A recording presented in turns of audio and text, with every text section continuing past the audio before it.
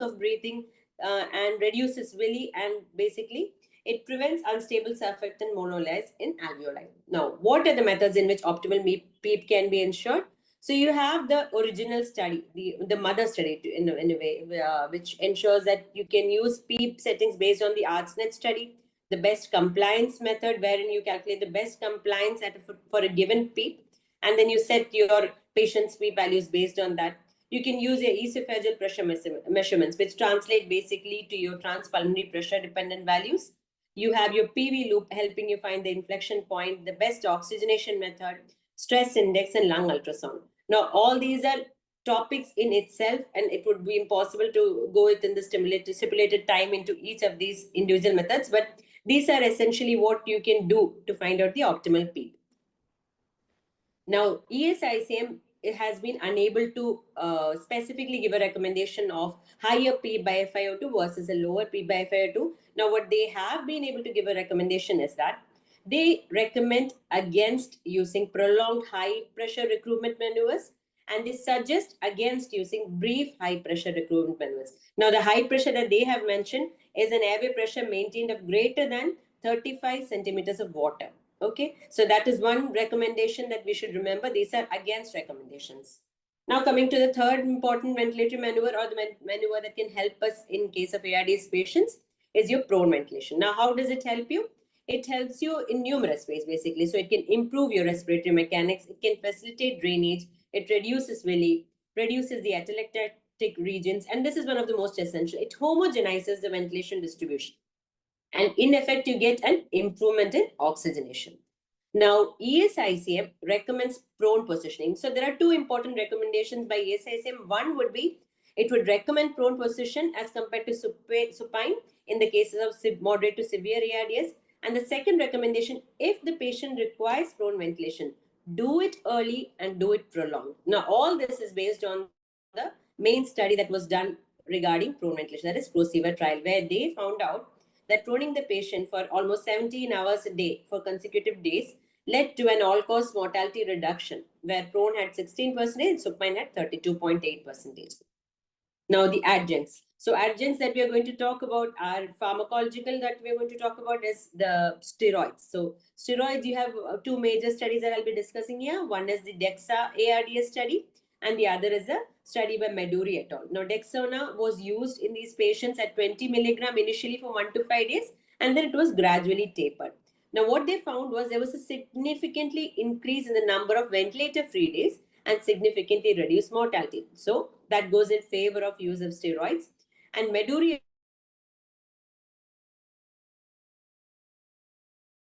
it led to reduction in endotracheal reduces the time taken for patient to be extubated. It reduced the mortality and duration of hospitalization. It also increased the number of days with patient being free from mechanical ventilation. Intensive care unit stay was also slightly increased in this patient, reduced in these patients. Neuromuscular blocking agents is another important aspect of ARDS management, and here the most important two trials, the Accuracies trial and the ROSE trial. Now, both of these studies, they use cisatracurium at the dose of 15 mg as bolus, which is followed by 37.5 mg per hour for 48 hours duration. Now, in Accuracies, there was an improved adjusted 90-day survival and increase in number of ventilator-free days, and there was reduced incidence of barotrauma during the first 90 days. ROSE trial, however, did not have a significant mortality difference. And finally, the last adjunct that I'll be speaking to you about is ECMO. Now, we all know ECMO is important, and the most important trials that we have on ECMO are currently EOLIA trial, and there is CAESAR trial. Now, EOLIA trial is also essential because the ESICM actually use these as the inclusion criteria for those patients who require transfer to an ECMO center. So these would be P by F based on the P by F values, which is less than 50 for 3 hours or less than 80 for more than 6 hours, and based on arterial pH and PCO2. So primarily what the EOLIA trial found was that primarily there was no mortality benefit. However, in the secondary outcomes, there was a relative risk reduction of treatment failure. There was low risk of RRT, and there was less chance of requirement of proning. The CAESAR trial is what showed that there was slight mortality benefit there was actually a better survival rate in the ECMO group when compared to the conventional management at 6 months without disability. So this was the end result of Caesar trial. Now, to combine all this together, I'm just going through the most important recommendations. They have several, ESICM has several recommendations. They're quite undecided whether it is, where they're unable to recommend. But there are certain things that they stand strong, where they recommend for and against. Now, 4 recommendations are for using HFNC in, using HFNC in patients who have acute hypoxemic heart failure, respiratory failure. They suggest the use of CPAP in COVID-19, of course, low tidal volume ventilation, and recommend the use of prone position. And what they recommend against is use of high pressure recruitment maneuvers and routine use of high pressure recruitment maneuvers to reduce mortality. Also recommended are the duration of proning, which they mention at least 16 hours. They suggest awake proning in COVID-19. They recommend that patients with severe ARDS who do fill the EOLIA trial eligibility criteria to be transferred to an ECMO center and be considered for ECMO. They also recommend against using ECHO in patients who have ARDS and recommend against the routine use of continuous infusions of NMBA. These are a few trials. All the participants can go through it later. So you have the ARDS-NET, the alveolar lobes and express trial, which studied the high PEEP strategy. And you have the ProSiva for proning, Accurasis and ROSE trial for NMBA. Then you have studies for steroids, for fluid. OSCAR and OSCILLATE are essentially studies which showed that HFE-OV may be more harmful than beneficial, and EOLIA and Caesar trial. So that's it about ARDS. Shall I move on to the next topic, sir? Yes. Just one thing. Participants, please note that whenever you are asked about treatment of ARDS, don't forget the treatment of the primary cause, because that is also the important aspect of ARDS management. So don't forget to mention treatment of the underlying primary cause. Okay. Okay. So you can move on. Madam, Yeah. Madam, anything? Just one thing that in Berlin definition, although very lightly said, that it was proposed to overcome the limitations, and the new category, that is non-intubated ARDS, should be highlighted. That has been included, and with the availability of ultrasound in every ICU, the ultrasound use, and so the SPF ratio has been included to do away with the PEEP or the PF ratio. So a new category, that is non-intubated on HFNs, are included. So these points need to be highlighted. Otherwise, it was a good presentation. We can move on. Thank you, ma'am. So moving on to the next topic, I'll be discussing ECHO now. So what is ECHO? ECHO is our extracorporeal carbon dioxide removal. Now, the questions that we'll be dealing will be definition of the ECHO, what are the physiological principles behind it, and enumerating the basic clinical indications and limitations of doing this, and to discuss the evidence based on current recommendations for ECHO in ARDS and COPD. Now, so what is ECHO? So basically the name itself defines it, extracorporeal. It's extracorporeal carbon dioxide removal that is defined as a procedure designed to remove carbon dioxide from the venous blood without providing significant oxygenation. So essentially, it is ECMO without the oxygenation. So it's an extracorporeal carbon dioxide removal. And what is important here is it requires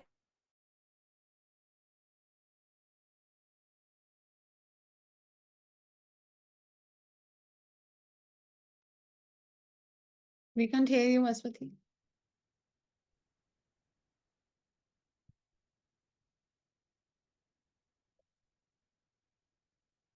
Oh, I will just message her.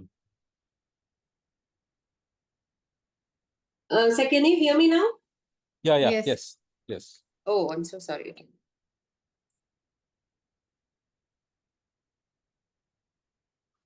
Can you hear me now as well? Yes. Oh, so sorry. Okay. So moving on with the topic of ECHO, we are going to be discussing what the definition is. Second slide onwards. First slide was. Okay, fine. So this is okay? Yes. So now moving on with the definition.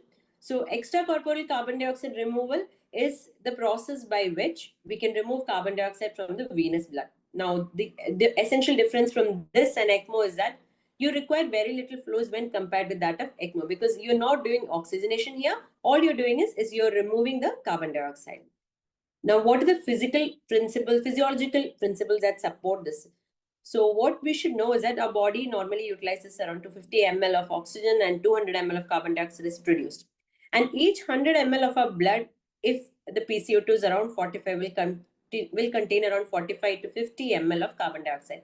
So if we actually circulate around 500 ml of blood through the machine, we can actually remove the entire amount of carbon dioxide that is produced per minute. And that is the whole concept of using low flows to remove carbon dioxide. Now, there is correlation between the amount of artificial lung surface area and the PCO2 of the pre-membrane blood with the amount of carbon dioxide that is removed. Now, the diffusion capacity of carbon dioxide is much higher than the oxygen, which is why a lot of carbon dioxide can actually be extracted for a much lesser flow than what would be required for our ECMO. Now, so how does it help a patient? So as you can see here, so when you start a patient ECOR, you're removing excess carbon dioxide in the body. Now, this carbon dioxide is what is one of the strongest stimulus of central respiratory drive. So what do you have? You have a patient with lesser respiratory drive, less respiratory rate, and that patient gets more time for expiration. So you reduce their dynamic hyperinflation, and as a result, you have more carbon dioxide elimination from the body. This reduced respiratory rate also reduces the amount of muscle fatigue, and that reduces the carbon dioxide production as well. And as an effect, you have a correction of respiratory acidosis. Okay. Now, all this translates to a better right heart function because increased carbon dioxide can translate directly into a right heart increase in the pulmonary arterial pressures, and that becomes reduced when you reduce the carbon dioxide. Now, what are the clinical indications of extracorporeal carbon dioxide removal in the ICU? So basically two essential indications that should be remembered. One is ARDS and the other is COPD.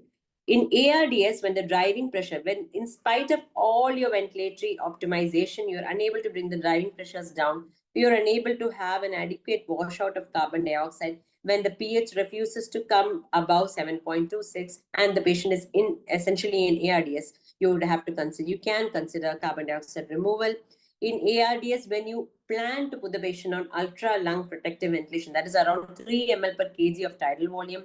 And in case of acute exacerbation of COPD, where you want to try and avoid intubation, where you want to extubate a patient who's already on ventilation, that is in weaning, and also in those patients who are awaiting lung transplant and who have a persistently hypercapnic state. Until the patient goes for the lung transplant, you want to support them, you can consider this.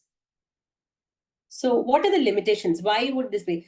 As you can all imagine, this is an invasive procedure. So any invasive procedure has its own set of complications. You have the patient-related complications, you have your mechanical and circuit related limitations, and you have resource and access limitations. Patient-related, as you can imagine, this involves putting a cannula into your venous system. Into a venous and essentially into an arterial if it is a pumpless, or a veno-venous circuit. So in this case, there can be bleeding, there can be infection, there can be vascular injury and occlusion, emboli can be there, hemolysis can occur because of the external circuit involved. And since you require a significant amount of anticoagulation, a hit is also a possibility.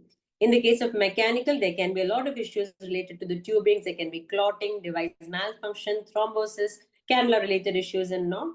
And of course, this is not something that can be easily started in a place with remote locations or a resource-limited setting. You need specialized expertise for this. There is a high cost for involvement of the equipment, and there is a significant device variability as well, because a different type of ECOR machine have a different capabilities of removal of carbon dioxide. So these are a few limitations that are involved.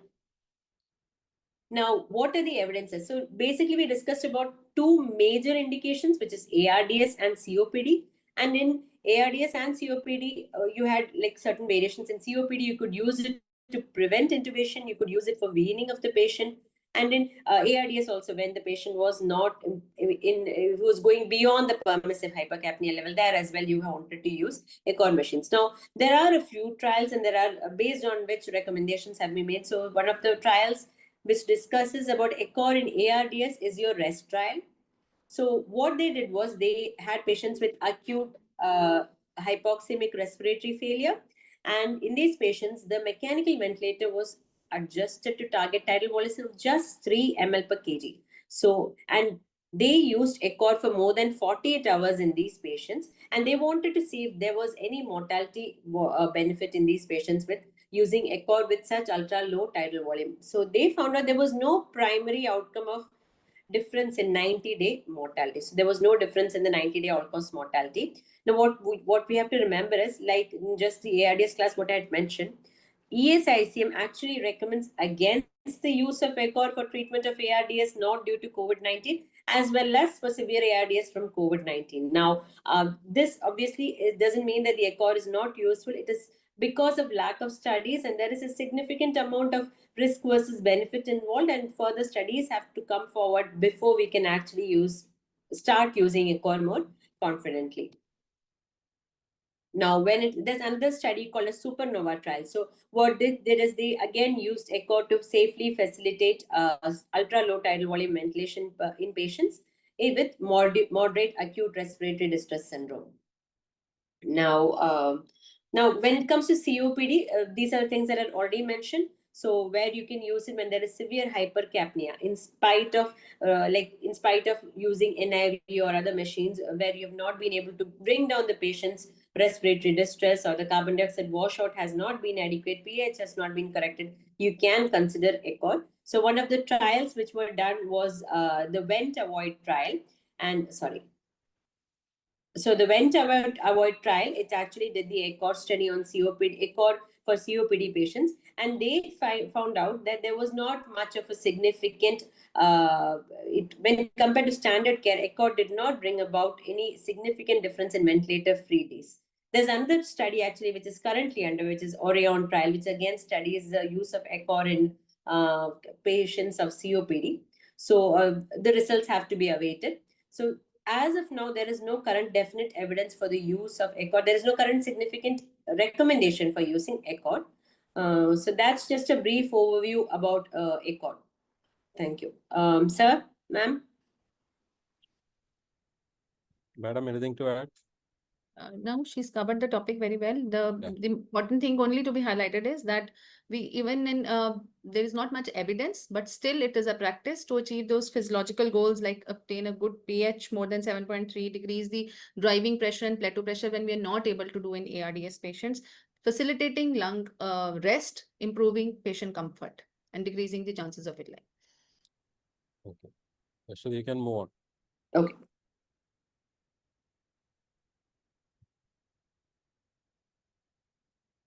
So now the third topic, we'll be talking about these mechanical aspects, which are, or the physiological parameters, which are now coming up and have to be known by all DRNB residents. So we're going to be talking about transpulmonary pressure, driving pressure, and mechanical power. And we're going to see how each of these parameters correlates with villi, as well as we're going to see how the practical bedside measurements and the clinical implications take place in the case of ARDS ventilation. Okay.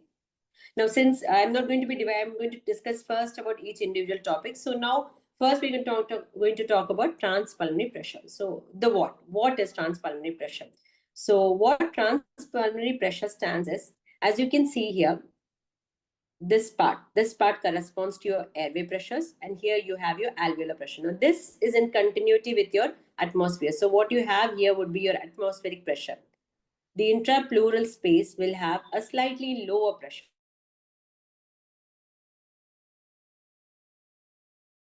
The difference between these two will essentially translate to your transpulmonary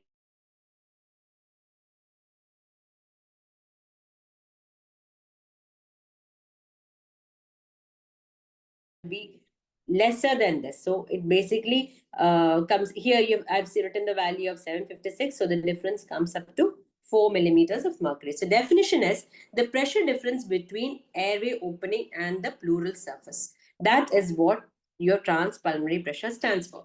So basically, it is the pressure required to move air through all the way through your airways into your alveoli, and it is also the pressure required to overcome the lungs' elastic recoil. Your chest wall will constantly try to bring it down. Your lungs will constantly try to come back to its original position, and the work required to overcome is what essentially translates to your TPP or transpulmonary pressures. Now, what I want you to remember is that essentially in the breathing cycle, 2 points are most important, and that is the end of inspiration and the end of expiration.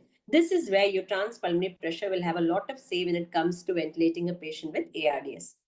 Now, what is the association between TPP and VILI? So, as you can see, the study shows that there is a correlation between mortality and pulmonary mechanics. When there is a correlation between the transpulmonary pressures, and you can see that it is actually an accurate measure of lung stress and lung stress and risk of injury.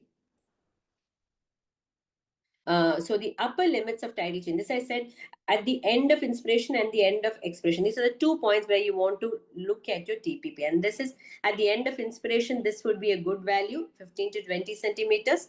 And in the case of ARDS, 10 to 12 would be a good value to have in the case of at the end of inspiratory cycle. Now, how does it help? It can help guide the PEEP settings even in the most difficult scenarios. And the essential rationale is to always adjust the PEEP so that the end expiratory positive transpulmonary pressure remains positive. Okay, I'll come into that in just a brief moment. Now, if you see in that, these show the how do you basically measure the pleural pressure is by using your esophageal manometer. So the esophageal manometer essentially translates to the pleural pressure because it will be placed in the in the lower part of esophagus, which replicates your cardiac oscillation so that you know it's in your pleural place. And then it reflects by showing a negative values, which will be your negative pleural pressures. Now, what you want to do is you want to find the difference between the peak inspiratory pressure and your esophageal pressure. So this is your inspiratory highest peak inspiratory pressure, and it is a corresponding value of esophageal pressure here. Then the difference here would give you the end inspiratory transpulmonary pressure. That should be high at around 10 to 12 in the case of ARDS. And the most important part, at the end of expiration, this value, that is the difference between the end expiratory esophageal pressure and the end expiratory pressure in the lung, which is PEEP essentially. The difference between these two values should not become negative. It should be somewhere between 0 to 10, because the moment it becomes negative, your alveoli will start to collapse. So this is the most important take-home point that I would want you to remember when it comes to TPP in bedside. So what are the uses of using TPP? You can use TPP for recruitment processes, for recruitment maneuvers. You can use it to set the ideal PEEP. You can set the tidal volume in ARDS so that you prevent polytrauma by using an upper limit of less than 25. You can set the ventilator in morbidly obese patients, in patients who are undergoing surgeries as well. Auto PEEP can also be measured using this, and it may provide a simple measure of the patient effort and can help in understanding the weaning process. It can aid in our weaning process. Now, coming to mechanical power. So the definition of mechanical power is basically, this is the energy that is transferred from the ventilator to the lungs per individual breath. This is termed as mechanical energy. Now, this is based on the principle that energy can neither be created nor be destroyed. It is a transfer of energy from the ventilator to the patient's lung that essentially brings about the structural damage in the tissues. That is the concept behind mechanical power. Okay. So it is the energy transferred from the ventilator to the lungs per individual breath. And the energy transferred per unit time is called the mechanical power. So what happens is the ventilator starts by using electrical energy converted to potential to kinetic and heat energy. Now, what is most essential about mechanical power is that it incorporates all the major parameters that can be associated with ventilator associated lung injury, and that is your tidal volume, your pressure, your airflow, your resistance, your respiratory rate. Now, this is the one parameter which includes all these values to find out its effect on lung injury. Okay. Energy is then calculated using formulas. So this is based on three major components: the elastic static component, the elastic dynamic component, and the resistive component. All these contribute together towards a lung injury. Now, the other parameters that we look for lung injury may not essentially look at various components. Like there are several things where we may not assess the respiratory rate, there may not be assessment of pressure, they may not. So different aspects are assessed in different mechanisms. By in driving pressure, you would look at driving pressure. So this is one element which incorporates several other factors together. Now, in each type of ventilation, we can use a different measurement to measure the actual lung injury that happens. And so here, one of the bedside measurements that can be used would be mechanical power. Dynamic mechanical power can be used in these patients, and that is based on the formula of tidal volume into P peak minus change in the dynamic pressures divided by 2 into respiratory rate by 0.098. Now, it's going to be difficult to by heart these, but this is something that can be incorporated if you are in a strict clinician standing by the bedside getting these values, then it can be relatively easy for you to do bedside. So why would you want to do this? Because there is RCT evidence of association between mechanical power and relief. There are studies which show that more than 12 joule per minute, there is a worse 90-day survival. More than 17 joules per minute, there is an increase in risk of death. And there is an association between higher mechanical power and its cumulative effect on ICU mortality.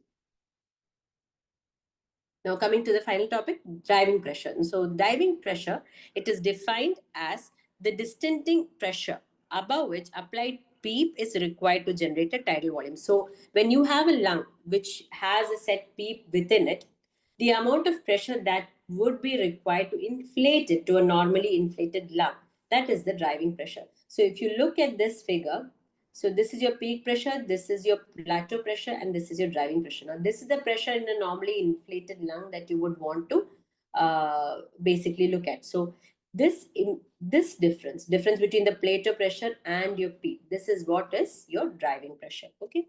So what is the respiratory system's compliance? It will be the change in the tidal volume, change in the volume divided by change in the pressures. That means tidal volume divided by the change in pressure that brought about the tidal volume, and that is basically your driving pressure. So driving pressure is equal to your tidal volume divided by the compliance of your respiratory system. So DP basically reveals the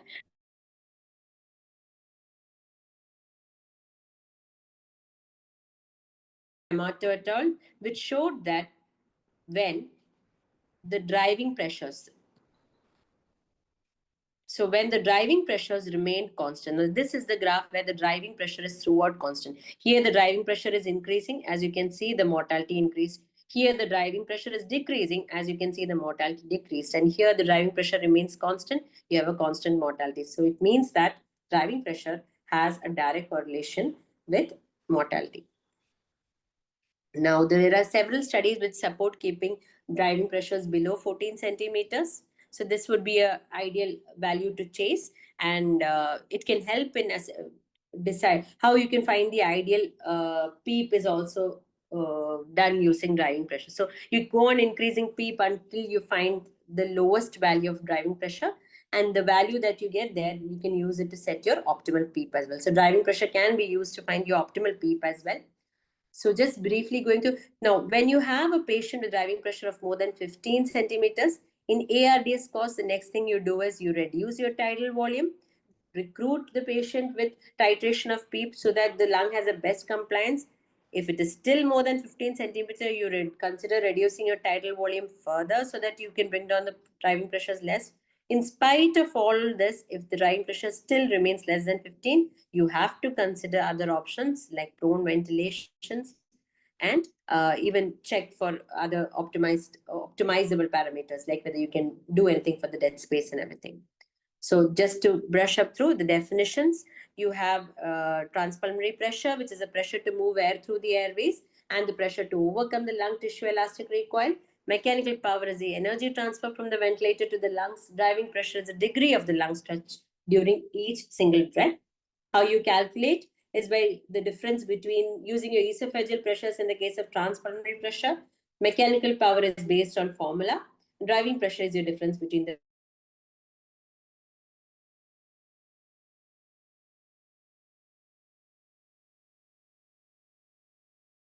driving pressure less than 15 centimeters. So that's it. Thank you. One more thing you can add. I mean, when you're writing about transpulmonary pressure, is the transpulmonary driving pressure. There is a difference between inspiratory transpulmonary pressure and that is end inspiratory transpulmonary pressure minus the end expiratory transpulmonary pressure. So that is said to be more reliable than the conventional driving pressure. And transpulmonary pressure has more utility in obese patients when the plateau pressure usually overestimates the alveolar pressure.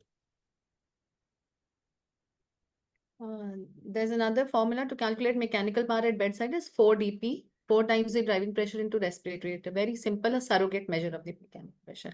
And as time is very important here, time is very important in the exam also. So drawing flow charts and writing in the form of tables is very good to score marks. All the information is delivered to the examiner as well, and it is scoring also. So all the students must keep that in mind.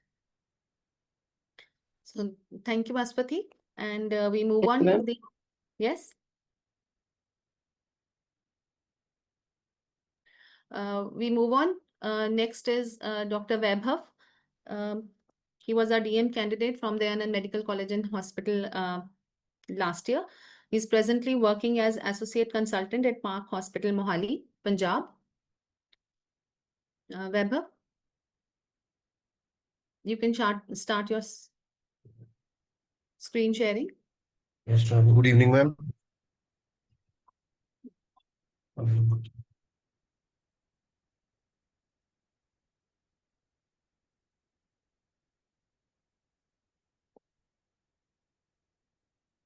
Uh, am I audible, ma'am? Yes, yes. Uh, Good evening, all the faculty. Full screen. Yes, ma'am.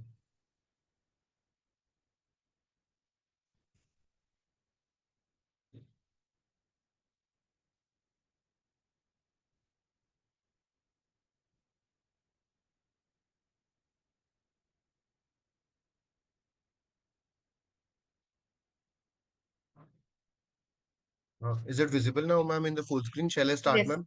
Yes, yes, you can start. Good evening, all the faculty. So I'll be first going through the electrical impedance tomography. So starting with the EIT, it is a low-cost, non-invasive, radiation-free imaging method that reconstruct images of a specific region in the human body, which are based on the electrical conductivity of the biological tissue. So it allows continuous bedside monitoring of the regional mechanical properties by measuring changes in the bioimpedance. Lungs show large changes in the bioimpedance because air in lungs offer high resistance to the electricity as compared to tissue or blood, and amount of air also varies during the inspiration and expiration. So, coming on to the basics of EIT, a very small alternating current, typically 5 milliampere at a frequency of 50 kilohertz, is applied via an electrode belt, and these currents rotate rapidly through different electrode pairs. Voltage measurements are done using the other electrode pairs. Then the voltage differences and the current data are used to calculate the regional values of the electrical bioimpedance. Image reconstruction is then done using the mathematical algorithms which reconstruct the cross-sectional EIT images from the bioimpedance changes. Each cycle thereby produces one image with a frame rate of up to 50 frames per second. The functional interpretation is with increasing impedance, the means that there is a increase in the air content in the lungs as during the inspiration, and a decrease in impedance means there is a decrease in air content as during the collapse atelectasis, or when there is blood or saline in the lungs.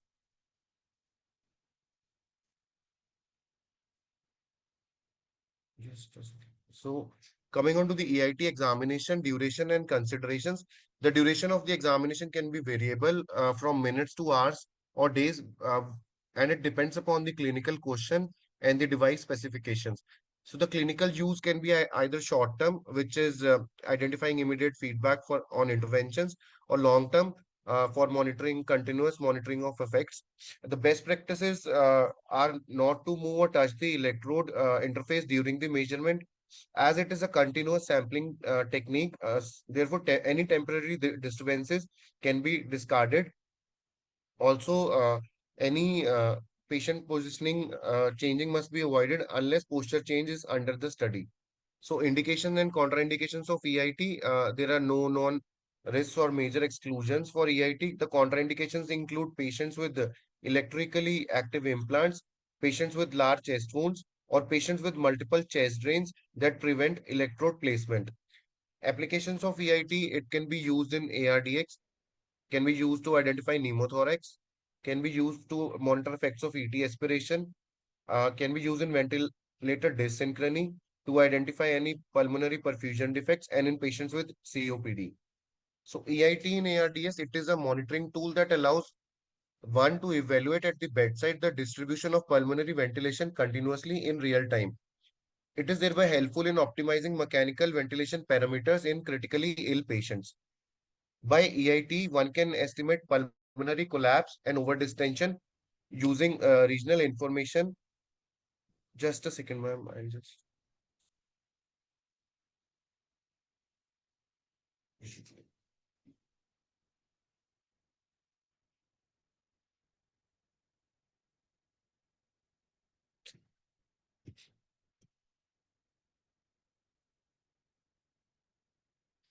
Uh, by EIT, one can thus estimate pulmonary collapse and overdistension using regional information, pixel compliance during a decremental PEEP maneuver, where compliance of each EIT pixel is equal to delta Z, which is the changes in the bioimpedance divided by the driving pressure, which is the plateau pressure minus the PEEP. The image on the right, it right the top panel, it describes the waveform or the plethysmograph analysis of changes in the lung bioimpedance, which are relative to air volume and pressure over time. Then the middle upper panel, the, it is the ventilation distribution maps at various PEEP levels, with bright blue areas are suggestive of higher ventilation and higher air distribution within lung at each PEEP levels. The middle lower panel, it is the compliance or the aeration maps. These images with varying shades of orange and white represent regional lung aeration or compliance. The lowest panel, it represents the PEEP levels, and the images above are descriptive of the ventilation distribution maps and the compliance aeration maps at the various levels of PEEP. So on the right are the functional ETD images which are obtained, EIT images obtained at 5 out of 9 decremental PEEP steps. They show the distribution of tidal volume in the chest cross section as white blue areas, top row of images, and regional overdistension areas as brown orange areas in the non-dependent lung, and collapse as white light gray areas in the dependent regions. The progressive fall in regional overdistension and rise in regional collapse with decreasing PEEP led to a cross-section crossover of the respective lines. Based on these EIT data, PEEP was decreased from 10 millibar before the trial to 6. PEEP was increased from 10 millibar before the trial to 16 millibar. The corresponding plateau pressures were 22 and 29 millibars, with a transpulmonary pressure of 12 millibar and 13 millibar, and tidal volume of 426 ml and 453 ml respectively. The ratio of PF rose from 105 to 163 mmHg. So EIT pneumothorax, EIT can provide non-invasive, radiation-free, real-time monitoring for the detection of pneumothorax. On the ventilation map, dark to light shades of blue, uh, they indicate increasing values of regional ventilation, whereas the gray areas, it indicates the total absence of ventilation. Uh, in the image uh, to the left, uh, this is the image of the EIT, which is before the chest drain, where we can see bright concentrated areas of blue-white color indicating a region of high impedance, which is suggestive of air in outside the lung in the pleural space, which is suggestive of pneumothorax. After the chest drain was put, there is more even distribution of the blue color, which is suggestive of improved ventilation and decrease impedance in the area where pneumothorax was present, indicating successful removal of air by the chest drain. So coming on to the third, monitoring the effects of endotracheal aspiration on pulmonary volumes, it was observed that during cleaning of the closed suctioning, there was a marked loss of lung volume due to the absence of a wall between the closed suction catheter and the patient's airway. Reduction of pulmonary ventilation after open suctioning was also present. And expiratory lung impedance at baseline and post open suctioning and expiratory lung impedance, they do not return to the baseline after the open suctioning. Ventilator dysynchrony by EIT. During breath taking, the volume waveform, it shows an inspired volume of approximately 8 ml per kg of the predicted weight. However, the inspired volume detected by EIT is nearly twice that of a regular cycle, which indicates injurious deformation of the lung. Then coming on to pulmonary perfusion measurement by EIT. EIT can also estimate perfusion disturbances at the bedside. There are two methods of lung perfusion assessment by EIT. The first one is the first pass kinetics, which is performed by a brief respiratory pause, followed by a rapid IV bolus of hypertonic sodium chloride injected through a central venous line. The saline acts as an intravascular contrast due to its high conductivity. Based on the second method is based on the separation of the cardiac signal to the ventilation signal by electrocardiographic gating or by algorithms based on principal component analysis. So in this method, the first primary method, first of all, we have to determine if the patient can hold his or her breath for around 8 seconds. So if the patient cannot hold the breath for more than 8 seconds, we have to increase the sedation or neurovascular blockade may be required if necessary. However, if the patient can hold the breath for more than 8 seconds, then uh, initially the continuous EIT data is recorded before the breath hold. Then the breath hold is started and a saline bolus is injected through central venous catheter at the first 1 to 2 seconds of the breath hold period. The breath hold period is kept for at least 8 seconds during the saline bolus. Then real-time impedance curve is analyzed also with the EIT data analysis and offline software analysis. Perfusion and ventilation perfusion matching can be determined along with the cardiac output determination. The image on the left also describes the saline bolus enhanced EIT measurement test. Here, the saline, it has arrived and is concentrated in the right heart as shown by these red-orange areas, which are suggestive of uh, blood or which are suggestive of good perfusion, whereas the yellow areas are suggestive of good perfusion along with ventilation, indicating a good VQ match. EIT can also be used for the bedside assessment for COPD treatment during hospitalization, where EIT measurements are done at the time of admission and before the discharge simultaneously.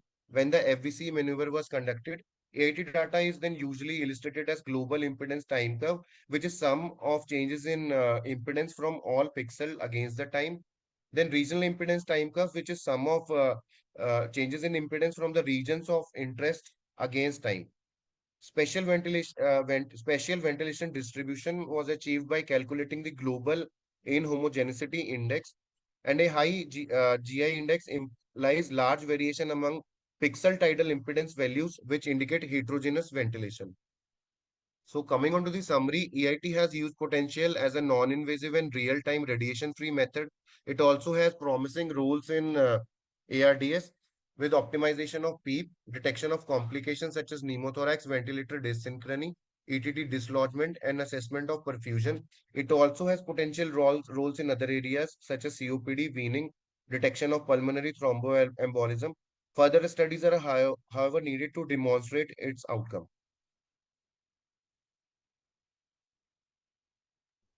Thank you. So it is one of your important questions in the last paper, that is recent advances. It is based on impedance. There are color changes in the images which are have clinical application. So PEEP titration is the most important clinical utility which is done at bedside with this. It can be done automatically with this, the EIT ventilator, or it can be done manually also. You can do the PEEP titration and see the compliance curve. So it even tells us the loss of compliance due to over distension, which is the orange areas, or it is basically understanding this color. This, so if the blue is the adequate ventilation that is achieved, with white areas means they are still being over distended. And if the total black, there is loss of ventilation in the, if it is in the upper ventral zones, it means it is pneumothorax. If in the lower zones, pleural effusion. So that is the clinical application part of it. Anything else, Dr. Kiran, you want to add? No, nothing, madam. We can move on. So we'll move on, Vaibhav, to the next topic. Yes, ma'am. Coming on to the next topic, which is the modes of ventilation, which is the pressure regulated volume control, high frequency oscillatory ventilation, and airway pressure release ventilation. So coming on to the pressure regulated volume control, it combines volume ventilation and pressure control and the mechanism is time cycle pressure limited breaths only. The set tidal volume is targeted. Ventilator, it estimates the volume pressure relationship, that is the compliance with each breath, and then it adjusts the level of pressure control breath by breath.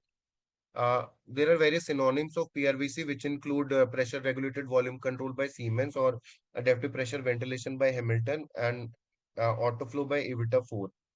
Uh, uh, the settings for PRVC, while starting the PRVC, we have to set the minimum respiratory rate. We have to set the target tidal volume. Then the upper pressure limit is set at 5 centimeter of water. Below the pressure alarm limit, we have to set the FiO2, the inspiratory time or the IE ratio, then the rise time and the PEEP. So the first breath, the ventilator delivers the first breath at 5 to 10 centimeters of water above the PEEP levels. Then the compliance volume of the pressure relationship is measured, that is the compliance is measured, and then the next three breaths the pressure is increased to 75% needed for the set tidal volume to be achieved. Then the pressure then up to plus to minus 3 centimeter of water pressure changes are done per breath, and the time ends inspiration. Coming on to the advantages of PRVC, it has a deaccelerating inspiratory flow pattern. The pressure is automatically adjusted for changes in compliance and resistance within a set range. So the tidal volume is guaranteed. It limits volume and prevents hyperventilation. Also, it maintains the minimum P peak that provides a constant set tidal volume. And automatic weaning of the patient occurs with patient improvement. The disadvantages include as the pressure delivered is dependent on the tidal volume that is achieved on the last breath. So if there are intermittent patient efforts, tidal volume can be variable. Also, there is increased asynchrony with variable patient effort, and it is also less suitable for patients with asthma or COPD. Coming on to HFOV and APRV, which are on the open lung concept, they represent open lung strategies which are designed to recruit and maintain adequate end expiratory lung volume, attenuate atelectotrauma, and improve the oxygenation. They are ideal in achieving lung protection and mitigating villi. Very low tidal volumes with HFOV and its ability to maintain spontaneous breathing with APRV in early acute lung injury and ARDS, the better primary mode of lung protective ventilation, and in rescue situations where conventional ventilation is no longer adequate and safe.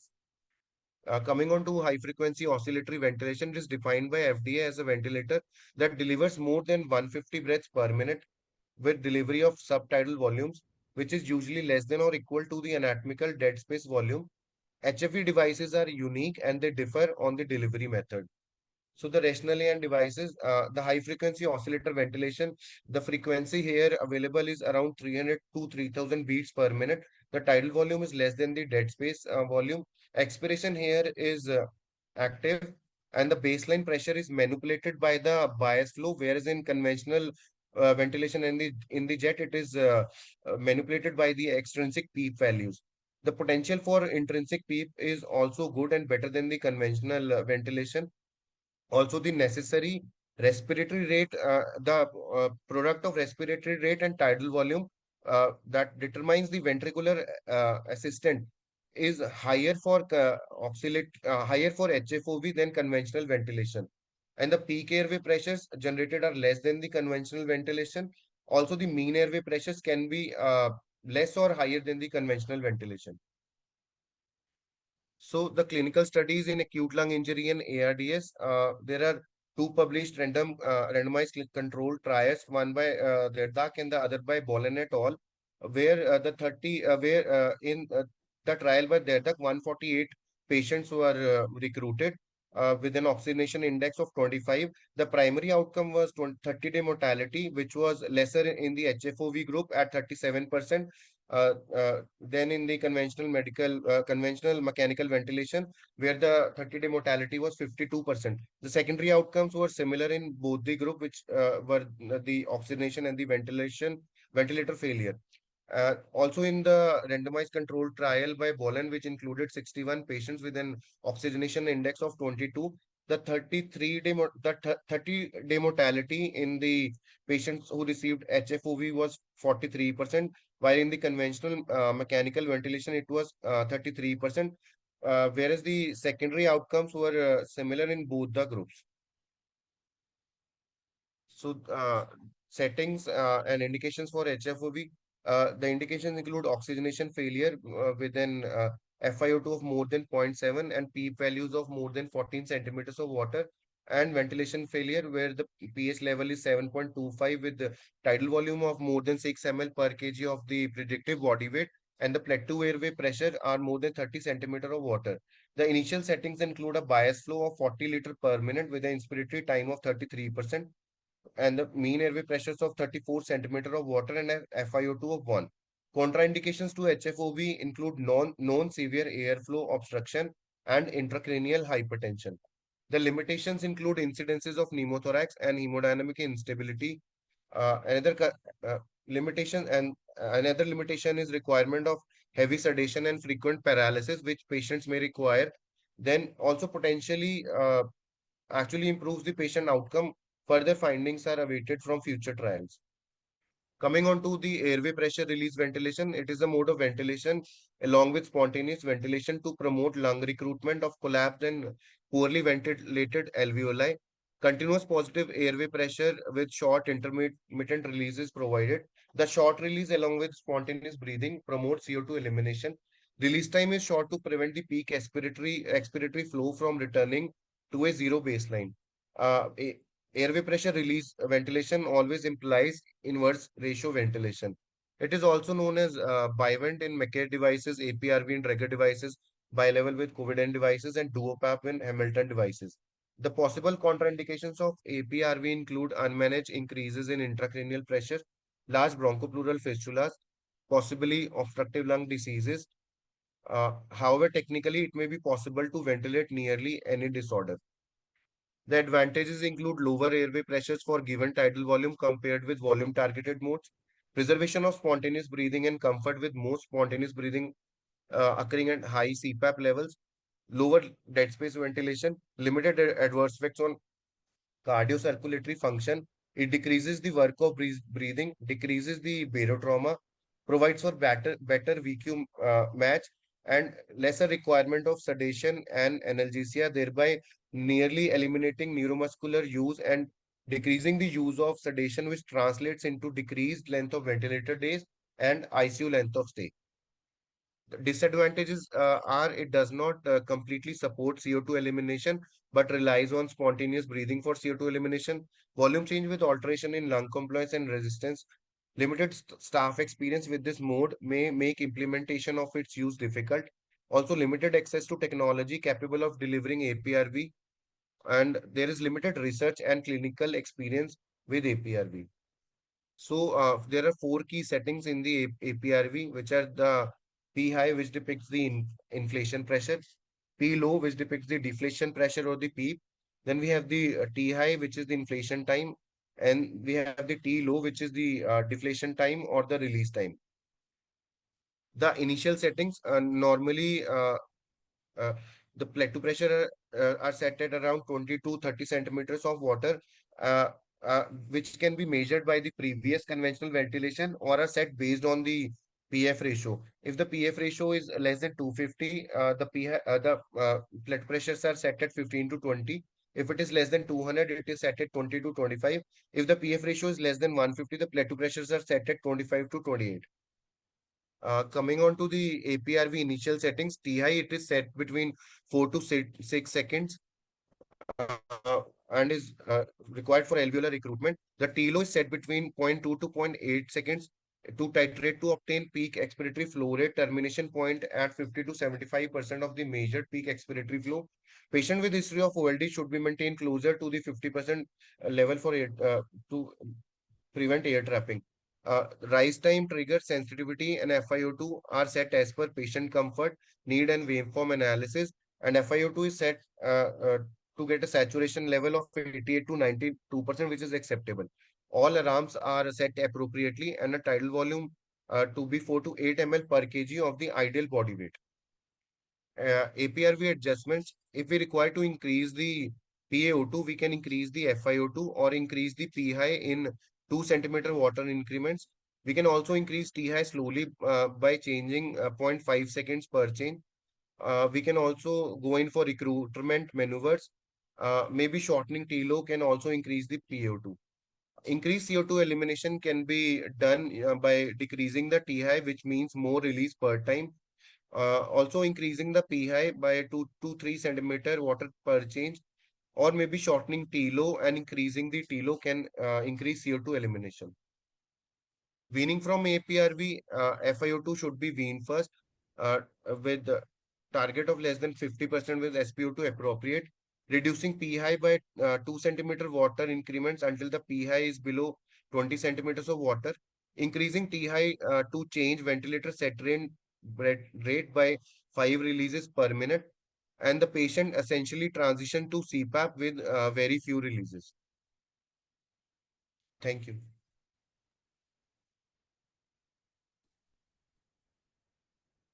So basically, PRVC mode is pressure control mode, and the pressure is adjusted to deliver the tidal volume. It overcomes pressure, the limitations of pressure control.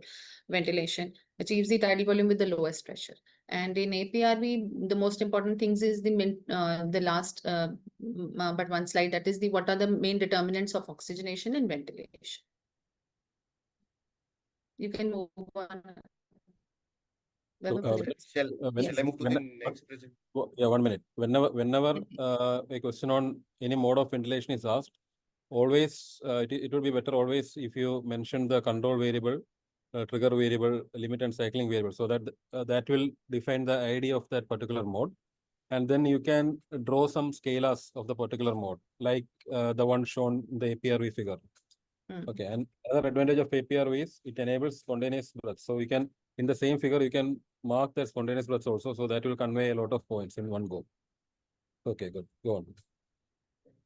Thank you, sir. So coming on to the next topic, which is the tracheobronchial anatomy and bronchoscopy. So bronchoscopic anatomy of the tracheobronchial tree. Coming on to the bronchoscopic anatomy. So bronchoscopy is a diagnostic and therapeutic procedure to visualize the airway and its pathological alterations. Knowledge of the upper and lower respiratory tract structures is the cornerstone of bronchoscopic anatomy.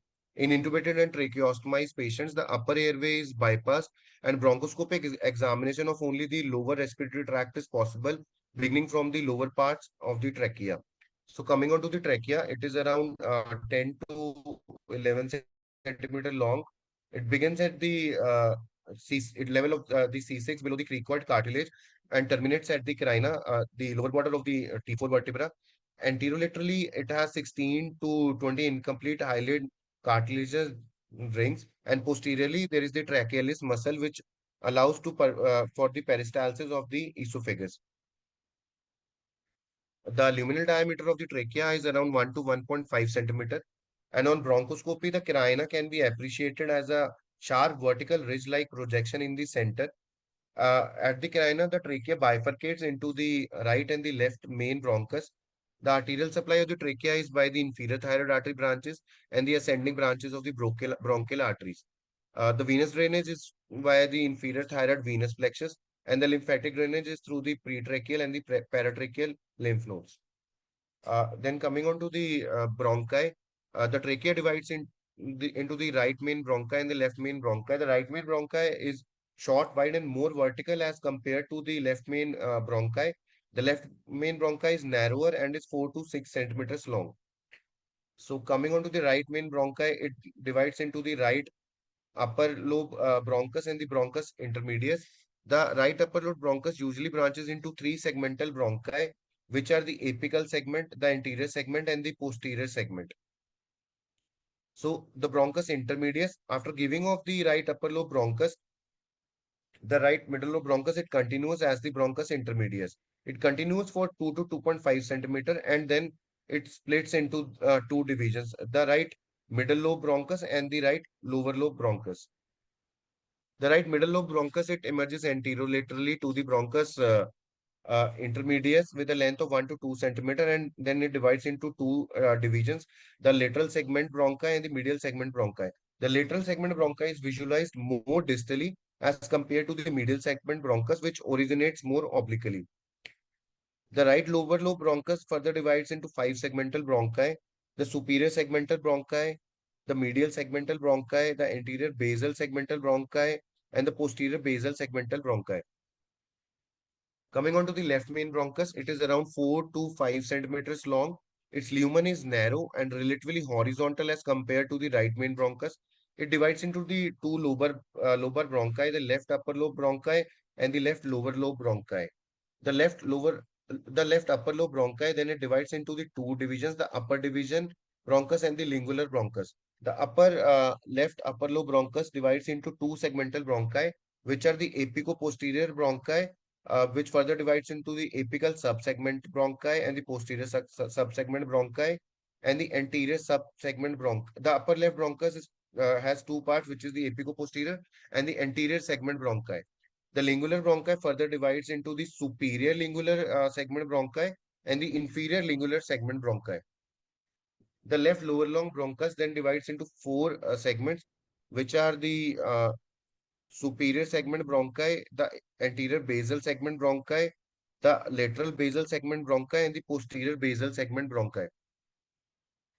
Coming on to the bronchopulmonary segments, these are the anatomic and functional subdivisions of the lung that are aerated by a single tertiary bronchus and are supplied by a single segmental pulmonary artery. They are pyramidal in shape with apex towards the hilum and base towards the costal surface. The segmental vein runs in the connective tissue between the adjacent bronchopulmonary segments.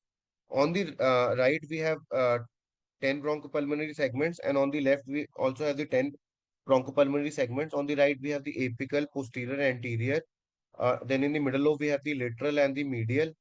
Then in the lower lobe, we have the superior, middle basal, anterior basal, lateral basal, and the posterior basal segments. And similarly, in the left, we have in the upper lobe, we have the apical, posterior, anterior, the lingular superior, and the lingular inferior segments. Then in the lower lobe, we have the superior, medial basal, anterior basal, lateral basal, and the posterior basal segments. Coming on to the flexible bronchoscopy and its indications. Flexible bronchoscopy as compared to rigid bronchoscopy, it is more commonly done in the ICU, and the indications include unexplained localized wheezing, uncorrectable atelectasis, persistent pulmonary infiltrates, abnormal sputum cytological findings, hemoptysis not massive, chest X-ray if suggestive of neoplasia, then in diffuse lung diseases, in patients who are immunocompromised with pulmonary infiltrates, in patients with difficult endotracheal intubations, then interventions such as EBUS, then to get bronchial brushings, for bile collection, and for bronchoscopic biopsy. Uh, the complications that are associated with flexible bronchoscopy include mechanical, where there can be trauma to the vocal cords, the glottic structure, or the airways. Then we can have systemic complications such as bronchospasm, laryngospasm. We can have atelectasis or de-recruitment. Further, we can have elevated airway pressures in the ventilator. Then we can have hemorrhage, infection. We can have a pneumothorax. Procedure-related complications include vasovagal syncope, nausea, vomiting, aspiration, hypoxia, and hypercarbia. Then we can have medication-related, as we may require sedation, which can lead to sedation. Also, there can be complications associated with non-sedative medications. Further, myocardial dysfunction, arrhythmias, pulmonary insufficiency, elevated intracranial pressure, and death can also occur during flexible bronchoscopy. Now, coming on to the blood supply of the lungs. This image basically it displays a diagram illustrating the dual blood supply to the lungs, which involves both the systemic and the pulmonary circulation. the lungs, they have dual supply, both from the pulmonary artery, which via the pulmonary capillaries, they drain into the pulmonary vein, and bronchial arteries, two on the right and three on the left, are direct branches from the aorta, which via the bronchial capillaries also supply the lung. So, uh, uh, the pulmonary artery, it carries deoxygenated blood to the pulmonary capillaries for gas exchange, and the pulmonary vein then returns the oxygenated blood to the heart. Uh, for the systemic circulation, the bronchial artery, which is an offshoot of the aorta, it supplies oxygenated blood to the lung tissue itself, including the bronchial tree and the pleura. And there are connections existing between the bronchial and the pulmonary circulation, including the arterial and venous anastomosis and venous bronchial collaterals, which ultimately drain into the pulmonary vein and central venous system via the mediastinal veins. So this integrated system, or dual supply system, ensures that both gas exchange and the metabolic needs of the lung tissue are met. Thank you, ma'am.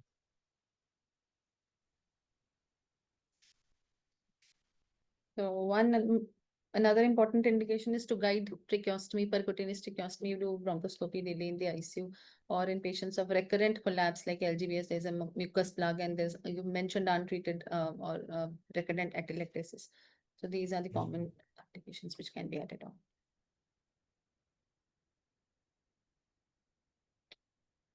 You can move on to the next. Okay, ma'am. Yes, ma'am. Thank you. So coming on to the next topic, which is the group. 3 topics are covered. We can move on to the next speaker, I think. Yes. Next speaker. Yeah, we will move to We'll the do next last speaker. if we have time. Yeah. Dr. Vishal, the next topics will be on COPD and VV ECMO. That will be covered by Dr. Vishal V. He is a consultant in critical care, Aster MIMS, Calicut.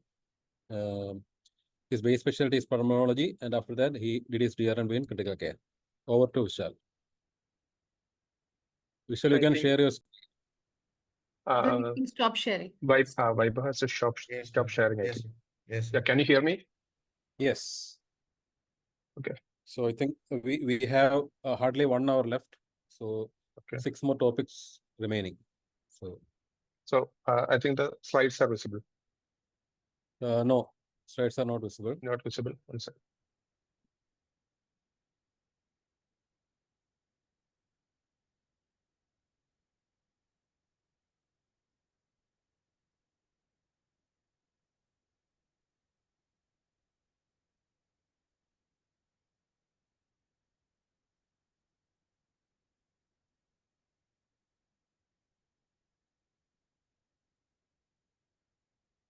Now is it okay? When I cannot, yeah, go on. Yes. Okay, right. So my topic is COPD. So basically, ICU management of acute severe exacerbation of COPD is the first part of this question. So basically, the indication for ICU management of COPD include obviously need for mechanical ventilation and need for vasopressors. Like for any other indication, these are always indication for ICU admission, and severe dyspnea that is not responding to emergency medicine management, and altered mental status, worsening hypoxia with a persistent hypoxia less than 40 millimeter of mercury, worsening acidosis with persistent acidosis with a pH of 7.25 that is not improving with initial management. All are indication for ICU admission. And how will you manage a patient with acute exacerbation of COPD in ICU? First, we have to stabilize airway, breathing, circulation, and disability, as in all patients. And we can start NIV if his patient's PSCO2 is elevated, that is more than 45%, 45 and millimeter of mercury, and pH is less than 7.35. And if patient is having severe dyspnea and persistent hypoxemia despite oxygen therapy, these all are indication for starting NIV. And we will intubate the patient if patient is having a NIV failure, or patient is a post-arrest patient, persistent hemodynamic instability, or patient is having increased secretion, vomiting, or there is risk of aspiration, and if there is life-threatening hypoxemia, even with the NIV. So the initial investigation that we would send include APG, X-ray, sputum for gram stain and culture, CBC sputum, or if intubated patient, we can send BAL. Then CBC, we will check the hemoglobin, total count, and eosinophil to decide on treatment, and then CRP to check whether patient is having an infectious complication. that as the reason for COPD exacerbation. And then we'll start on supplemental oxygen, targeting a saturation of 88 to 92% to avoid hypercapnia. And we go for NIV or intubation based on the criteria as I have already told. And we will start on nebulized bronchodilators. SABA means short-acting beta agonist or short-acting beta agonist and short-acting muscarinic antagonist combinations. And we will continue the current treatment, means if patient is currently on any bronchodilators or inhaled corticosteroids, we will continue these things. That is not based on good quality evidence, but it is given in GOLD 2025 guidelines, like to continue such treatment. And we have to add a steroid. That is, if patient is able to take orally, we will add 40 milligram prednisolone or equivalent dose for 5 days. And it reduces the recovery time and also improve lung function, improve oxygenation, reduce risk of relapse and treatment failure. Now, for all patients, we have to add DVT prophylaxis because COPD exacerbation is thought to be a reason for pulmonary embolism. And antibiotic, if indicated, we should start antibiotic, and the condition in which antibiotic are indicated include patient with increased sputum purulence and any of the 2 points. So if a patient is having sputum purulence, increased dyspnea, increased sputum volume, then we will start antibiotic. And if patient is having a sputum purulence and increased dyspnea or increased sputum volume, we will start an antibiotic. Or any patient who is requiring intubation, then also we have to start him on antibiotics. So the antibiotic of choice will be based on patient's local resistance pattern, patient's previous exposure, and previous culture colonization, especially in patients with COPD, as they are having a structural lung disease, that colonization with some organism, especially like Pseudomonas, is common. So if without Pseudomonas, we will start with a third generation cephalosporin with the macrolide. And if patient is having colonization with Pseudomonas, and if there is some sensitivity result available in previous reports, we will give antibiotic according to that. Next question was ventilator strategies in COPD with dynamic hyperinflation. So our aim is always to target a saturation of 80 to 92% to avoid hypercapnia. And how we will identify dynamic hyperinflation, then we have to write about that. This can be identified by measuring the autopy by giving an expiratory hold. Whenever you can see that if you are in the flow scalar, we can see that there is trapping, air trapping, that the flow is not touching the baseline during expiration. That means patient is having a air trapping and autopy that indicate DHI. And hypotension also suggests that patient is having if patient is ongoing hypotension, we should check for dynamic hyperinflation. And you can also see increasing P peak and increasing P plat with dynamic hyperinflation.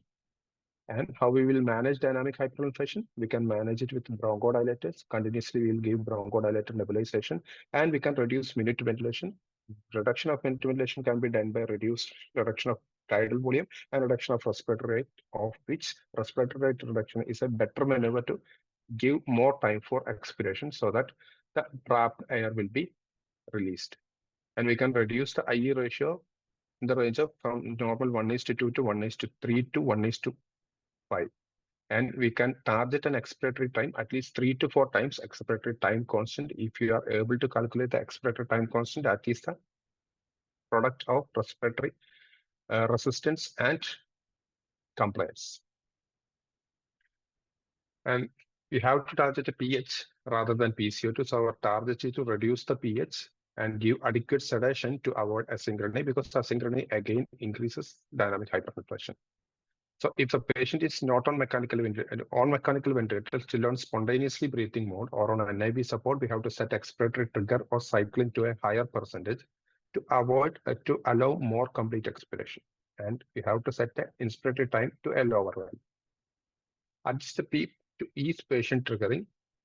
That is, if our PEEP is low, then patient won't be able to trigger the ventilation with a pressure trigger, because the ventilator will calculate the trigger required from the PEEP value. So we have to increase the PEEP value to ease the patient triggering, and may reduce ET tube length and avoid HME to reduce the dead spaces, so that we can achieve a PCO2 as a last resort. I'm telling to achieve a better PCO2 value. So next one was the pharmacological therapies and role of NIV in hypercapnic respiratory failure due to COPD exacerbation.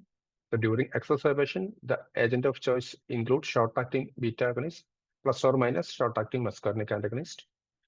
And nebulizers versus MDI, when we are considering, there is no difference except convenience. So in ICUs, we usually prefer nebulizers for convenience. And air-driven nebulizers are compared to oxygen-driven nebulizers.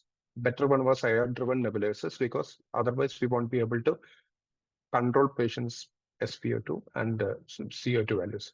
So if you are using vibrating mesh or ultrasonic nebulizers in your ICUs, you can use that also. These are taken from the GOLD 2025 guidelines that way.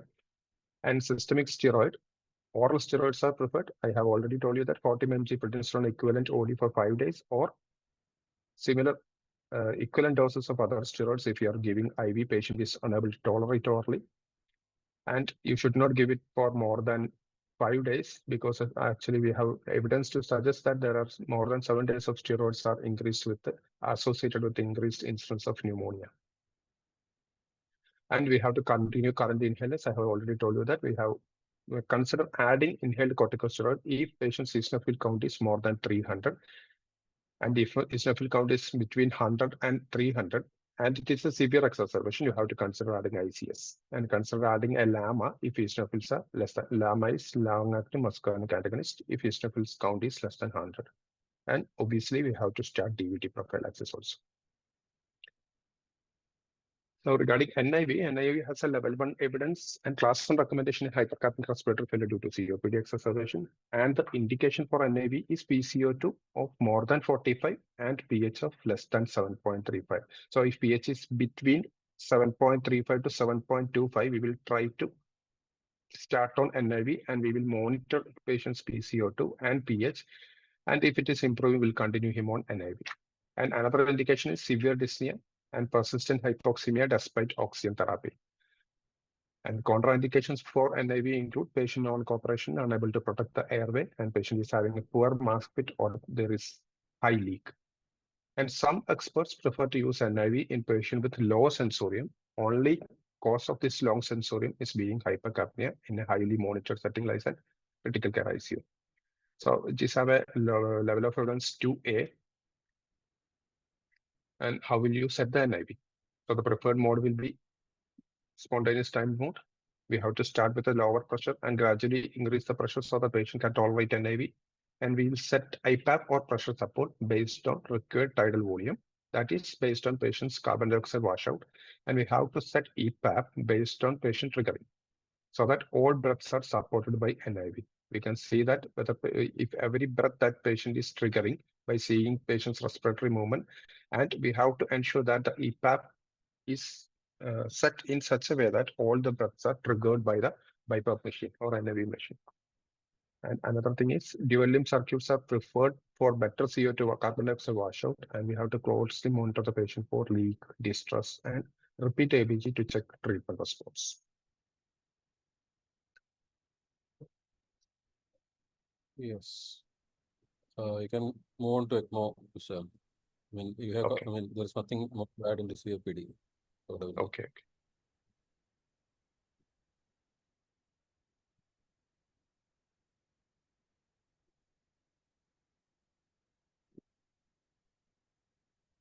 So regarding VV ECMO in respiratory failure.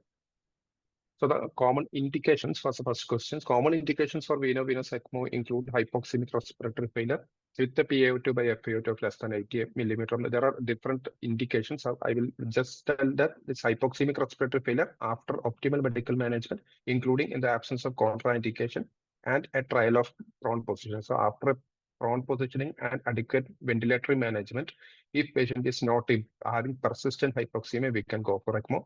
And if patient is having hypercapnic respiratory failure, persistent hypercapnia, despite adequate mechanical ventilatory management, or if patient on ventilatory support, and we have to bridge the patient for lung transplantation, or if patient already had undergone lung transplantation and is having a primary graft dysfunction, then we can try ECMO.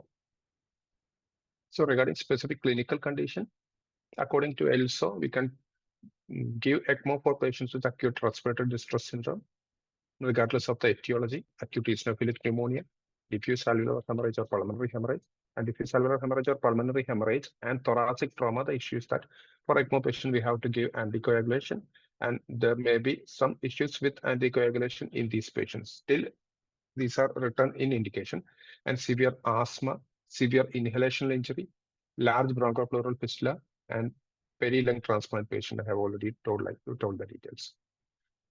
And regarding the numbers, so different criteria gives different numbers for indication. So ELSO says that if the predicted mortality is more than 80%, as the PF ratio less than 80 with a FiO2 of more than 0.9 or Murray score of 3 or more, 3 to 4.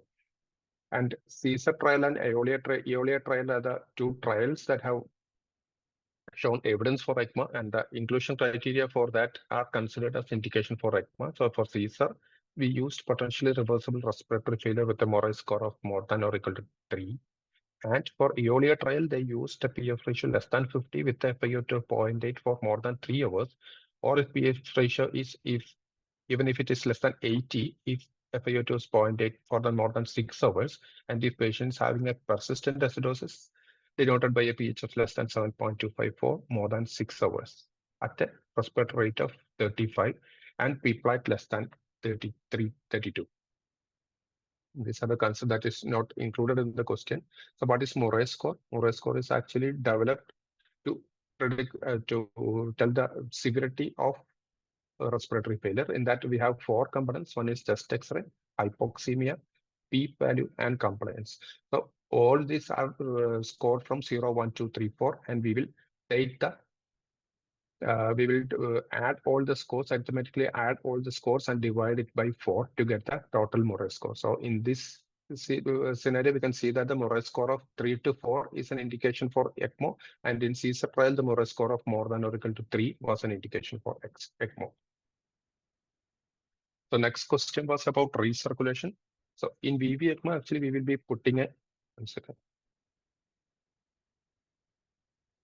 So in VV ECMO, we'll be putting a re-infusion. We will put in a drainage cannula, usually to the femoral vein, to the inferior vena cava, and we will be putting a re-infusion cannula through superior vena cava, through internal jugular vein to the superior vena cava. So what happens is that part of the oxygenated blood that is coming through the re-infusion cannula after the membrane from the ECMO machine, that will be sucked in to the drainage cannula.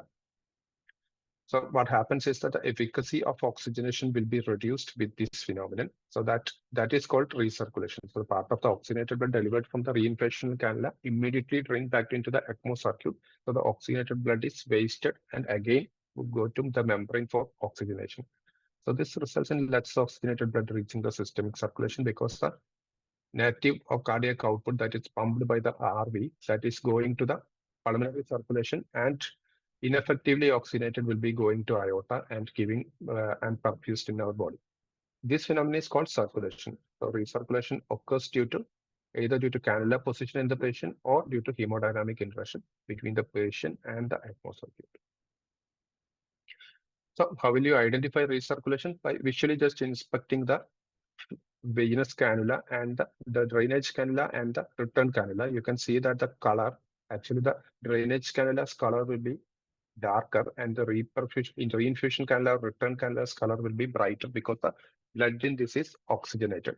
So if you are comparing color of both these cannula, color of blood in both these cannula, you can just by visually only you can identify that there is an issue with the oxygenation. So if there is oxygenation issue alone, you will see that both the cannula will have a darker color. And if you seeing that the color in the drainage cannula also is becoming brighter, you can assume that there is recirculation.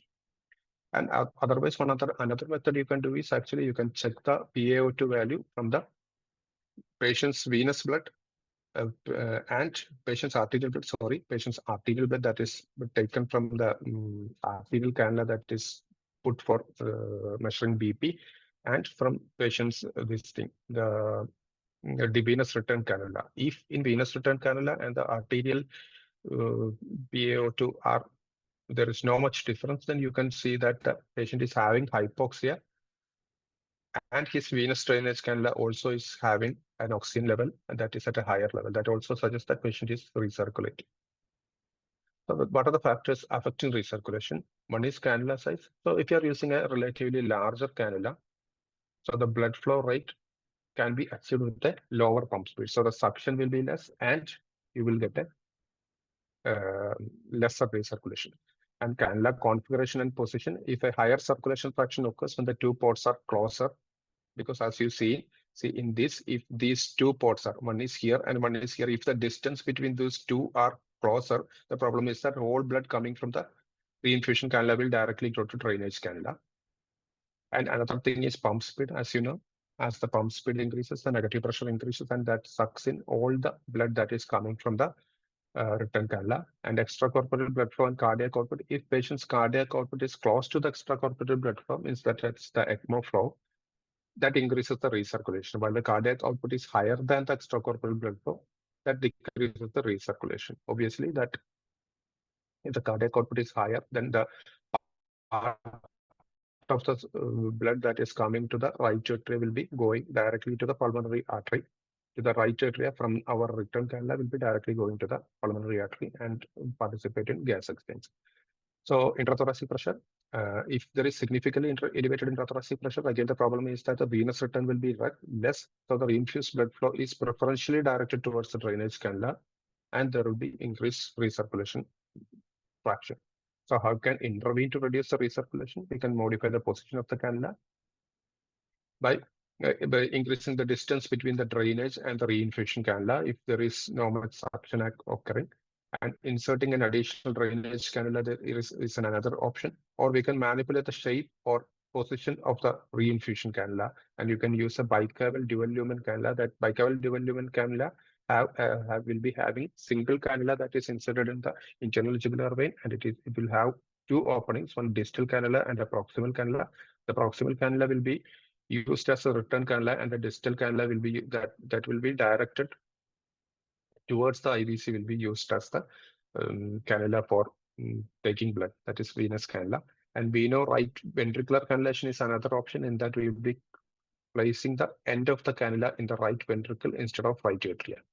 So these are the intervention to reduce recirculation. And regarding the evidence of ECMO, I think that Dr. Ashwari has already discussed about these things. We have two trials, basically, the CESAR trial and EOLIA trial. CESAR trial was actually the trial that showed mortality benefit. There was significant reduction in the composite outcome, death or severe disability. Actually, they used a composite outcome at 6 months. And the problem is that that is for patients referred for ECMO compared to conventional therapy. And in that patient referred for ECMO, and there was a difference of 37% mortality or composite outcome of mortality and severe disability in ECMO group, while in control group there was 53%. That was statistically significant, but the issue was that that was for patients referred for ECMO.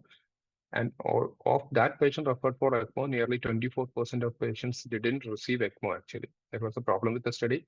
And in EOLIA trial that was conducted in 2018, they found that there was no difference in 60-day mortality, but there was a strong signal towards the benefit, although this was not statistically significant.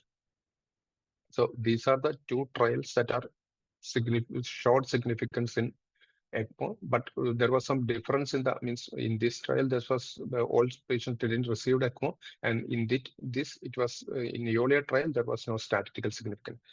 So in 2020 there was a meta-analysis that included patients from CESAR trial and EOLIA trial, and in that it was clearly shown that there is reduced mortality in these patients with a relative risk of 0.75 and with a confidence interval of 0.6 to 0.94, that is not crossing unity, with a p-value of 0.013. So comparing these two trials, we can understand that ECMO has a mortality benefit in patients with respiratory failure. That's all. Thank you.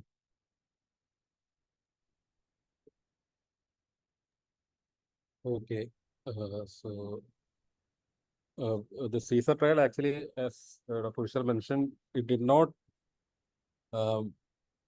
give a clear evidence that ECMO is beneficial, but it mentioned that, or it gave the evidence that ECMO is a feasible option which can be considered, because as 24% of the patients who were shifted to ECMO center or in the ECMO arm did not receive ECMO. So it is not a good evidence to say, when CESAR trial is not good not a good evidence to say that ECMO is superior to conventional ARDS ventilation. Okay. Okay, Vishal, thank you. Yeah, thank you. So for the next topics, that will be covered by Dr. Gunjan Paul. She is a professor of critical care medicine, Ludhiana Medical College. Dayanand Medical College, Ludhiana. Over to you, madam. Yes. Slideshow.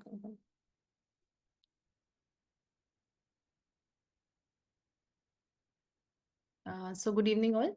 I'll be covering these topics in the next is define patient self-inflicted lung injury, ventilator-induced diaphragmatic dysfunction, ventilator-induced lung injury. Explain the mechanisms and preventive strategies. So it is a long question. You can see if it is a 10 marks question, it'll be partly divided. We have to define all these three, tell the mechanisms and preventive strategies.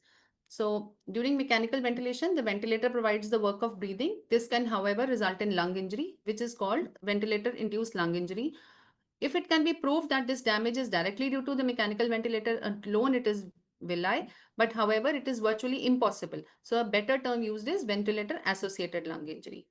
And those patients who are in spontaneous breathing with severe lung injury usually have high respiratory drive, resulting in intense respiratory effort. Therefore, they are exposed to the same physical forces that cause lung injury accompanied by villi. So this is termed as patient self-inflicted lung injury. It is important to remember that the patients might develop spontaneous lung injury even on mechanical ventilation with preserved spontaneous effort, as well as patients breathing without the mechanical ventilator support. And patients controlled uncontrolled mechanical ventilation can cause diaphragmatic fiber atrophy and inspiratory muscle weakness, resulting in diaphragmatic contractile dysfunction, which is called ventilator-induced diaphragmatic dysfunction. We are defining these because they have important clinical implications. One of them is that because the exact measurement of driving pressures and tidal volume in a patient who is breathing spontaneously is not possible. It has significant limitations. So we must be aware of the early signs of excessive work of breathing and respiratory effort so that we can diagnose and prevent PCL early. And second is that this ventilator-induced diaphragmatic dysfunction, patient spontaneous induced lung injury and villi, they are associated with higher rates of difficult weaning from ventilator, prolonged ICU and hospital stay, in hospital deaths, nosocomial pneumonia, and increased spots. So this is the clinical importance of why we are laying so much of stress on villi and patient spontaneous induced lung injury. So as I told, you can use flowcharts and diagrams to put in your material and save time in the exam.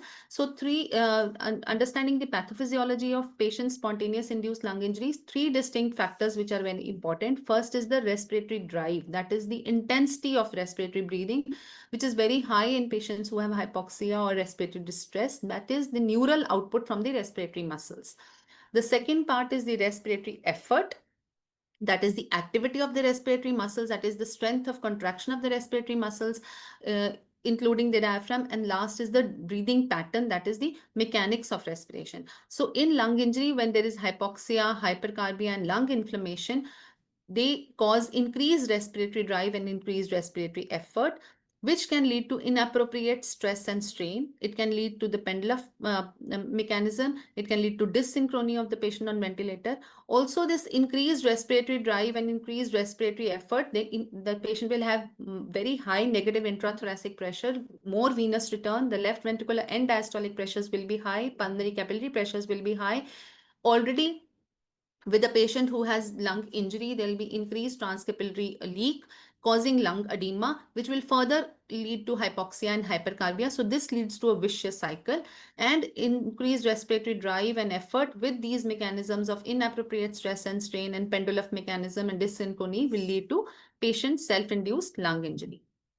So this is all what is the same what I told is written. So how do we identify patients who are at increased risk for patient spontaneous induced lung injury? If the patient is spontaneously breathing, there are various scales and scores, like the work of breathing scale, which combines the clinical signs.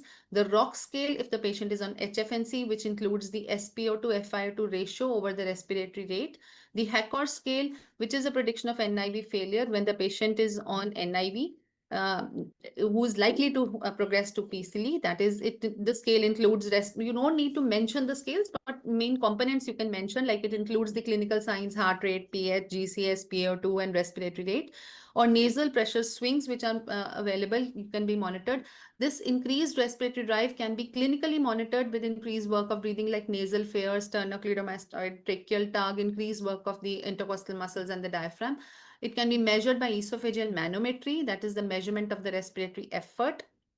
Diaphragmatic electrical activity, which can measure the assessment of the respiratory drive and the respiratory muscle activity.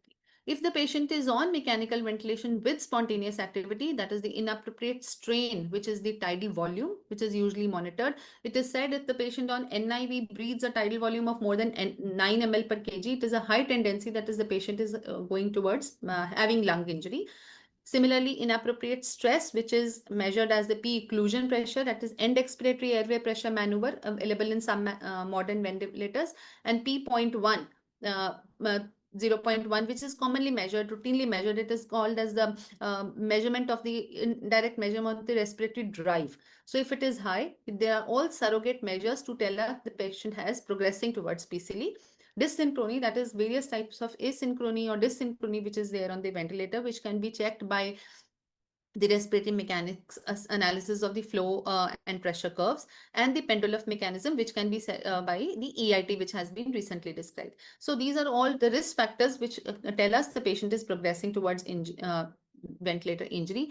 And so what are the this is the treatment part, that how can you prevent this? That is, if the patient is having spontaneous breathing, or that is, or on mechanical ventilation, the patient has vigorous efforts, you can either adjust sedation to minimize the pain and anxiety, increase the respiratory support if the patient is on HFNC or NIV, or try awake prone position. Similarly, if the patient is on mechanical ventilation, increase the level of sedation, try prone, give partial neuromuscular blockade, or increase the blood flow or fresh gas flow if the patient is on ECMO.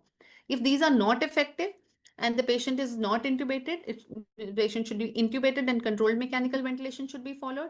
If the patient is on mechanical ventilation, if not settling with sedation, deepen the sedation, give full neuromuscular blockade and controlled mechanical ventilation.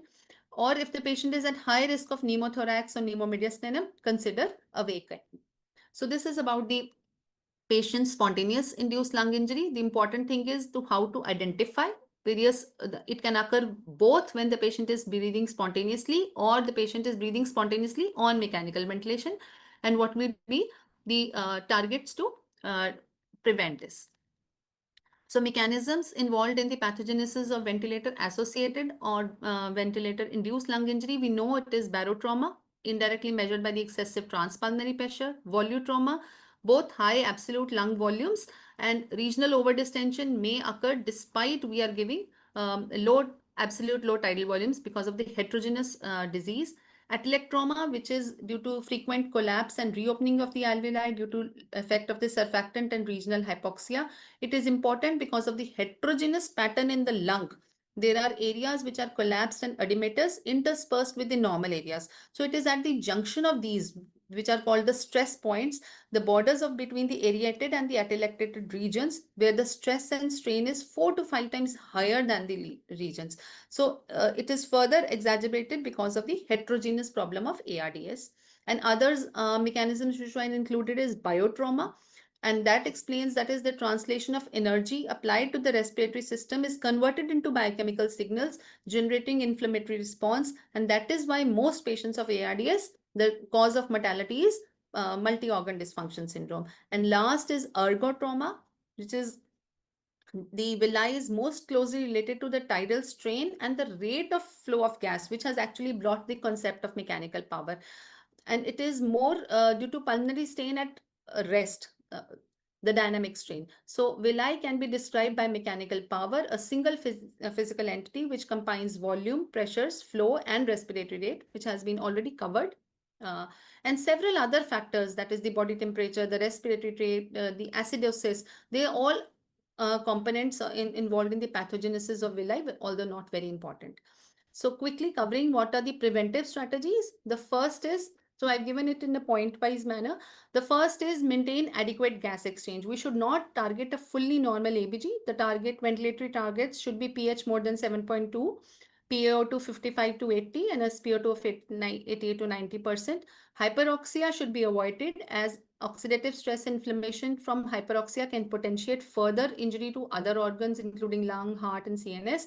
And these ventilatory strategies, which will limit your pH and PaO2, may be helpful to achieve other clinical goals, which are the hemodynamic goals as well. Second, our aim is to protect the lung by minimizing the dynamic lung stress. That we know as a standard, we know since ages, that is limiting your tidal volume and limiting the airway pressure, which is the mainstay of lung protective ventilation. Ratio of tidal volume to respiratory rate, which is known as the driving pressure, which is a predictor of villi, should be controlled. We talked about that it should be less than 15 centimeters of water.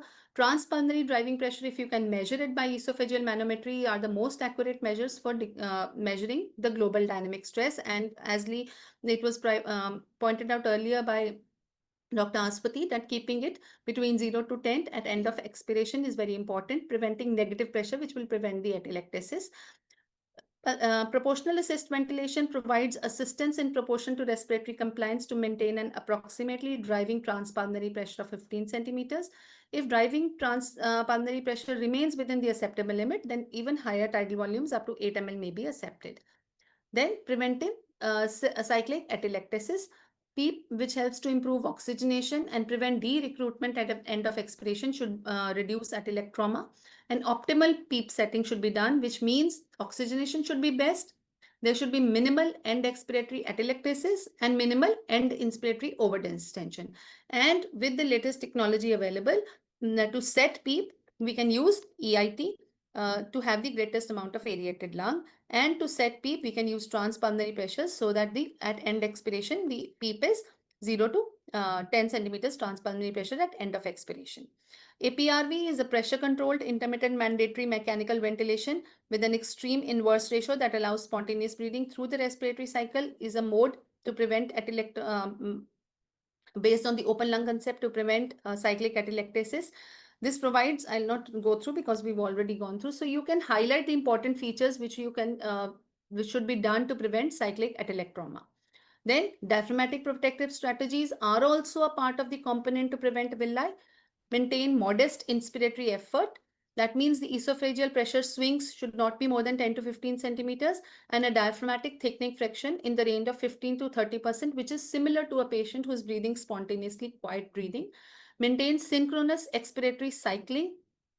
That can be by checking the various flows graphics and preventing severe dyssynchrony like premature cycling, reverse triggering, and detecting can be done by monitoring the esophageal pressure or the diaphragm electrical activity. Avoid excessive expiratory braking. That is when the contractile activity of the diaphragm continues into the expiratory phase. That is called as expiratory braking or post-inspiratory effort.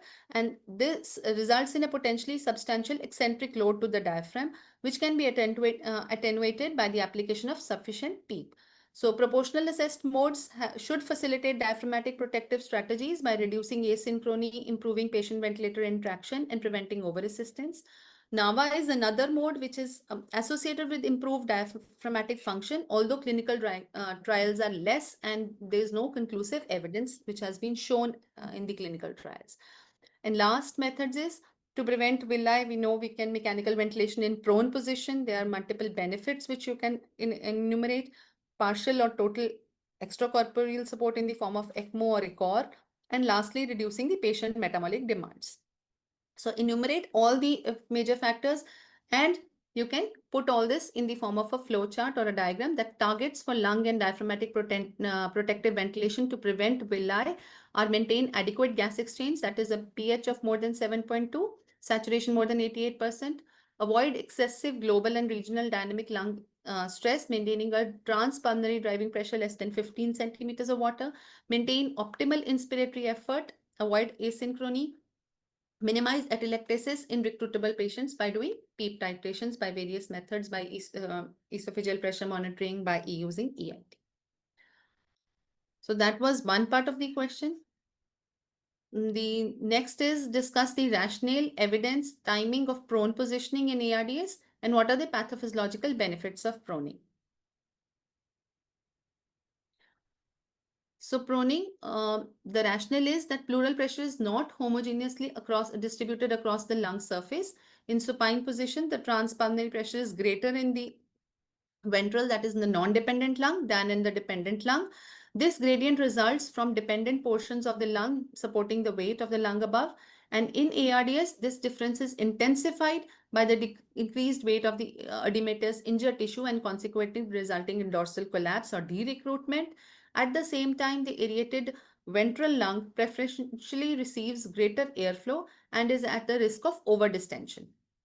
Like it is overdistended because the preference transpulmonary pressures are higher, and the ventilation is preferentially distributed to the ventral lung, while the pulmonary perfusion is preferentially distributed towards the dorsal regions. So this results in altered in the ventilation perfusion relationship and increase in the intrapulmonary shunt.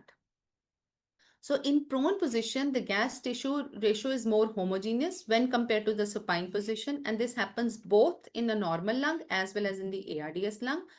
The difference in ventilation in the dependent and non-dependent regions are dampened in the prone position. So hence ventilation perfusion is more homogeneous distributed. That is the basic crux. Excuse me. Also, any eventual damage inflicted by the energy load of mechanical ventilation will be more evenly distributed to the lung parenchyma, and it is less in the prone than in the supine position. So this is the basic rationale. So evidence we've already discussed. I will not repeat this. This is the basic, the PROSERVA trial that was there, prone positioning in severe acute respiratory distress, which has shown that you must mention anything you mention or not. That is, it showed a mortality difference. That is 16% in prone as compared to 32%. It was highly significant in patients who were given in patients of severe ARDS. So what is the timings? You need to mention both the timings, that in what type of patients and what is the duration. That it should be done as early as possible for identifying hypoxemic ARDS to make lung more homogeneous, reducing the stress and strain. And it is strongly considered for patients who have a PF ratio less than 150 without contraindications.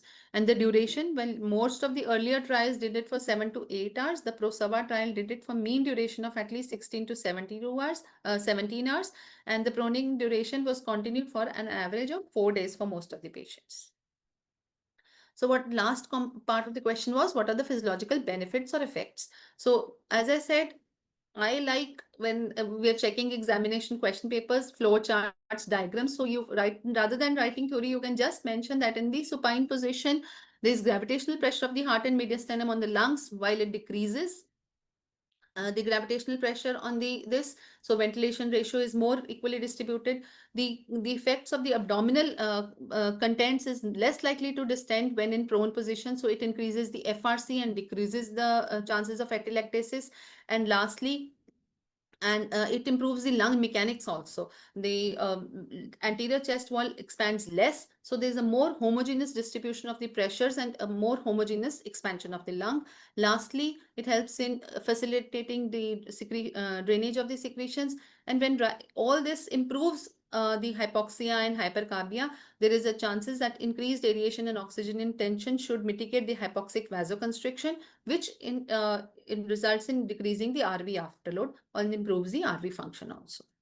So because of time, I think I've been a little rapid and quickly speaking through the slides. Indications and contraindications, you can basically mention the contraindications. There's absolute contraindications include unstable spine, or relative include unstrained staff, increased intracranial pressure, any intra-abdominal surgeries, dressings, wounds, or hemodynamic instability, extreme hemodynamic instability. That is the all about prone positioning. Anything you want to add? No, madam, you have covered everything, so there's nothing to add. So we can move on, madam. Move on to the next list. So if the question is to compare and contrast NIV and HFNC in acute hypoxemic respiratory failure. And next will be the indications and contraindications of NIV in ICU, and discuss recent evidence influencing the practice. So as the question includes acute hypoxemic respiratory failure. So I would like to first describe what is acute hypoxemic respiratory failure, referred to as type 1 or oxygenation failure. It is also known as de novo respiratory failure, excluding hypoxemia due to cardiogenic pulmonary edema or exacerbation of chronic lung diseases. And the main etiology in these cases is pneumonia. So it can be described in terms of PF ratio, PaO2 less than 60, saturation less than 90% on room air, or PF ratio less than 300 millimeters of mercury in patients already receiving oxygen therapy.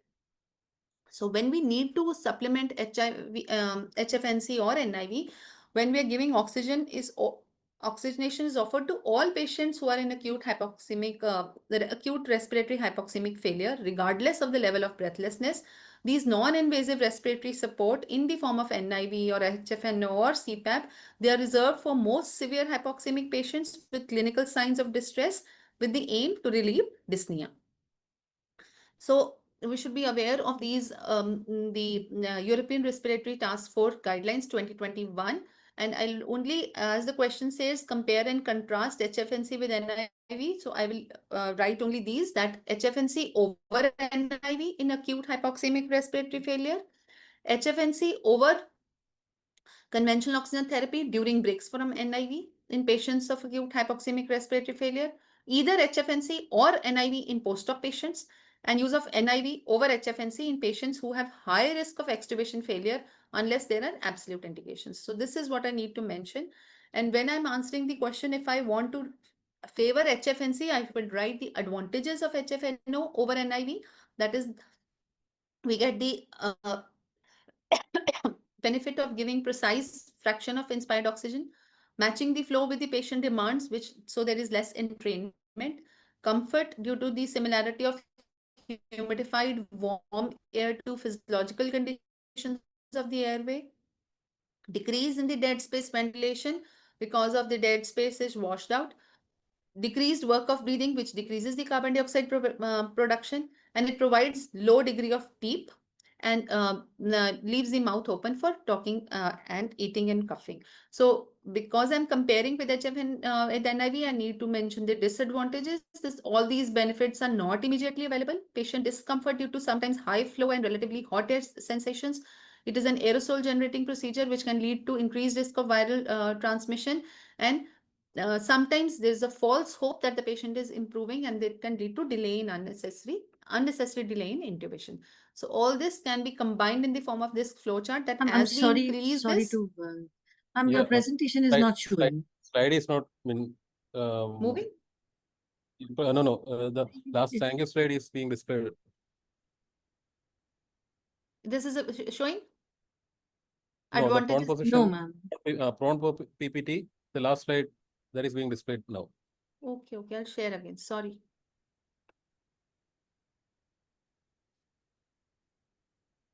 Is it visible now? Yes, ma'am. Yes. So okay. So I'll not speak the everything again. Acute hypoxemic respiratory failure, I need to define it. PaO2 less than 60, oxygen saturation less than 90%, or PF ratio less than 300. When I'm giving this non-invasive respiratory support, my aim is to relieve dyspnea. While it is offered to all patients, it is reserved for most hypoxemic patients. Just the European Respiratory Task Force guidelines, HFNC over NIV in acute hypoxemic respiratory failure, HFNC over conventional therapy during breaks from NIV, either HFNC or NIV in post-op patients who are at high risk of complications, and use of NIV over HFNC, because I have to compare. My question is compare and contrast. So I am giving only, I will mention only these, no need to mention all. Give the advantages of HFNO. They can be given this form of a diagram, that as the flow rate increases, we are giving humidified warm air as compared to the normal physiological. It with increased gas flow, there is washout of the dead space, which increases carbon dioxide clearance. The precise FiO2 can be given, which increases the PaO2, and with high flows, some amount of low amount of PEEP can be given. So this all increases the end expiratory lung volume, increases recruitment, decreases the respiratory drive. As the PaO2 increases, there is more carbon dioxide clearance, decreasing the work of breathing and improving the patient comfort. So I told earlier, also as an examiner, I like the information given in flowcharts, diagrams, tables. The message is conveyed and it saves your time. Right. So what are the possible harms from NIV in a patient of de novo type 1 respiratory failure? That means respiratory failure which is not due to cardiogenic pulmonary edema or exaggerated by chronic respiratory disease. There is uncontrolled tidal volume, higher tidal volumes which increase the lung strain.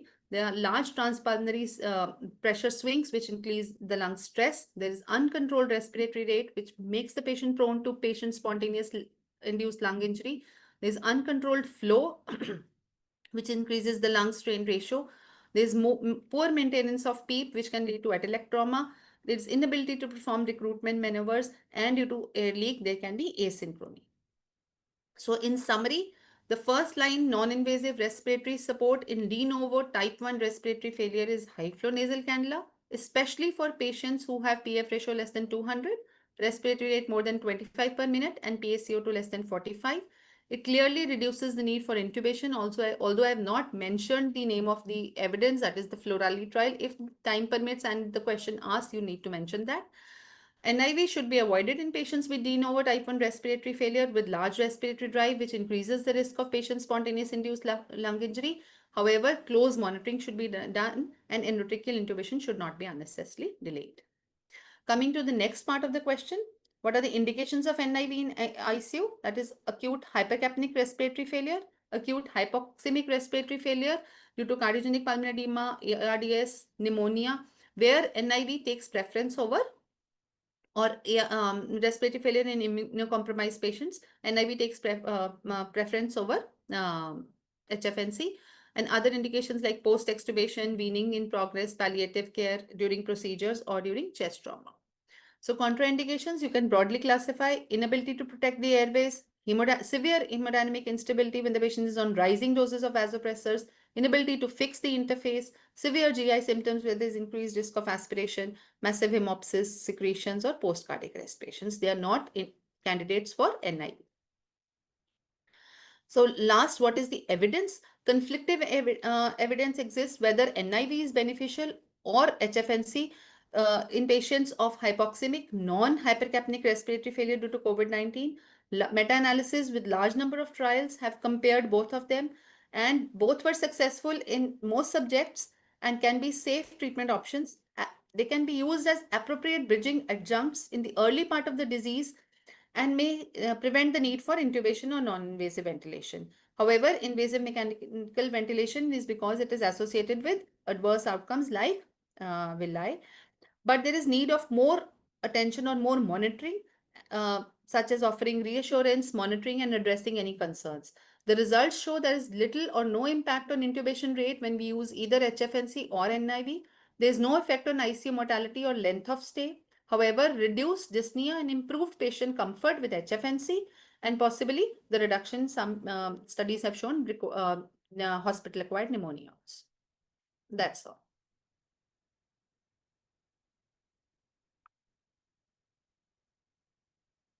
So over to Dr. Kiran for the last madam. part. Okay.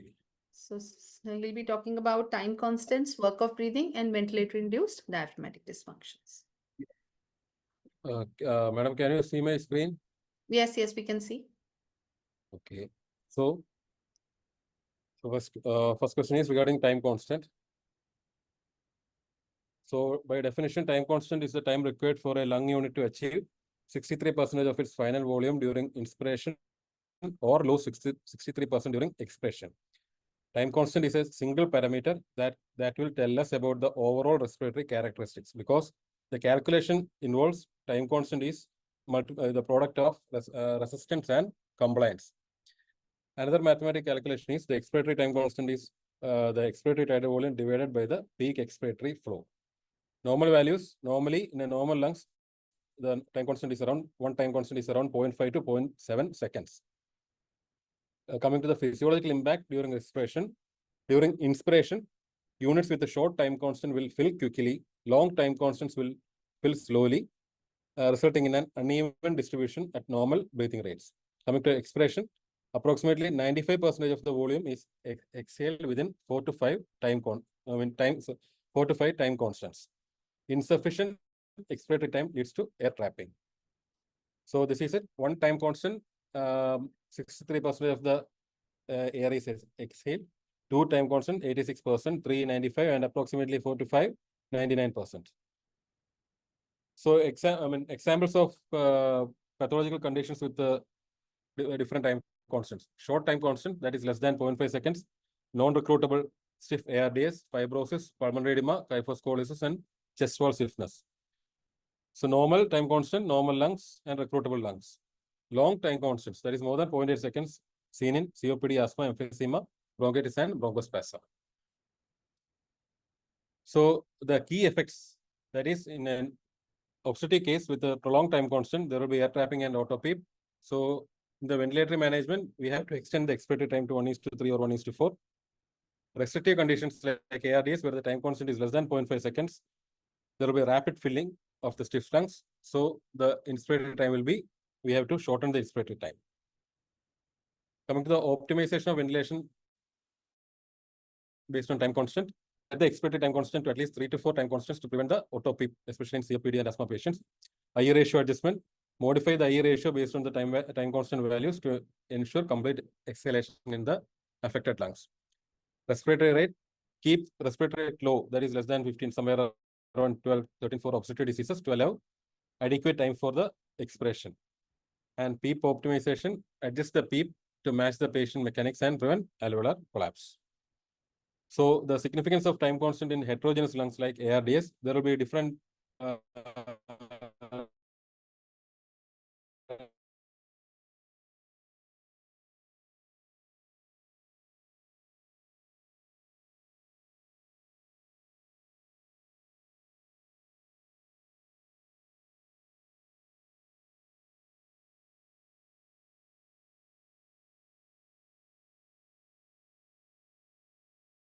and the ventilatory management, as well as the prolonged expected time constant. The graph shows the prolonged expected time constant, the common conditions, and the ventilatory adjustments. So coming to the second part of the question, methods of estimating work of breathing and its bedside assessment. So work of breathing represents the energy expended by the respiratory muscles to overcome the elastic, resistive, and inertial forces during ventilation. It is calculated as the integral of pressure generated by the respiratory muscles over volume. That is integral of pressure over volume measured in joules. So work of breathing involves the work needed to overcome the elastic component of the lung as well as the resistive forces. So coming to the equation of motion, this airway pressure, that is the work done by the ventilator, and the P muscle is the work done by the patient if he is breathing spontaneously. There is a sum of the compliance part as well as the resistance part as well as the compliance part, and the P we have kept. Then the consequences of excessive work of breathing, there will be respiratory muscle fatigue, delayed weaning, diaphragm atrophy, and ventilator-induced lung injury. So how can we assess the work of breathing? There are two categories of methods. There is the direct methods as well as the indirect methods. Direct method provide the precise physiological measurements through invasive techniques. Indirect method, it is a continuous monitoring using non-invasive techniques, and they infer the respiratory effort from the neural drive or other surrogate parameters as a surrogate of work of breathing. So basically, we can classify it as direct, indirect. The different types of direct measures are esophageal pressure monitoring, pressure time product, then pressure muscle index, tension time index. Indirect methods include airway occlusion pressure, rapid shallow breathing index, diaphragm ultrasound, electrical activity of the diaphragm, and indirect calorimetry. So we can mention few words about all these categories, all these methods, and we can present it as a table. The esophageal pressure monitoring, the balloon catheter is inserted in the esophagus. It calculates the pleural pressure, transpulmonary pressure, and transdiaphragmatic pressure. So work of breathing formula, I have already mentioned, integral of pressure into change in volume.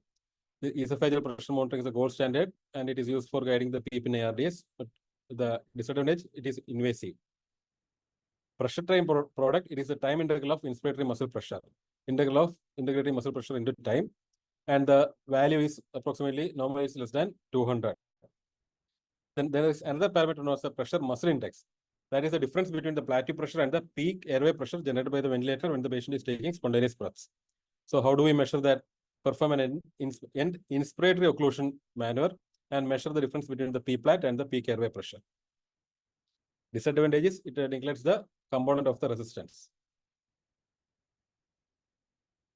There is another occlusion parameter known as the whole breath occlusion parameter.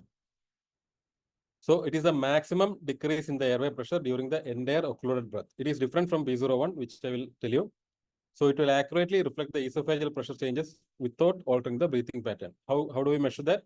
Apply the end expiratory airway occlusion for one breath, not for 100 milliseconds, but for the entire duration of one breath, and measure the maximum decrease in the airway pressure. So a occlusion pressure, which is more than -15 to -20, predicts increased diaphragmatic effort. And if it is less than 0.7, that means diaphragmatic effort is inactive, insufficient.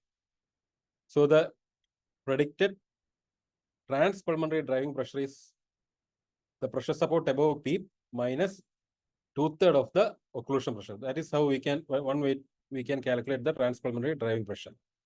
And this occlusion pressure will always be negative.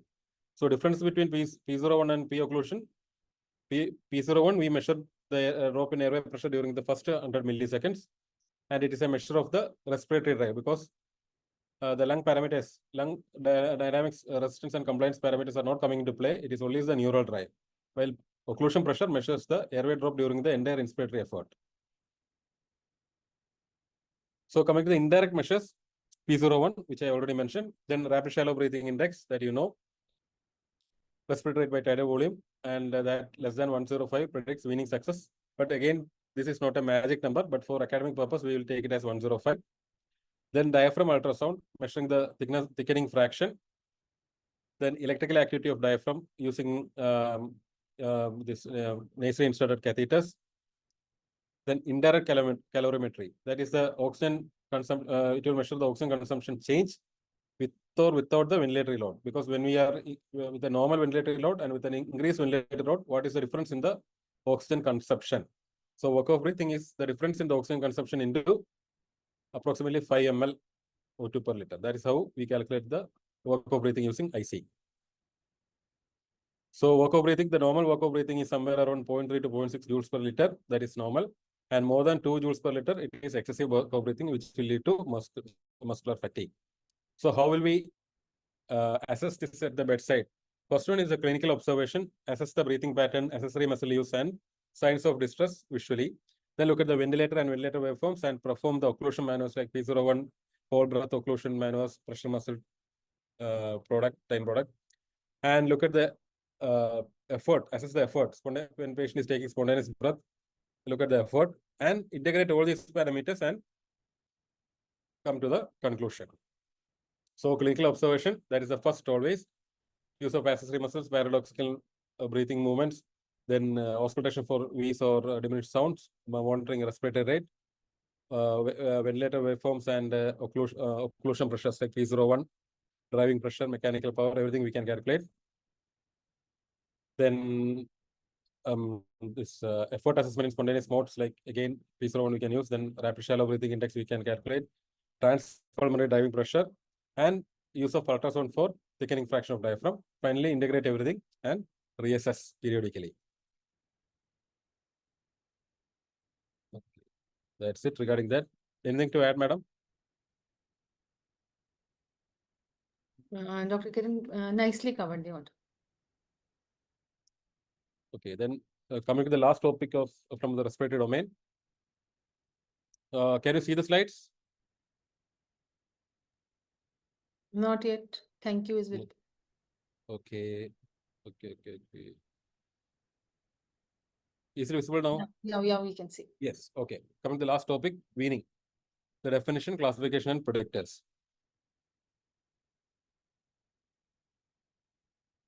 So weaning is the process of gradually or abruptly withdrawing the ventilatory support to transition patients to spontaneous breathing, ultimately leading to liberation from the ventilator. So the classical definition is first attempt at separating the patient from the ventilator using any modality or approach. The WIN classification, which was published in the American ATS journal, American Thoracic Society in the Chest journal, recently, defines weaning as weaning start as any separation attempt regardless of the previous ventilation support reduction. That is, independent of the reduction in the ventilatory support previously, the start of weaning is defined as the point when there is any when we separate any separation attempt of the ventilator. So intubated patients separation attempt means or includes SBT with or without extubation or direct extubation without an SBT. It can be planned or unplanned. Successful weaning, extubation without death or reintubation within 7 days. Remember earlier it was considered as 48 days, but this article now revised it to 7 days or ICU discharge without invasive ventilation within 7 days. And in tracheostomy patients, attempt includes more than 24 hours with the spontaneous ventilation through tracheostomy without mechanical ventilation. And successful weaning, spontaneous ventilation through tracheostomy for 7 consecutive days or discharge with spontaneous breathing. So again, the classification of weaning, I am mentioning the WIN classification.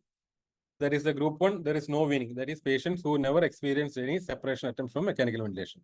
That is the group 0. Group 1, short weaning. That is the first attempt resulted in termination of the weaning process. That means within 1 day. That means successful separation of the ventilator or early death. Around 60 to 70% of the patients, and mortality is somewhere around 5.3%. Group 2, difficult weaning. That is weaning completed after more than 1 day, but less than 1 week after separation, first separation attempt. That again successful separation. That is, you started you did the separation attempt today, and you were able to wean within 1 week. You are not able to wean today successfully, but you are able to wean within 1 week. 20% of the patients, and mortality 16.5%. And group 3, prolonged weaning. Weaning is not terminated even after 7 days of first separation attempt. Again, 10 to 15% of the patients, and mortality is somewhere around 29%.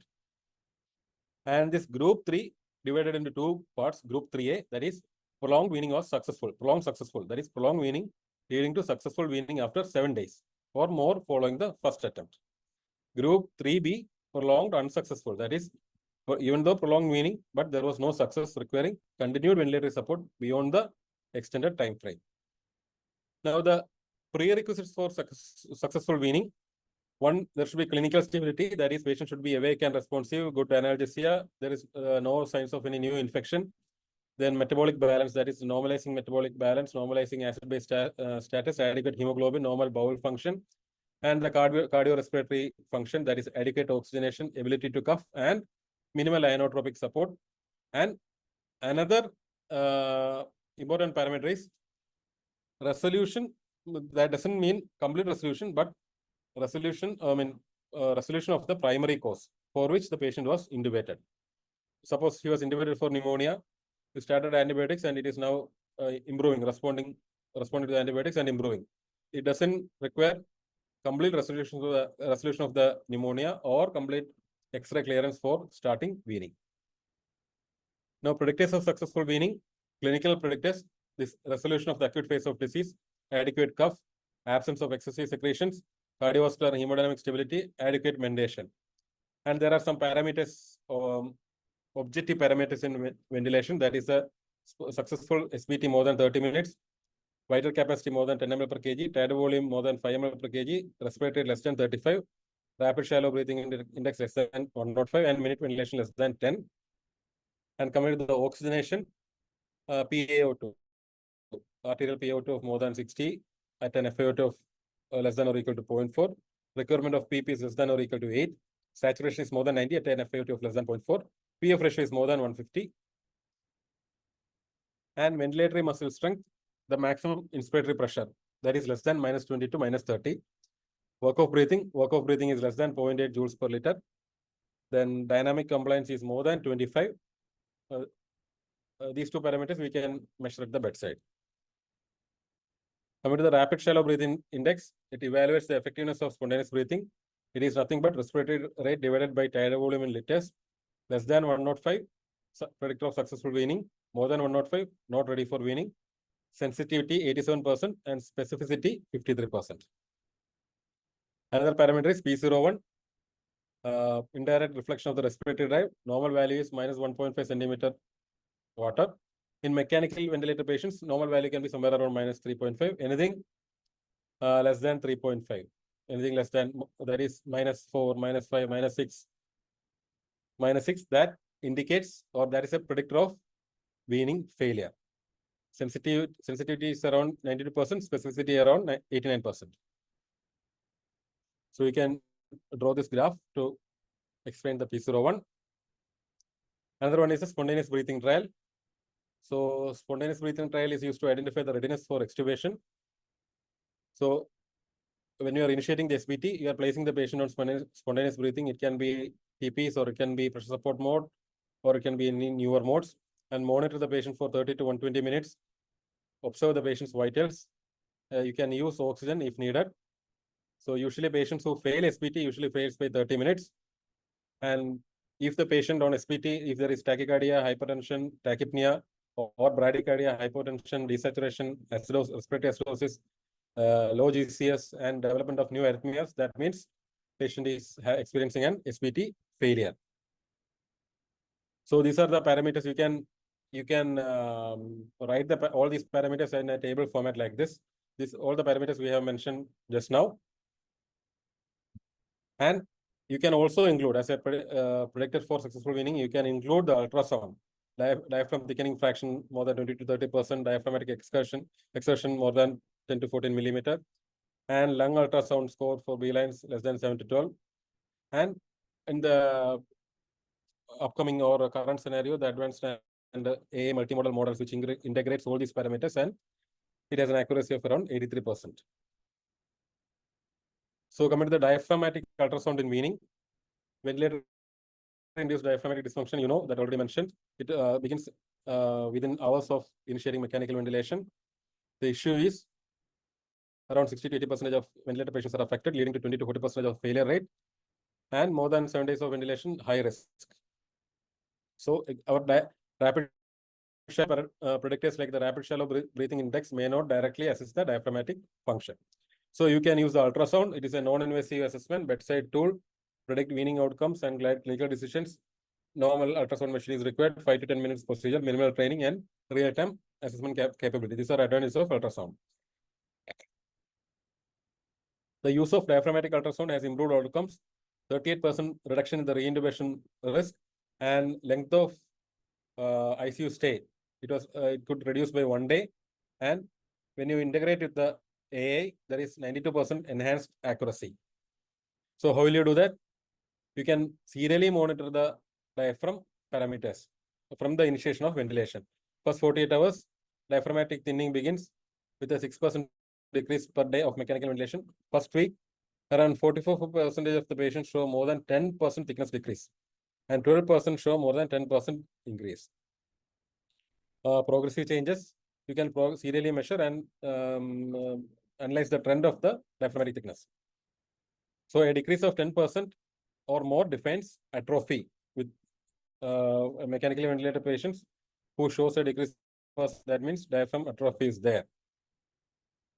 So first, how will you do that? First is the patient preparation, semi-recumbent position to optimize the visualization and mimic weaning conditions. And equipment setup, you can use the linear probe for thickness measurement and low frequency curved or phased array probe for diaphragmatic expression. How will you measure the diaphragmatic thickness?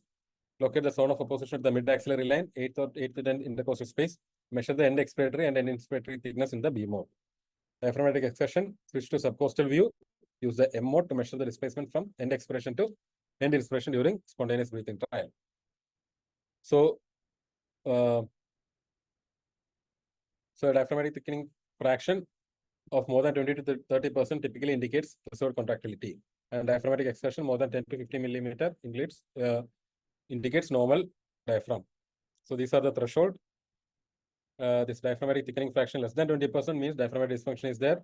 Less than 30% means there is a chance of weaning failure is there, and less than 20% means it is there is a chance of NAV failure.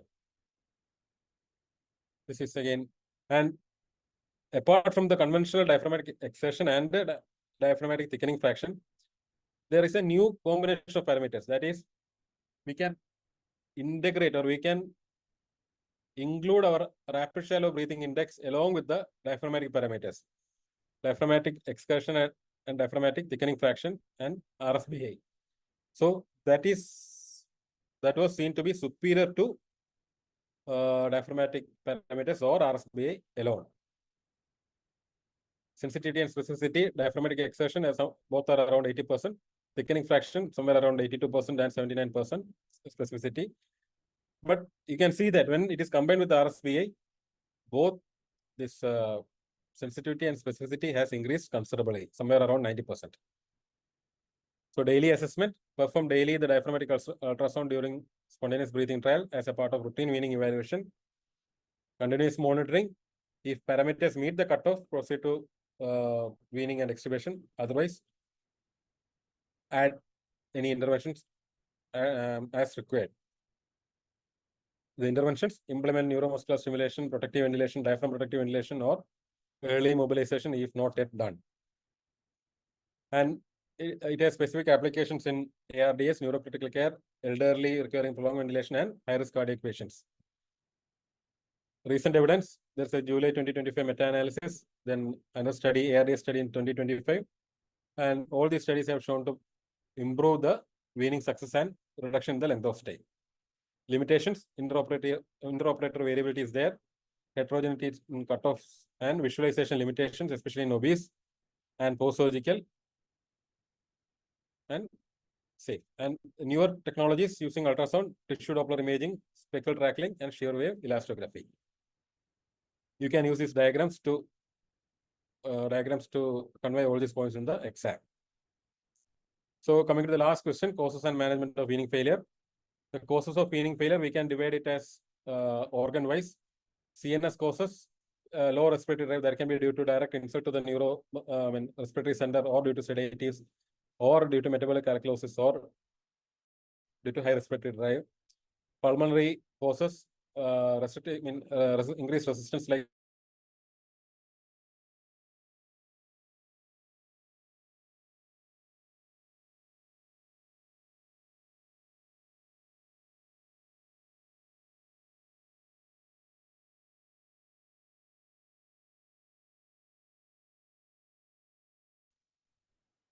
failure, because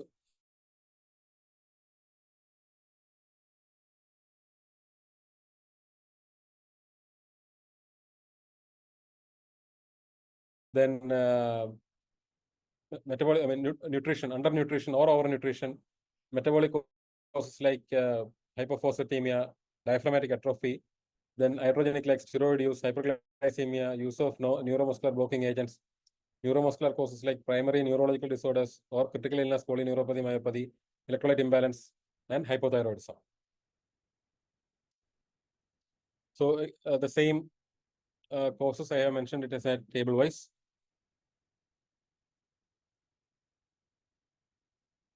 So another mnemonic is Ween's knot. V is heart disease, electrolytes and metabolic derangement, anxiety, delirium, neuromuscular disease, weakness, sepsis, nutritional insufficiency, opiates, and other sedatives, and thyroid disease. So management of weaning failure. You see, this is the stages of weaning. There's an acute stage, assessing the suspicion, assessing the readiness to wean, SBT, and extubation. So our aim is to reduce the acute stage. So acute stage is the stage where the treatment of the primary pathology as well as the supportive measures are being undertaken. So by reducing the acute stage, we can prevent weaning failure to an extent. So management of the weaning failure, correct the primary cause, adequate nutrition, physical occupational therapy, minimize sedation, promote sleep, and prevent delirium. So you can use the ABCDF bundle for weaning success. A for assess and management, assess, prevent, and manage pain. B for both SIT and SBT. C, choice of analgesia and sedation, that is light sedation, non-benzodiazepine-based sedation. D, delirium screening, prevention, and treatment. E for early mobility and exercise. F for family engagement. And when there is a SBT failure, you have to switch to support or assess mode. Patient might require sedation because the transdiaphragmatic pressure, it takes another 24 hours to recoup. So do not repeat SBT within 24 hours, but repeat the SBT daily. So when there is a weaning failure, you have to identify the cause, why the patient had a weaning failure, troubleshoot that, and optimize the patient's conditions to prepare for further episodes of weaning, and implement protocols, that is nurse protocol-driven weaning, nurse-driven weaning protocols that will facilitate early liberation, early mobilization, early physiotherapy, and you can use advanced ventilation modes like proportional assisted ventilation, NAVA, or ASV. Even though none of them have shown to reduce mortality, but there are some evidences which show that it reduces the duration of ventilation. Then you can transfer to specialized units like long-term units, where they can successfully wean the long-term patients on tracheostomy actually. So protocolized SPTs. So then regarding NAV or HFNC post-extubation, there is no role for NAV or HFNC post-extubation in a case of weaning failure, but to prevent weaning failure, in special cases like or susceptible cases like obesity, OSA, cardiac failure, LV dysfunction patients, we can use NAV, and in patients with some amount of oxygenation issues, we can go with HFNC. It reduces or prevents reintubation. But remember, for weaning, post-extubation failure, this is not ideal. Then you can use ultrasound for diaphragmatic ultrasound, then lung ultrasound for edema, and echo for cardiac causes. Then pharmacological measures like diuretics for fluid overload, corticosteroids for stridor, and advanced modes like I mentioned. Then tracheostomy, you can consider tracheostomy within 7 to 10 days in difficult to wean cases, and refer to specialized units, long-term units, where you can wean such difficult cases. And there should be a multidisciplinary approach involving different clinicians and paramedics like dietitians for adequate nutrition, physiotherapists for early mobilization, and psychological support also, because some patients have psychological issues because they are psychologically dependent on ventilator. They fear that once they are weaned off ventilator, then there will be some difficulty. So we have to address the psychological issues also. Advantage of tracheostomy or tracheostomy and weaning failure: easy airway management, reduction in the dead space, less airway resistance, better patient comfort, reduction in sedation, improved respiratory mechanics, better mobilization. And you can use ultrasound in weaning. You can use lung ultrasound, you can use diaphragmatic ultrasound, you can use echo for assessing the LV systolic dysfunction as well as diastolic dysfunction. Then you can use the diaphragmatic diaphragmatic respiratory muscle activation atrophy, and you can use the ultrasound to screen for diaphragm like paralytic ileus or any ascites or pus or blood anything in the abdomen that can also cause an intra-abdominal hypertension leading to weaning failure. So 5 steps of ultrasound in weaning: diaphragmatic dysfunction, lung, look for pulmonary aeration, pleural effusion, then pulmonary edema, and airway. You can also use it for airway to look for airway stridor. Any airway edema. So this is a flowchart for UST integrated or integrating the UST into weaning protocol.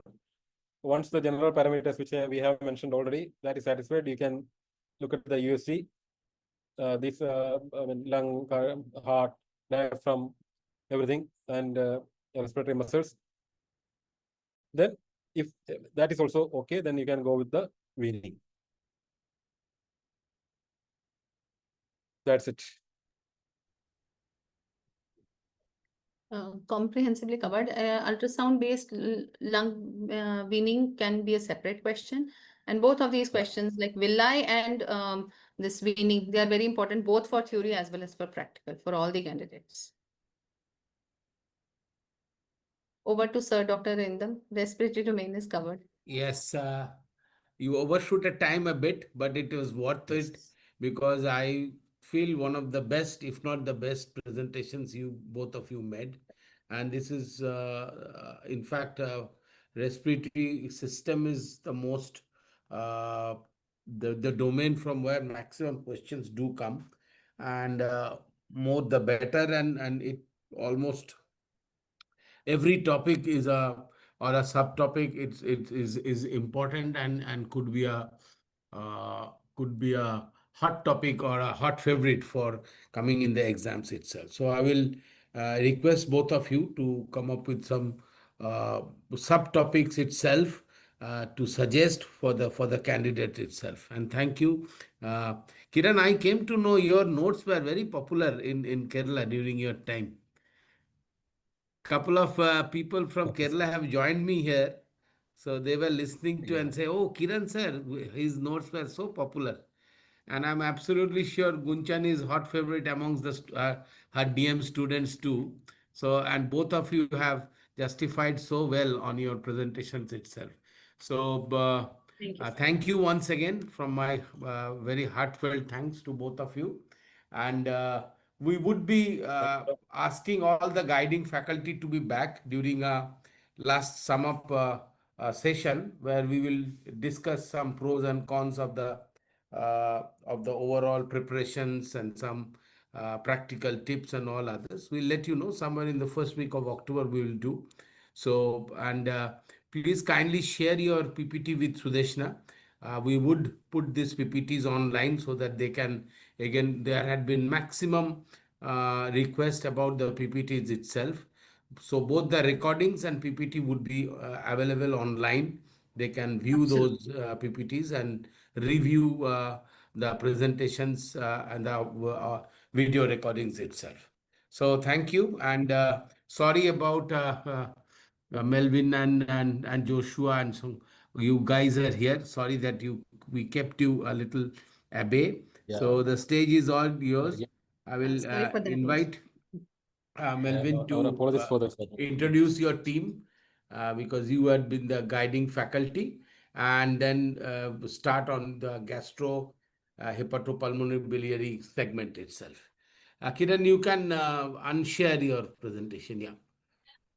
Uh, okay, sir. I think I have unshared.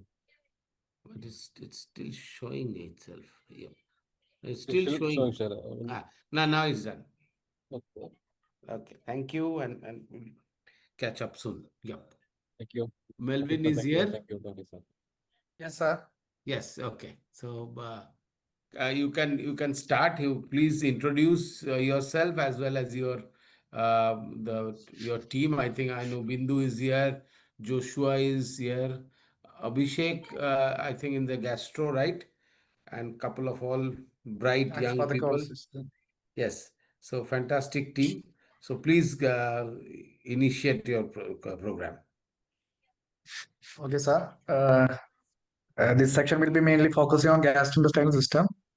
I am myself Dr. Melvin, consultant and head of Department Lisi Hospital Critical Care Department, and I am joined by Joshua, consultant Critical Care Medicine, Aster MIMS, Kozhikode, and also Dr. Bindu, chief consultant in liver ICU, Sarachan Memorial Reliance Hospital, and also joined by Dr. Sangspada, consultant intensivist, Apollo Kolkata, and also Abhishek, consultant intensivist, Apollo Kolkata.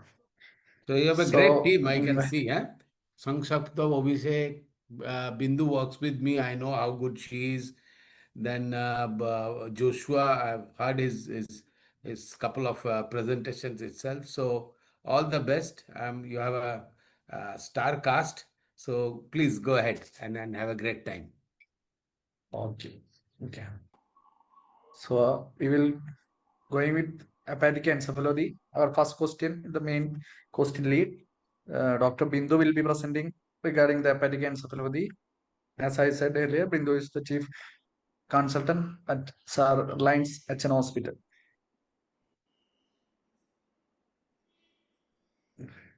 Yeah, one second. Let me just share the slides. Thank you, Arindam sir. Thank you, Melvin. Okay. One second. Let me just share the slides.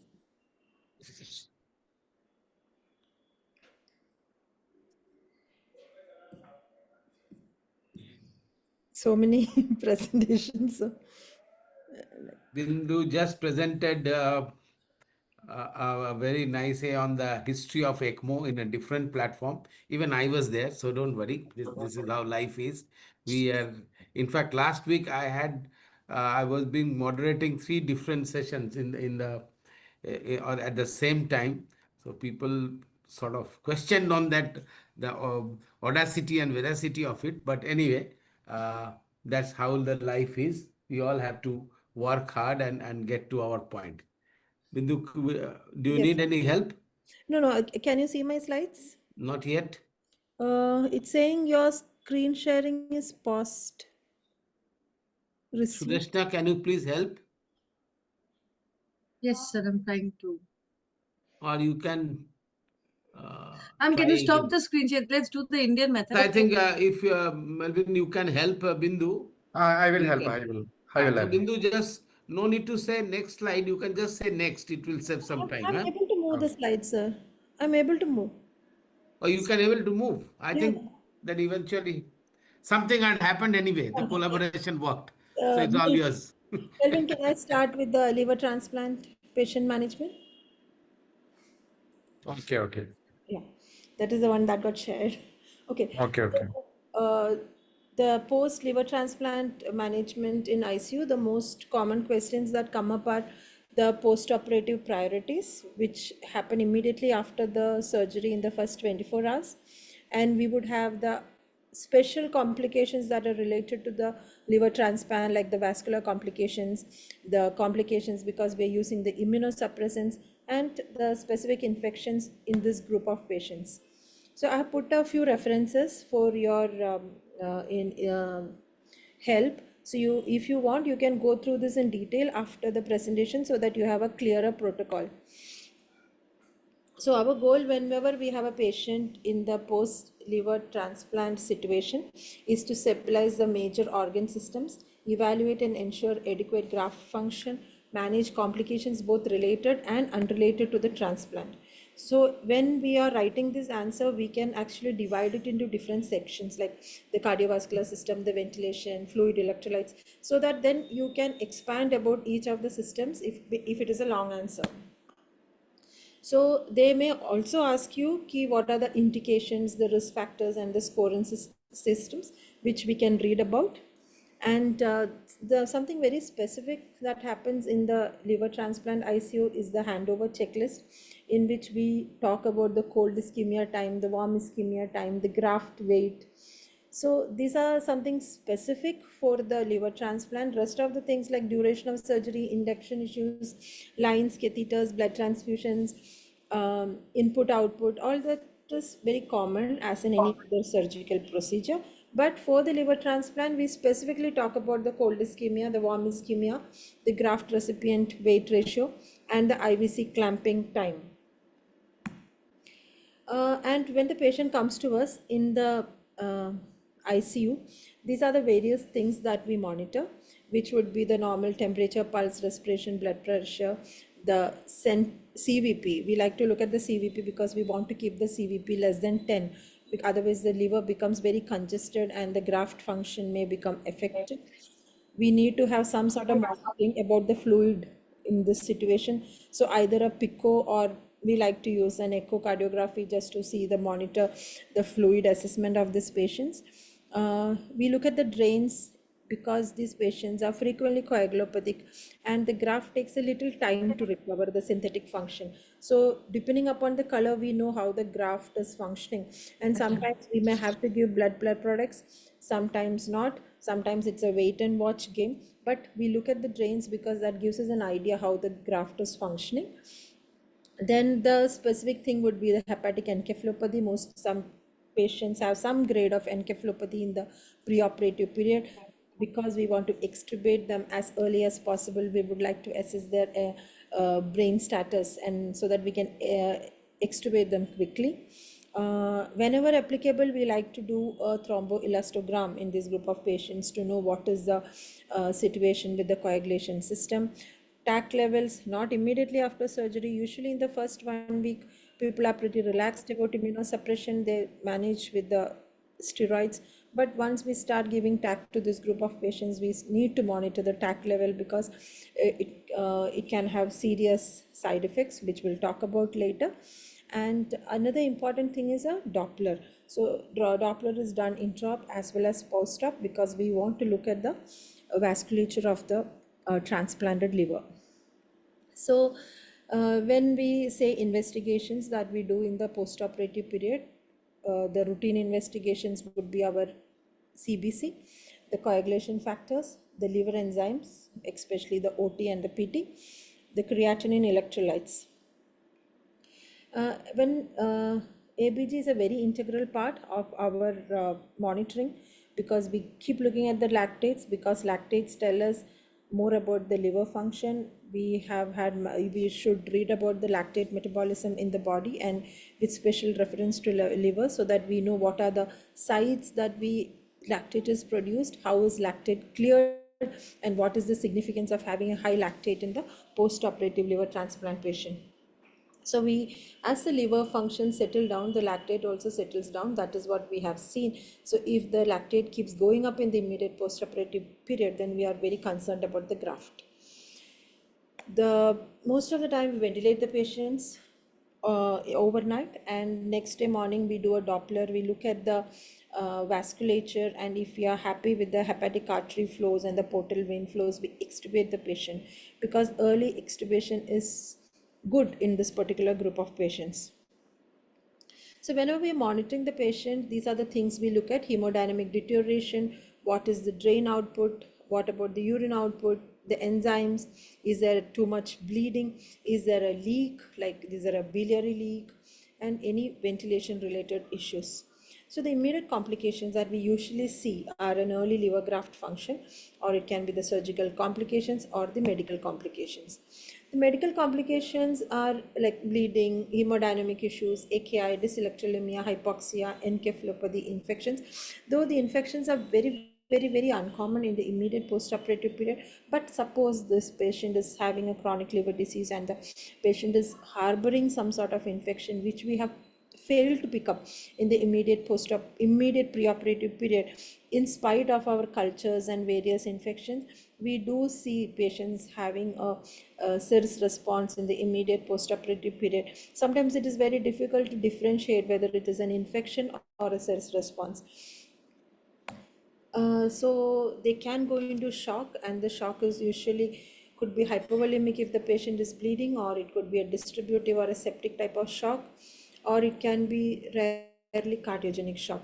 Mainly what we have found is it's always a mixture of shock. So please revise about shock, which we have already covered, I think, in the hemodynamics, and that you can apply the same knowledge to this group of patients and you can write your essays.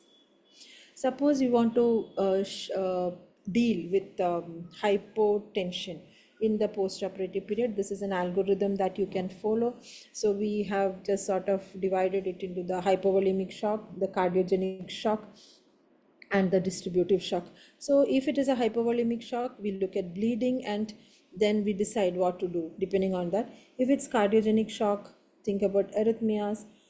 We can have, it is not impossible for a patient with liver transplant to have a intraoperative MI. Recently we had a patient who had an intraoperative MI. So we have to keep a high index of suspicion in this group of patients. Then of course, if the distributive shock, it could be sepsis or it could be a graft non-function. So we can use this diagram for your exam purposes and for your normal ICU work also. So whenever the allograft function is being monitored, one thing we look at is the vascular causes. So do a Doppler, and the Doppler is repeated every 12th hourly, or if there is any concern from the surgeon side, then we repeat it a little more often. How do we know that the graft function has improved? For that, the coagulation profile will improve. There will be reduction in the transaminases. There will be no hypoglycemia, and the patient will not have any features of hepatic encephalopathy. Suppose this patient presents on the second day or the third day with the raised enzymes. What are the things that we think about? The first thing we look at is the vascular function.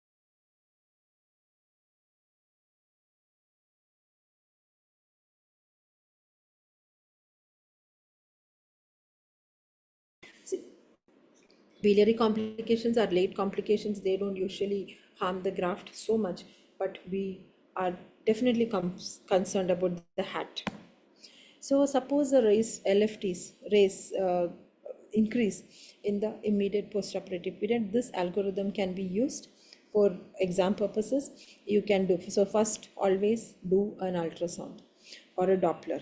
Look at the vascular anatomy. If the vascular anatomy, if you are in doubtful, please go ahead with a CT contrast. If everything looks normal, then we may have to look at the biliary tree. Sometimes, very rarely, we have seen patients having gallstones. I mean, I don't know how it happens, but sometimes there are gallstones and that can cause biliary obstruction. So we have to do an MRCP to rule out if there is any issue with the biliary tree. And last thing would be doing a liver biopsy. So these are the three things we should do.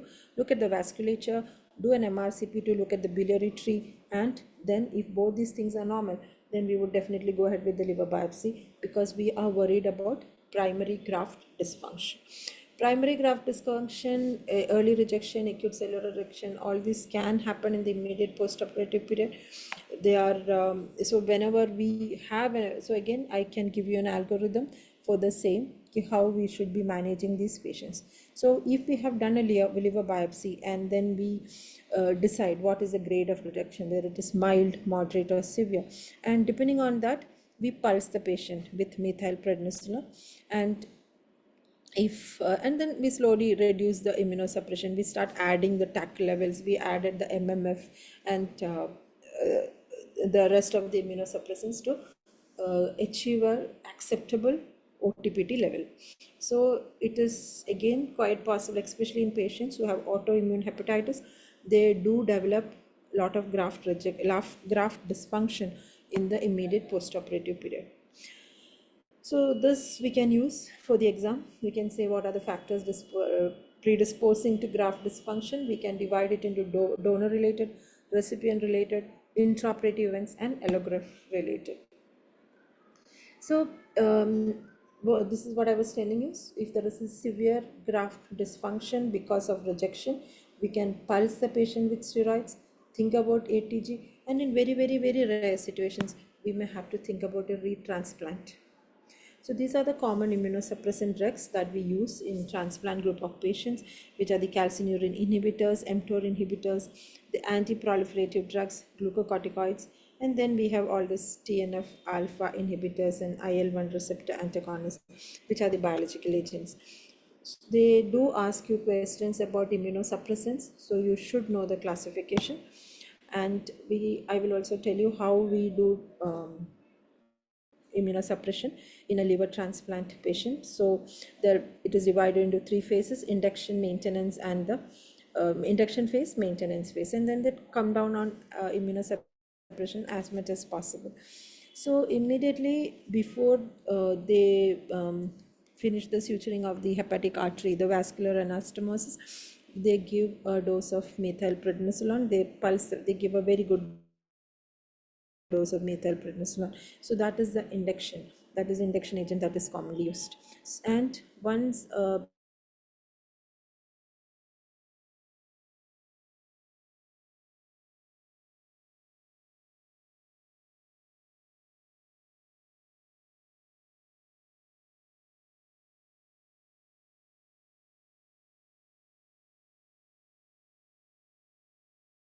as you all know, the adverse effects of immunosuppressant agents, depending upon the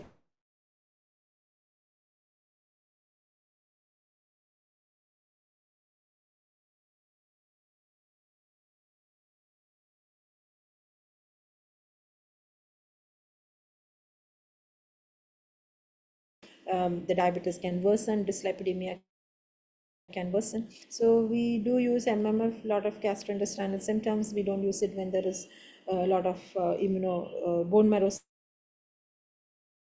suppression.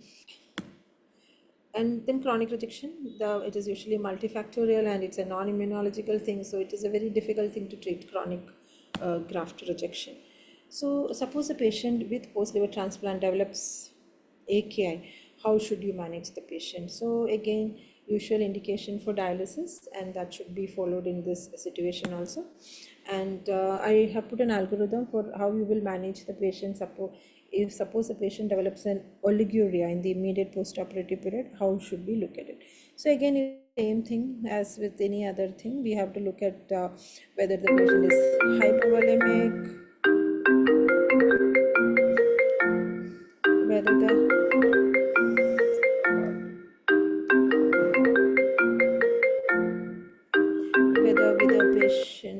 whether the patient is hypovolemic, or not. So it is again pre-renal, renal and post-renal, and we manage the patient accordingly.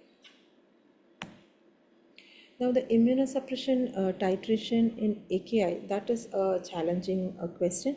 So we look at the various, what are the causes? What are the causes by CNI causes nephrotoxicity? So usually it is a renal vasoconstriction that is the cause. So we try to reduce the amount of TAC that we give to the patient. So there is basically a tubular injury that is taking place, tubular interstitial fibrosis. And most of the patients with liver transplant, ultimately they don't die because the liver failed. They die after 5 or 10 years of post transplant because of the nephrotoxicity which is caused by the immunosuppressive agents. So it is very important that we do a very gentle titration of the tacrolimus level. Suppose a patient is coagulopathic, do we treat the bleeding? We don't usually treat the bleeding unless the patient is actively bleeding. Then we try to manage according, we try to keep the INR more than 1.5, platelets at least more than 50,000, and keep a fibrinogen around 150, because most of the time what happens is that if we give a lot of coagulation factors, the possibility that there is a thrombus developing in the portal vein or the hepatic artery cannot be ruled out. So only if the patient is actively bleeding, we like to give them blood products. And even after giving a blood product, what we do is we do an ultrasound to make sure that the veins and the arteries are still patent. Then the other important thing that we have to look at is infection. So infection will depend upon the host.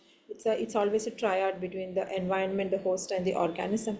And phases of post solid organ transplant, there are 3 phases where they can cause infection. The phase 1 will be the less than 1 month, and the phase 2 is 1 to 6 months, and phase 3 more than 6 months. So most of the infections in the phase 1 will be donor derived nosocomial infections, or the patient may be having a dormant MDR organism or candida infection or aspergillus infection which we have missed. Phase 2 is usually an opportunistic infection which is caused by PCV, HSV, Listeria, Nocardia. And phase 3, it becomes like a normal community acquired infection. So it is very important when a person with transplanted liver comes to you in the post operative period, we have to identify what is the time after transplant so that we can identify the infection and accordingly send the samples that are needed. So these are some of the infections that can occur in this group in this time frame. And so when you write the answer, we can sort of enumerate the key concerns into vascular complications, biliary complications, respiratory complications, neurology complications. So the advantage of writing this way would be that the examiner will know that you know whatever is you are supposed to know, and you can just expand on this idea. So with this one slide, you can just expand your ideas, and that will be a perfect answer. Again, just this slide is also very good that way, because other one is mostly dealing with infection. So here we can say first week infection, 1 to 4 week, what happens, 1 to 3 months, what, 3 to 6 months, and over 6 months. So you just have to by heart whatever is given in this particular column, and then you can just expand on your answers because you know the rest of the things. Thank you. Okay. Well, thank you, madam. We can go into the next slide, I think. Hepatic encephalopathy. Yeah. Just stop this.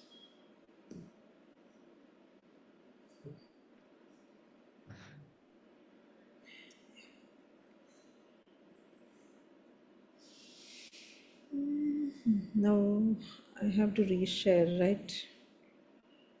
Yes, madam. Close the current presentation and reopen.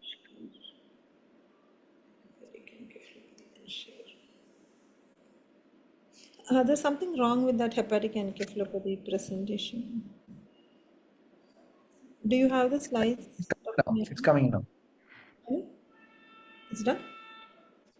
Okay, nice. Okay, so next we will cover hepatic encephalopathy. So hepatic encephalopathy again, what we will talk about is the pathophysiology. So what we try to do, we'll talk about ALF and ACLF separately. First, we will discuss the reasons why we have hepatic encephalopathy in ALF, how do we manage that, and then we will look at hepatic encephalopathy in ACLF and how we are managing that.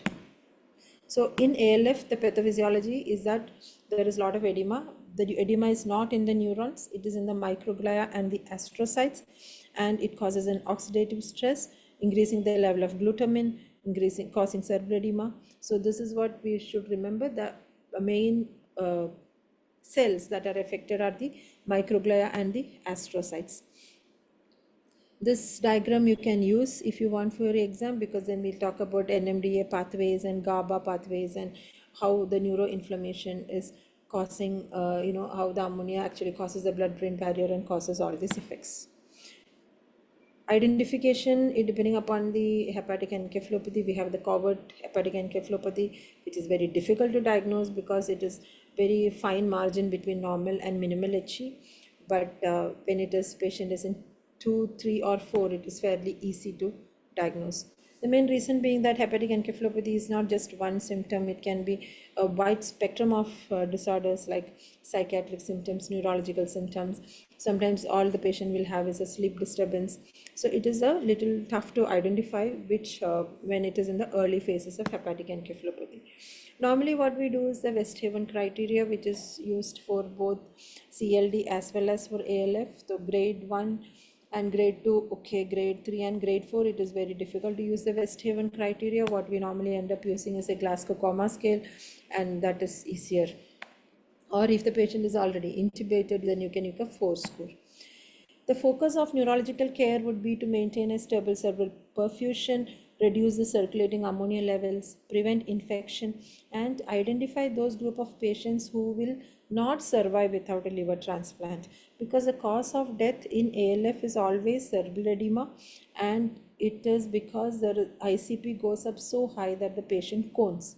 So we have to identify those group of patients who will not survive without the liver transplant, and we have to immediately work them up for liver transplant, because we know that whatever be your medical management, it is going to be very tough.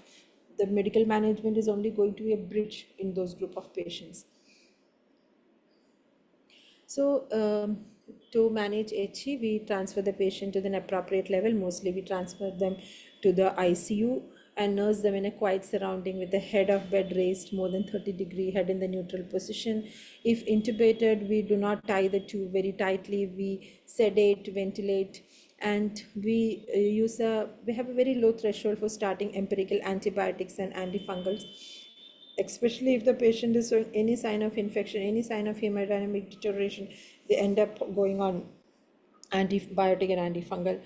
And if the patient is being shifted from a peripheral center to a higher center, then we should intubate and sedate the patient properly before transferring, because during transportation it is quite possible that the patient can cone. Other things, we have to normalize the biochemical variables, the sodium, magnesium, phosphate, potassium, and ensure that volume is replete. Suppose the patient has a so should we what should we do and what should we not do in a person if the patient is having hepatic encephalopathy and ALF? So what we should do is that we should put the patient on a mechanical ventilation, intubate the patient, especially if the grade is 3 or 4, or if there is a patient is grade 2, but the patient is looking like he's showing signs of worsening. What we do not do is, we do not give rifaximin, we do not give lactulose in this group of patients. We do not have to give prophylactic doses of anti-epileptic drugs, but of course if there is seizures, we should be doing a treatment.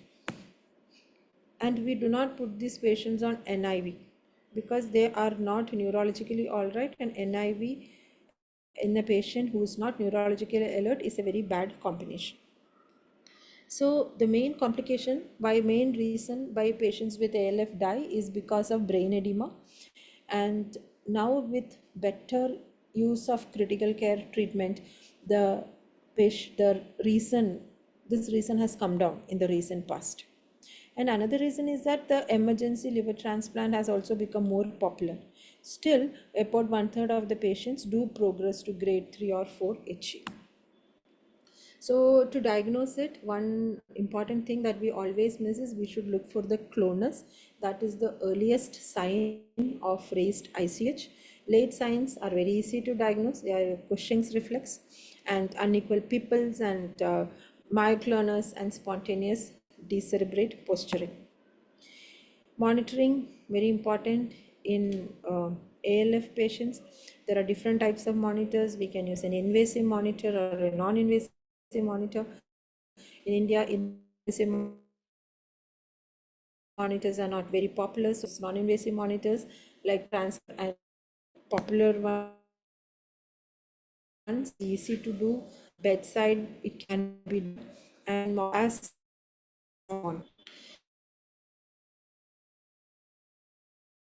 Biological level normal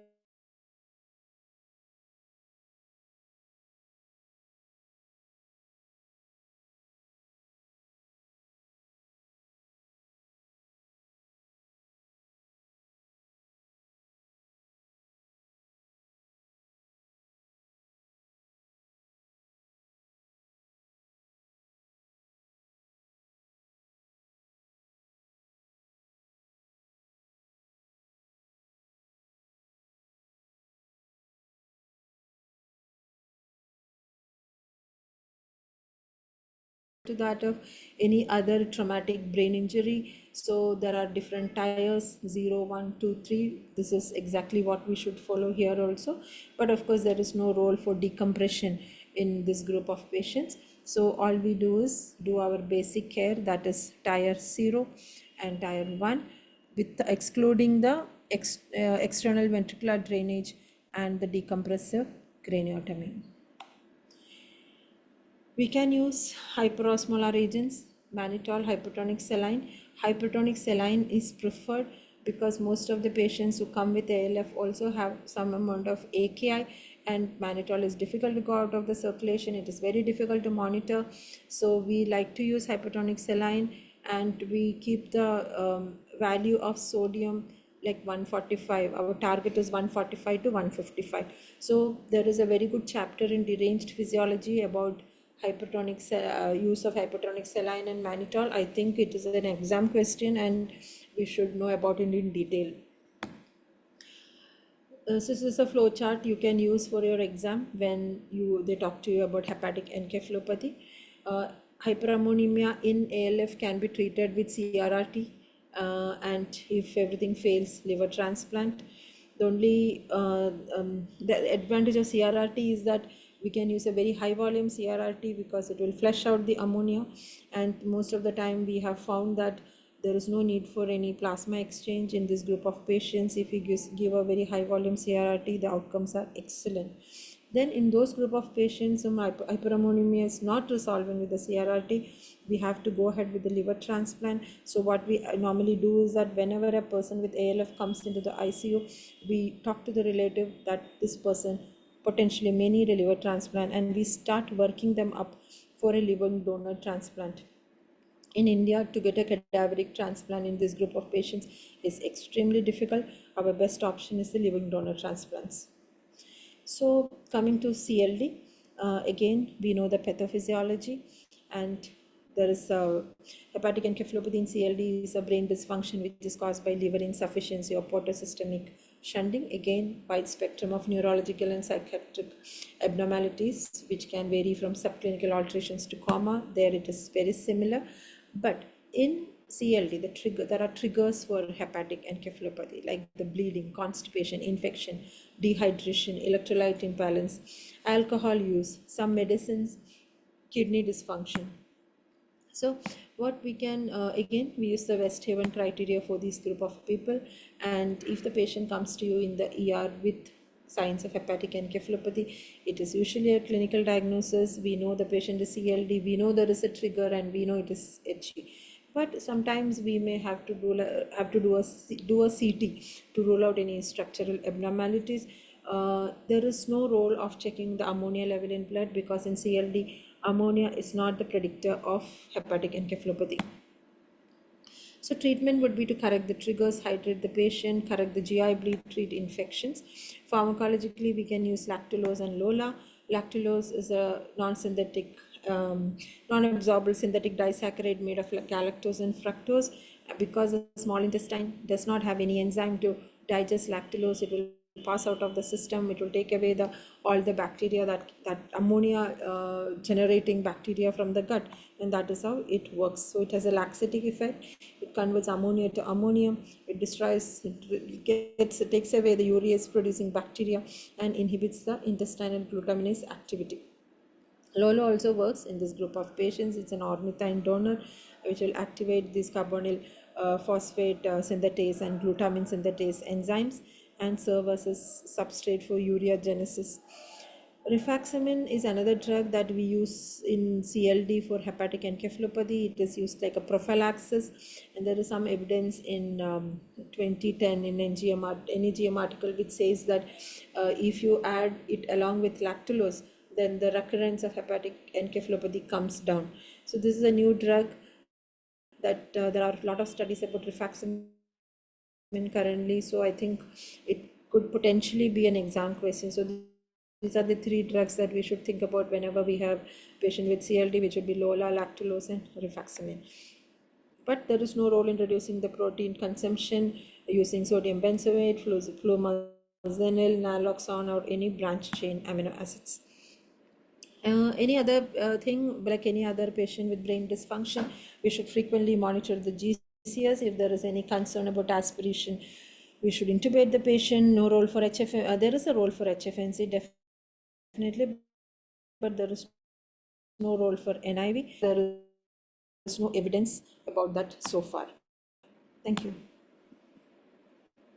Okay, madam. I think we can proceed with acute mesenteric ischemia also. Okay. Let me find the slides.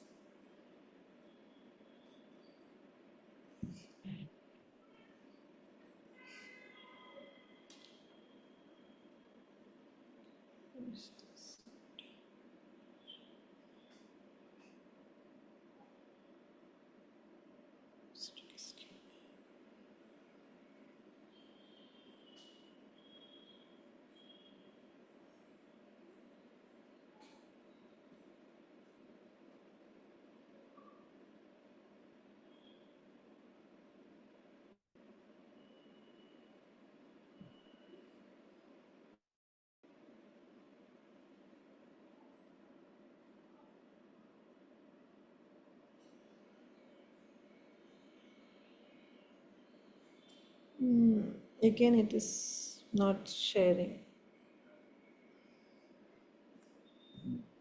We'll wait for 1 or 2 seconds. Yeah. Yeah, Last time it's automatically. it automatically share. I know. The Indian method is also not working. That's the worst thing. What's not working? Close, just close it and again share it Yeah, again. I'm trying. I'm trying. That's what the Indian method is. Please, ma'am. Please. Yeah, sorry. I'm so sorry. Thank you so much. Fine. Okay. So we talk about this. So we will start like a case presentation, because most of the time this will come as a case presentation, or even in your CBDs it may come. So the patient is a 45-year-old male with sudden abdominal pain after a meal, coming to the emergency, and he is a vasculopath because he has a history of IHD. Heart rate, blood pressure, heart rate is tachycardic, his blood pressure is borderline, and he's having very severe pain with guarding of the abdomen. And you do a VBG and you see that there is lactic acidosis with a lactic of 5.6, and the abdominal x-ray is not showing anything very interesting except some distended bubble shadows. So the question would be diagnosis of acute mesenteric ischemia, differential diagnosis, how to approach, and management. So by definition, it occurs when blood flow is inadequate to meet the metabolic demands of the colon or the small intestine. Can be classified as acute, chronic, occlusive, non-occlusive. Different causes are there, different numbers that we can by heart. And chronic mesenteric ischemia is due to gradual onset of arterial insufficiency. So the pathophysiology depends upon what is happening. If the patient is having an atrial fibrillation and there is an atrial thrombi, there could be an arterial embolism, or if it is a dissection of aorta, could be a arterial thrombosis which extends into the atherosclerotic mesenteric vessel. We can have a venous thrombosis in a patient who is having all the risk factors for a prothrombotic state. And very rarely, not rarely, it can also occur in a patient who's in a near terminal event because of the low cardiac output state. So this diagram is a beautiful diagram. I found it in deranged physiology. You can use it for your exams. It shows you the pathophysiology. If you draw this diagram, you don't have to write anything very complicated. So the thrombus emboli causing arterial occlusion, venous occlusion, non-occlusive mesenteric occlusion. So decreased blood flow, vasoconstriction of the mesenteric vessels, and further decrease in the blood flow due to the decrease in the blood flow through the collaterals.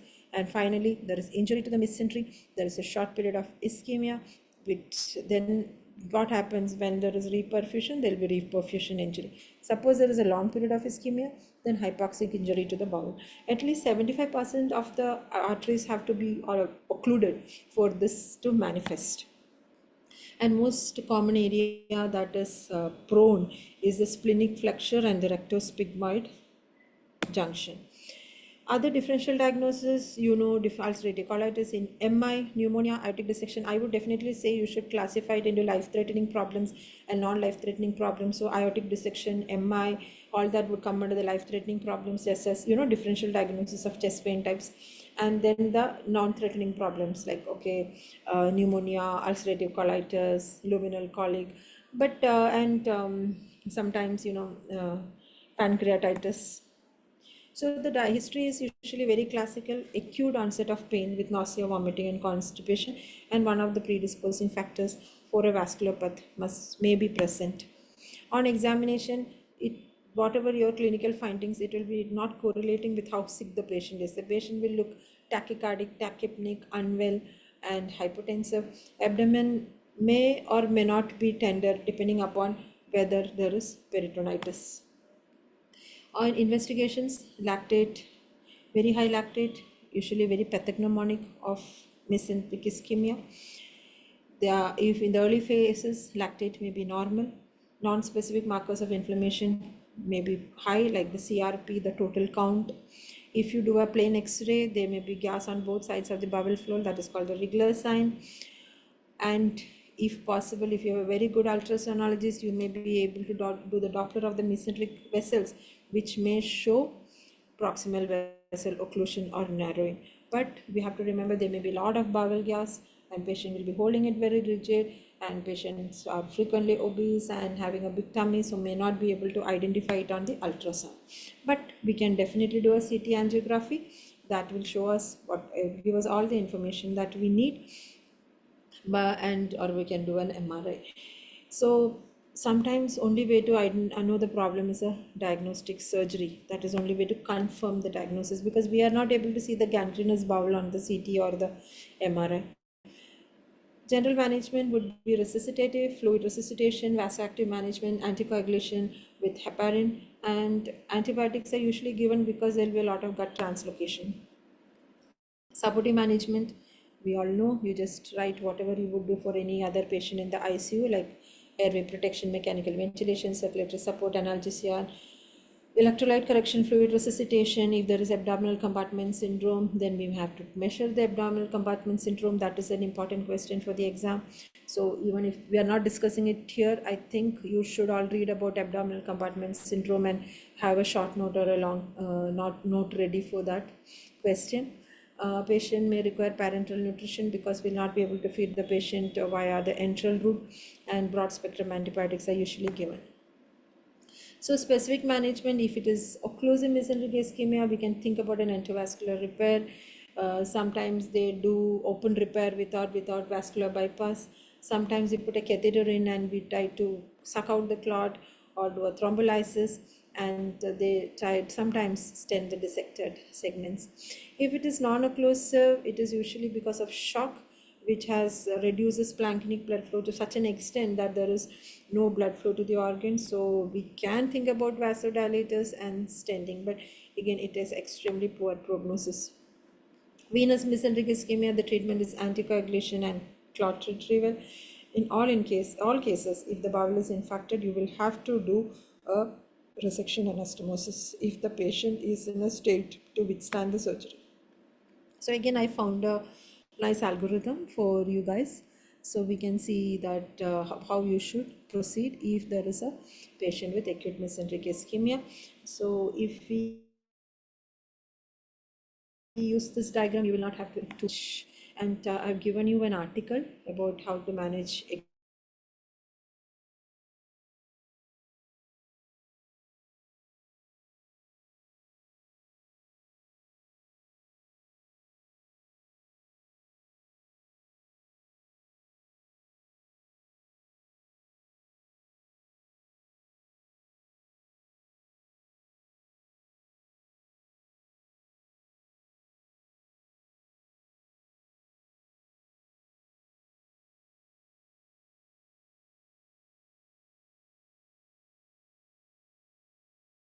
So you can see that any sort of critical illness actually is a very strongly factor. This diagram, so this tells you the pathophysiology on why there is a calculus cholecystitis. So you can see that whenever there is sepsis, heart failure, hemorrhage, or anything like that, we tend to use a lot of vasopressors, which reduces the splanchnic blood flow, which can cause gallbladder ischemia, and then the thick gallbladder wall can have some gangrenous areas. Similarly, when all these things are there and there is a dehydration, the bile becomes thick and viscous, and the bile salts become highly concentrated, and most of the time ICU diet, the patient is starving and there is no normal contraction of the gallbladder becomes hypotonic, and there is stasis of the bile, and there is a distended gallbladder. So whenever things are distended, they tend to break. The radiological and ultrasonic features would be a thickened gallbladder with some pericholecystic fluid and intramural gas. They can be a hyperdense bile sludge, sloughed mucosa, and gallbladder distension. So how do we manage acute calculus cholecystitis? Supportive care, antibiotics. We have to treat it like peritonitis, and drain the gallbladder. So the different ways of draining the gallbladder is either we do a percutaneous cholecystectomy, that is the preferred technique because it can be performed bedside with ultrasound, and it is fairly well tolerated, and it gives us a window to treat the peritonitis. After, if the patient is not so sick, we can think about a cholecystectomy, open or laparoscopic. Usually it is done after 4 to 6 weeks once the inflammation and adhesions are all better.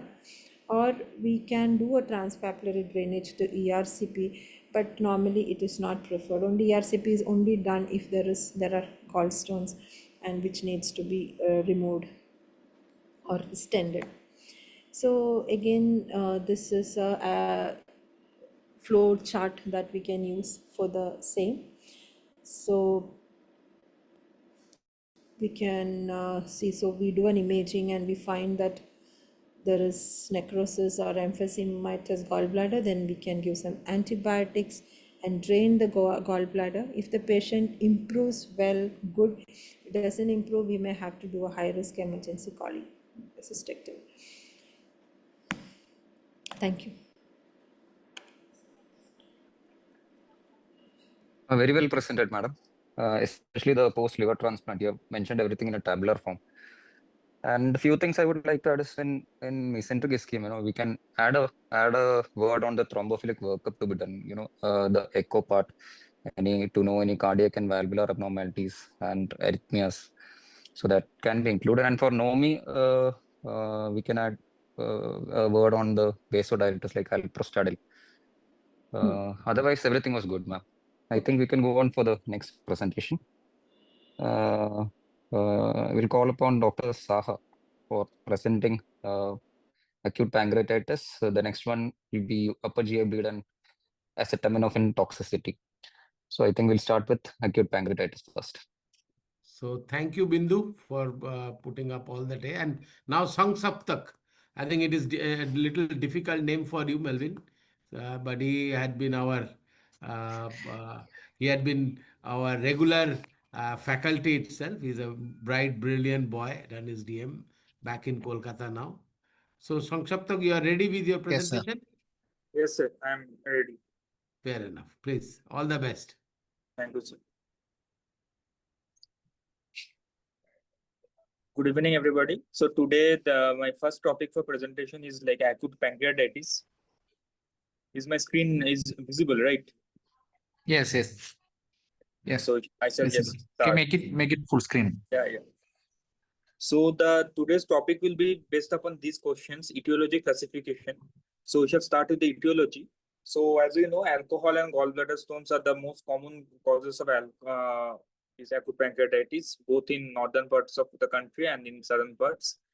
Etiology wise, apart from gallstones and alcohol, which comprises around 80% of the cases, these are the usual like known mnemonic: I get smashed. Apart from that, gallstones, it is ethanol, trauma, steroids, and some viral agents.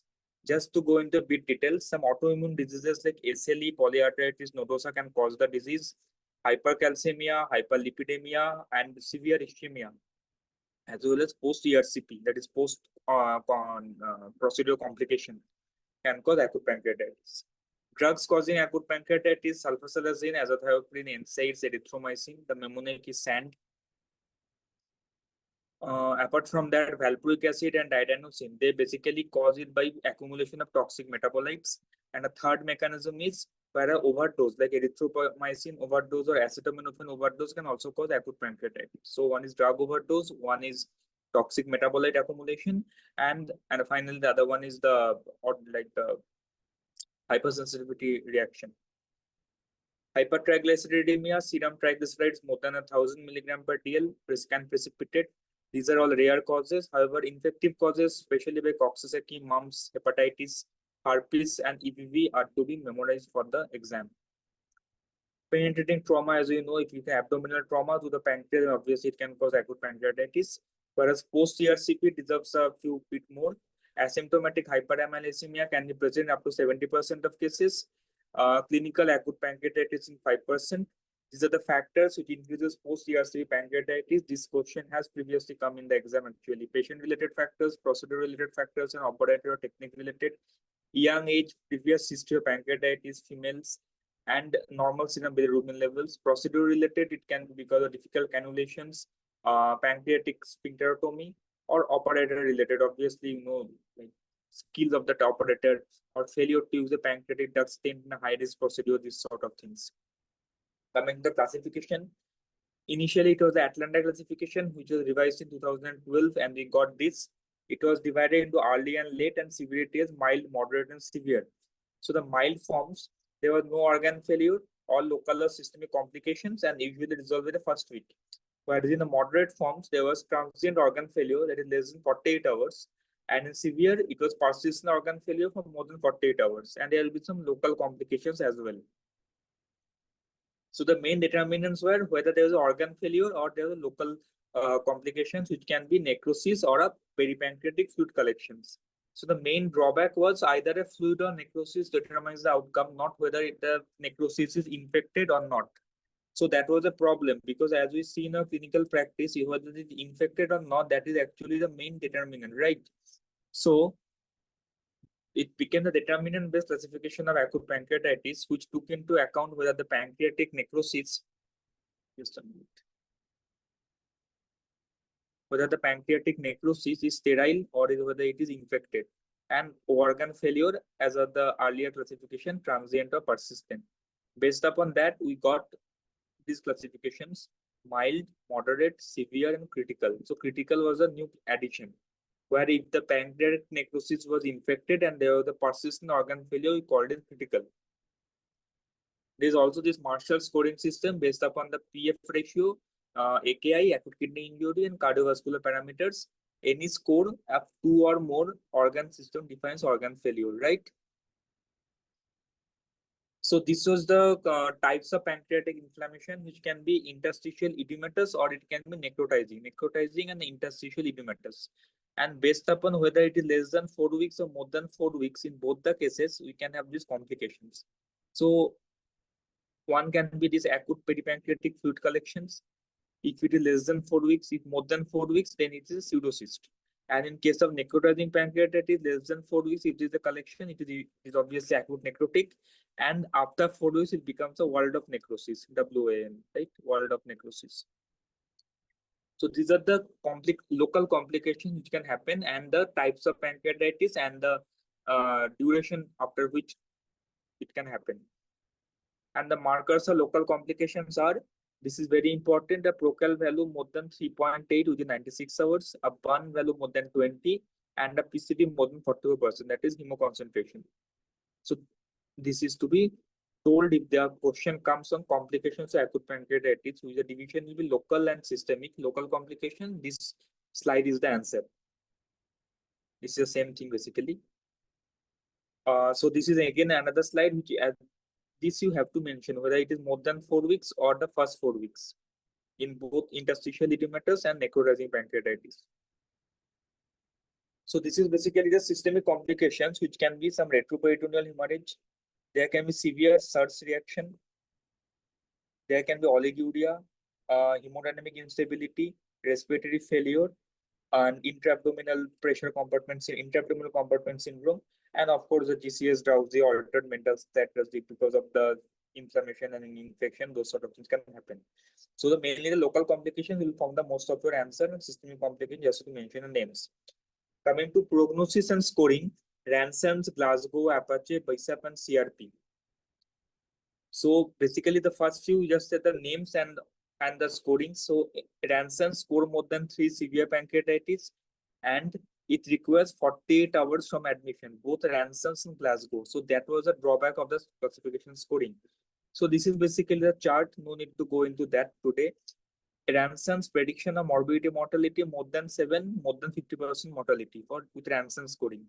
Whereas in IMRI Glasgow scoring, a 0 to 2 is mild and 3 or more is severe pancreatitis. So just the name and this classification, the basis of it is enough for the exam. Apache, again, a score more than 8, it can be severe acute pancreatitis. Coming to the BISAP, as we know, BISAP, we don't need to wait for the 24 hours or 48 hours, right? BISAP is the BUN, impaired mental status, SIRS reaction, age more than 60 years, and pleural effusion. A score 4 or 5 is associated with 7 to 12-fold increased risk of developing organ failure. So this is the BISAP classification, 0 to 5. It is associated with a mortality percentage, a score of 5 up to 25% mortality. Even if you can't remember the value, up to 25% mortality, remember, is good enough. So this is 25, this is 20, and this is just less than 10. So this is how I used to remember for my exam. These last 3, 4, 5 BISAP scoring classification mortality. CRP more than 150 is associated with pancreatic necrosis, and a procal level above 3.8 it predicts pancreatic dysfunction. So these values you need to remember. Because the classic score prognostic scoring for acute pancreatitis can come. CT-based severity index. There are 5 gradings on the basis of whether it is normal, whether it is a focal diffuse enlargement, based upon inflammatory change, number of collections, and the scoring system is there. And on the basis of necrosis, percentage of necrosis, again a scoring system is there. And on the basis of total scoring, we get a morbidity mortality rate. So the highest scoring is between 7 to 10, where the mortality is 17%, morbidity is 92%. CT severity index based upon this is a CT finding only, and this is a necrotic finding. So to combine both of them to get the final score, and based upon that we get a morbidity and mortality. So coming to the ICU management of acute pancreatitis, which will be covered in 4 things: fluids, nutrition, antibiotics, and escalation of surgical management. So first, the fluids. Fluids is basically same as any other case. So this is the protocol that we follow in acute pancreatitis. If the patient has presented with shock, then obviously we have to start from the resuscitation phase. Otherwise, we can start from the OSE, that is the rose. If it is patient is in shock, then we have to do the whole of the rose. And if patient is without shock, we need to do the OSE part. So OSE is obviously, as we know, optimization, stabilization, and evacuation. So first, resuscitation, rapid IV fluid bolus with the targets. And these are the targets which we shall discuss in next slide. Optimization, you have to continue IV fluids, and gradually you have to decrease to once the resuscitation goals are met. And we have to, of course, frequently reassess these values, map, lactate, urine output, and decrease the IV fluid rate if there are B lines on focus, if there is increased IAP, increased CVP, if you are measuring CVP. Focus is to be done regularly, if possible, twice a day in all cases of acute pancreatitis, because that will determine how to give the fluids. And if these things are happening, you have to increase the fluid rate, increasing hematocrit 1 value, patient is in shock, lactates, urine output, and you can also consider the capillary refill time. Stabilization evacuation as per protocol. So if you are if there is no advanced hemodynamic monitoring, the things to be considered are these: heart rate, MAP, urine output, and hematocrit. So hematocrit, anything more than 45%, patient is going into hypovolemia. Urine output should be maintained more than 0.5 ml per kg per hour. A heart rate target less than 120, and MAP, as you know, more than 65. Which fluids? RL over other fluids. That is the most recent guidelines. So this is the chart. I think all of you know this chart. This is the chart from the hemodynamic monitoring part, which can be used in the exam to write an answer on fluid management of acute pancreatitis also. I won't go into the details of this. And we can use any one of them. If you're not using invasive hemodynamic monitoring, I told you which to use. But if you're using invasive hemodynamic monitoring, then you can use pulse pressure variations, or we can also do passive leg raising test, provided the patient does not have any raised intra-abdominal pressure, right? So to sum it up, type of fluid should be the ringer lactate, which is better than NS, and amount of fluid we have to give on a patient-to-patient basis, and looking at the end goals parameters and doing regular focus. Monitoring, we have to see the urine output, hematocrit, and PAN. CVP is not a very good, but if we can use it along with the other measures. And duration of resuscitation, you have to be very careful. Otherwise, the patient will go into third spacing and further worsening. So next is nutrition. So nutrition, the basic concept is all patients with acute pancreatitis should be fed as early as possible, ideally within 24 to 48 hours. If the patient is stable enough, if it is mild, then we can start with oral diet, maybe some semi-solid diet. If it is moderately severe, we can go with on-demand oral diet in non-ICU cases. If the patient is in ICU, then always enteral nutrition when nasogastric tube maximum within 48 hours. We usually start by 24 hours, right? There is no benefit of nasogastric tube over, nasojejunal tube over nasogastric tube. And if the patient is not tolerating, we have to see why, any other causes why the patient not tolerating, like using prokinetic agents, using prokinetic agents, like those things. And we should not be relying on the gastric residual volume by itself to stop the oral feed or the nasogastric feed. If after everything we are trying, the nasogastric feeding is still not tolerated, only then parenteral nutrition. So this is the basic concept of feeding in a case of acute pancreatitis. So it is recommended to,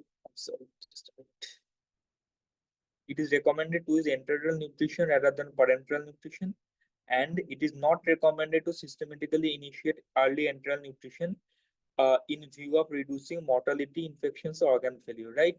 So it does not reduce the mortality or organ failure, but it should be started if we started within 24 hours. So first 24 hours, we may not start the nutrition, but both as per ASPEN and SPN guidelines, after 24 hours and by 48 hours, we should start the nutrition.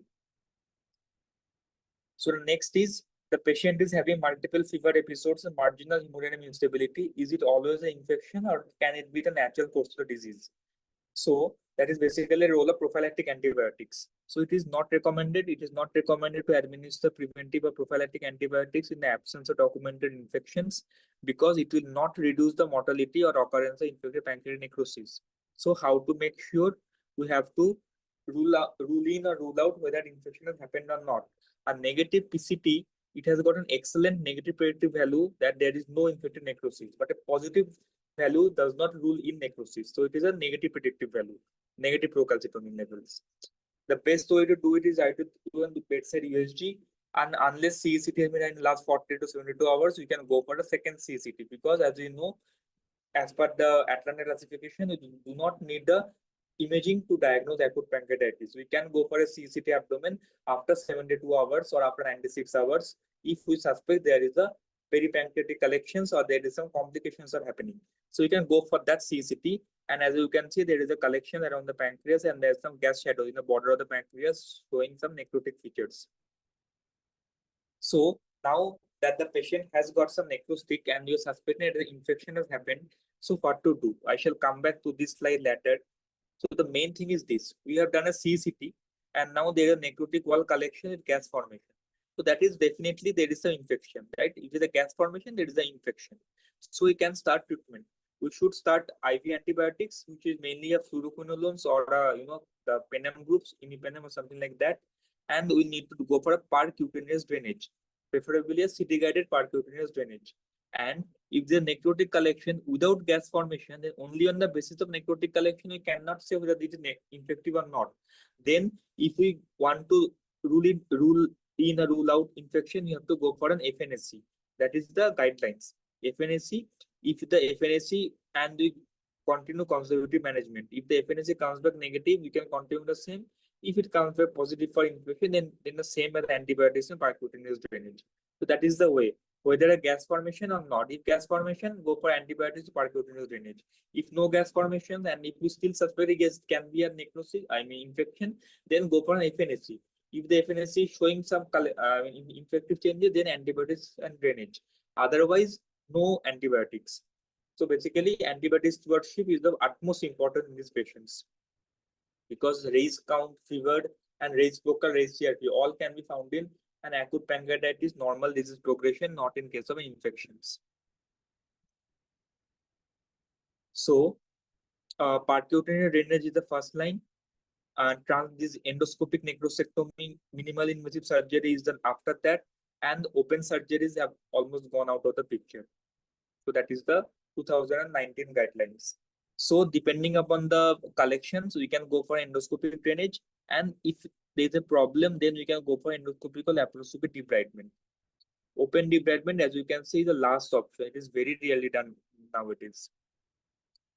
So now, what about gallstones and what about ERCP, role of ERCP?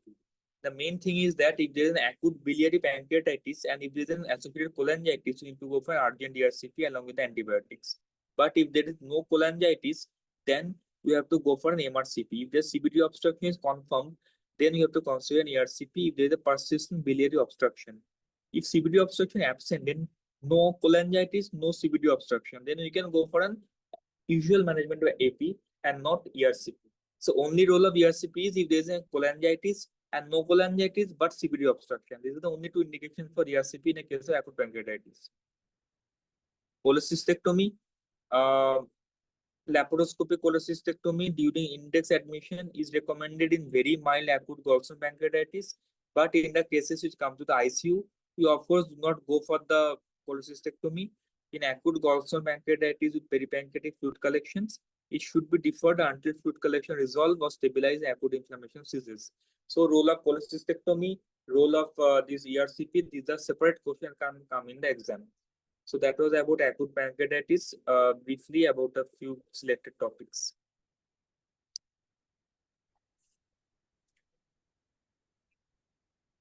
Dr. Extensive presentation. I think it will be worth mentioning some of the trials related to pancreatitis. One is the fluid trial, which is the waterfall trial, and in nutrition, the Python trial, early step-up nutrition versus on-demand feeding, which did not show any benefit. And about the probiotics, we have the proprietary trial, which showed mortality when given in acute pancreatitis. And one more trial was pointer trial, which is immediate versus delayed drainage of infected necrosis. And that in that also there was no difference in outcome. And in nutrition, we can add the amount of calories also, the 30 at least 30 kilocalorie per kg, and protein of about 1.2 to 1.6 gram per kgs. Otherwise, it was an extensive presentation. We can go on for the next topic, per GI bleed. Thank you. So the next topic is upper GI bleed. So upper GI bleed will be covered on the basis of non-gastric, non-variceal bleed and variceal bleed. So firstly, these are the topics which will be covered today. So first is risk stratification based on the Glasgow score or the Glasgow Blatchford score. As we know, the GBS score of 0 to 1, sensitivity 99%, to rule out any further complications. We can discharge these patients. However, if the score is 2 or higher, then you have to always admit the patient. So this is the admission criteria basically. Then initial management, apart from there's the basics, vitals, air protection, breathing with require oxygen, circulations, of course, cannula and the fluids and blood products we need to give. Blood product management is very important apart bleed. Okay. So now a bit in details, fluids, Christmas, chest and Succex trials have shown that crystals are to be preferred. NS versus balanced salt solutions, smart salted and split trials have shown that balanced salt solutions will be preferred. Restrictive versus liberal, as you know, restrictive strategy combined with an inotropic agent and early giving of the replacement of the correction of coagulopathy and replacement of the PRPC. So that will be enough. So when do you need to transfuse the blood? Liberal transfusion basically increases the portal pressure and coagulation arrangements, further increasing the mortality. So the cutoff is 7, unless the patient is actively bleeding and going into shock, right? As in other cases, there is nothing different here. So apart from other blood, for the other blood products, platelets, the target platelet count is more than 50,000. There is no role of prophylactic platelet transfusions. FFP, again, no role of prophylactic FFP transfusions. Factor 7 is not recommended, no role of tranexamic acid. So the usual advice or most of the ICU guidelines. For upper GI bleeding is one of the cases where you always use a take or a rotem-based techniques. For the theoretical purpose, we just do mention the names mostly. However, there are no standard guidelines as of yet. Regarding if the patient is already on anticoagulants and antiplatelets, then we need to reverse them. We need to give vitamin K antagonists. So sorry. If the patient is a vitamin K antagonist, need to give vitamin K and prothrombin complex concentrate. FFP, which is not available. And for DOACs, there's a specific reversal agent which can be used. However, more commonly, the patients are antiplatelets. If the patient is on aspirin for primary prophylaxis, you can withhold them. For secondary prophylaxis, better to continue with them. And of course, after consultation with the cardiologist, right? We always do that for a multidisciplinary team. And if the patient is on dual antiplatelet therapy, we can continue the aspirin and stop the other one, either clopidogrel or the ticagrelor or ticlopidine.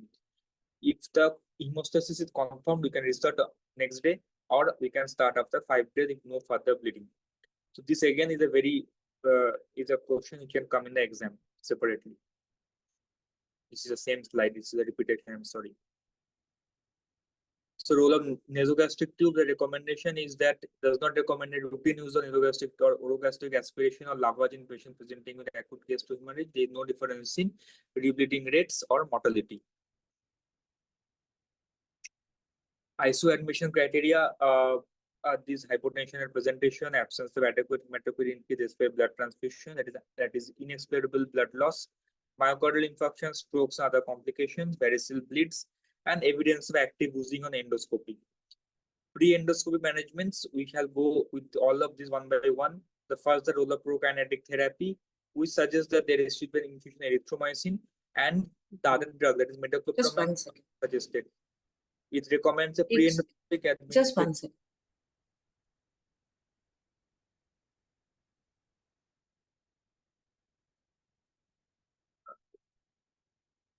Like continue.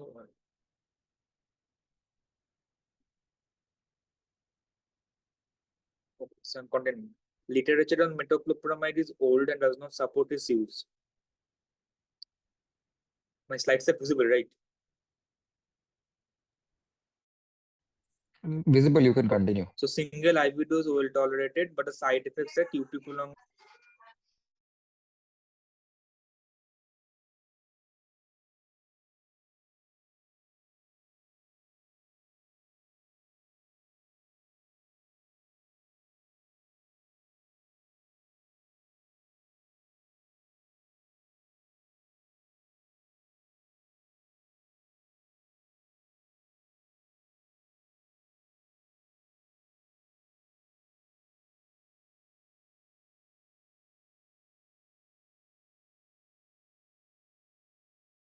Suggests that pre-endoscopic high-dose PPI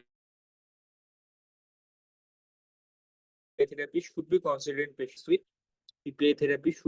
patients with acute upper GI hemorrhage. So what about timing for endoscopy, which is very controversial, right? So within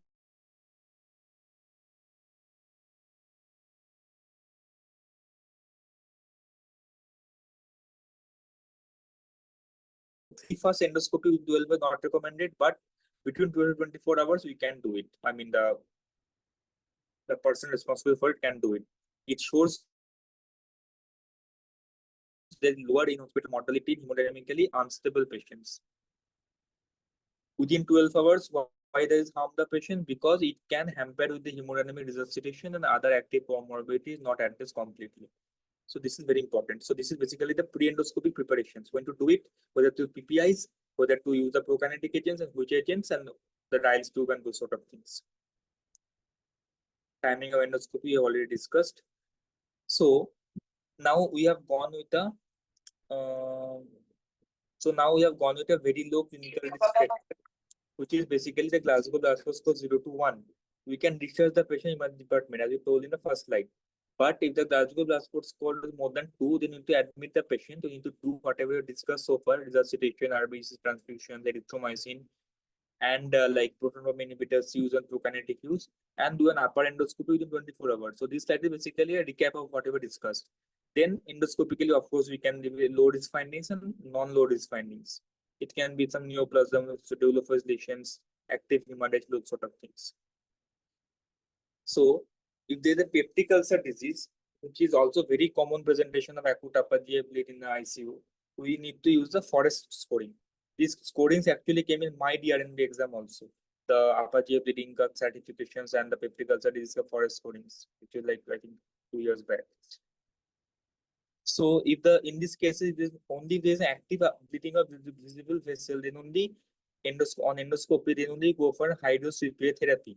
Or if there is an adherent clot, we go for hydroxyurea therapy. Otherwise, we go for a standard PPA therapy. So it's very important to follow up what the gastro team is finding on endoscopy therapy. On the basis of that, we can actually give the hydros or standard PPA therapy.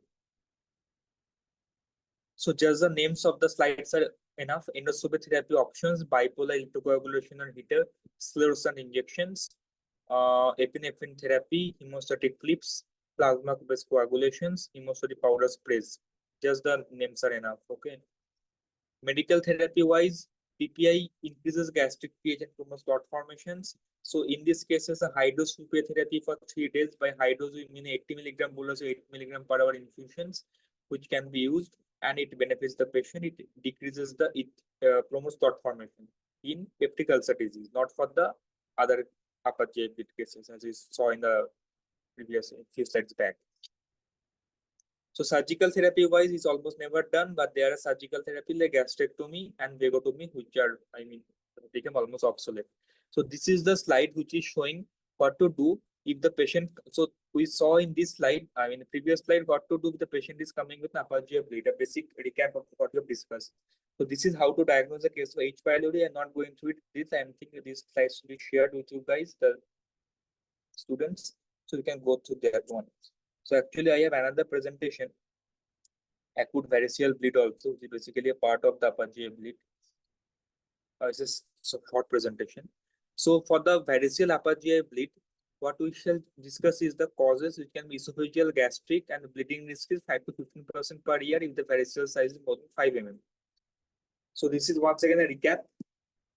Initial assessment: history, physical, blood exam, cultures, basic resuscitation with the ABC protocols, hemoglobin threshold of 7 grams, immediate start of drug therapy with the somatostatin or terlipressin, antibiotic prophylaxis. It is one of the rare cases causes in critical care medicine where antibiotic prophylaxis actually has got a mortality benefit. We shall discuss this in the next 2 slides.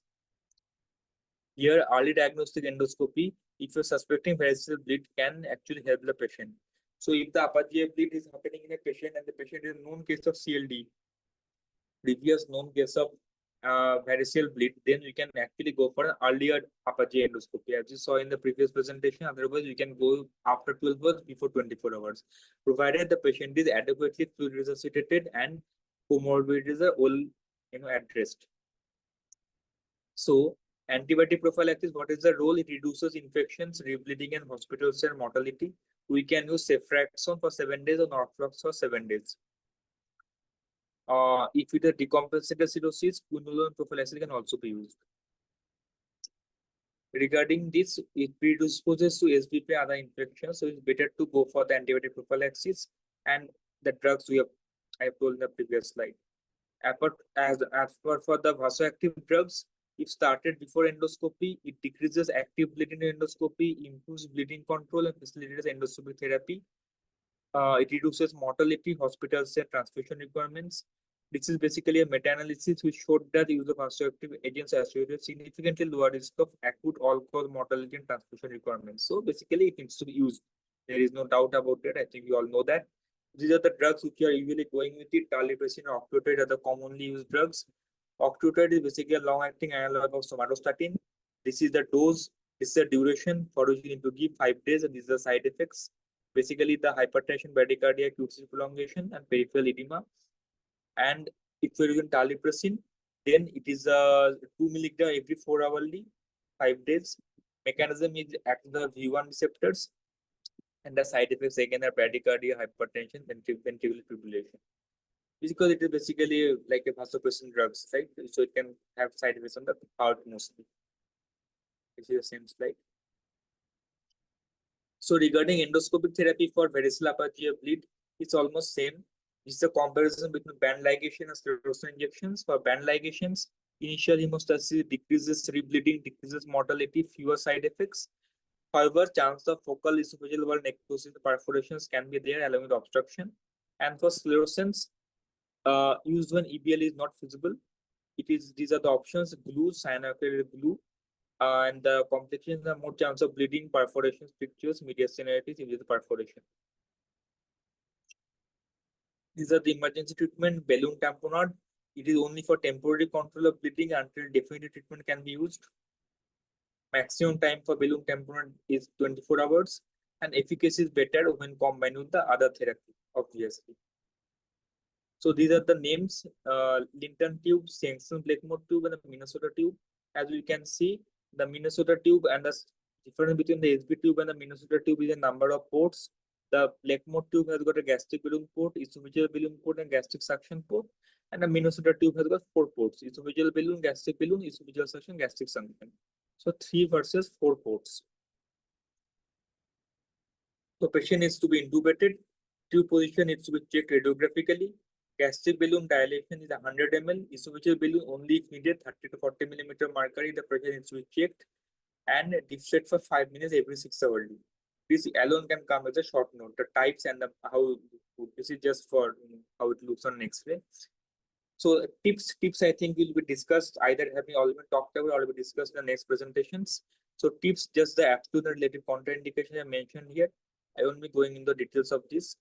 And again, this is the BRTO, balloon occluded retrograde transvenous obliteration, which is a very modern treatment for the control of bleeding. For prophylaxis, primary prophylaxis, you can use this. There is no difference between actually in EVL and NSSB. For secondary prophylaxis, however, non-selective blockers by combined with EVL is superior. Sorry for going so fast, but it's a very extensive topic and very frequently asked. I can move on to the next topic if like. Next is acetaminophen toxicity. You can move on to the next topic. So regarding acetaminophen toxicity, so main factors influence. So there are 3 questions that can come: factors influencing toxicity, what are the drug levels and how to manage, and then short note on NAC-based treatment of this toxicity. So factors influencing toxicity, first is ethanol, which basically acute injection decreases toxicity, but chronic injection increases the toxicity. For clinical manifestations or toxicity, acute overdose can result in 24 hours of first dose and repeated suprachoroidal injection, which is basically multiple injections over 24 hours can also happen. So if it is acute overdose, it basically happens over 4 stages. As you can see, stage 1 is first 24 hours, stage 2 is up to 72 hours, stage 3 the first 4 days, which is the main clinical manifestation stage, and after that up to 2 weeks it becomes stage 4. So what happens in stage 3 is that there can be recurrence of stage 1 and all the complications, encephalopathy, jaundice, anuria occurs in this stage 3. HGO to HGP level reaches the maximum value. There can be metabolic acidosis, coagulopathy, and of course AKI and renal failure. Stage 1, basically these symptoms are anorexia, nausea, vomiting, so very non-specific, and lab findings will mostly be normal. So it is only after 24 hours whether this lab finding starts to appear. So this is a rheumatoid method nomogram, which is only for acute known injection within 24 hours. It is not for this RSTI, repeated supratherapeutic injection. So there are two lines, treatment lines and treatment line. So if anything is above the treatment line, 25 mics per ml after 16 hours of injection is the value where we need to give the NAC. If it is below that, we can go away without giving the NAC. So that is the use of this nomogram.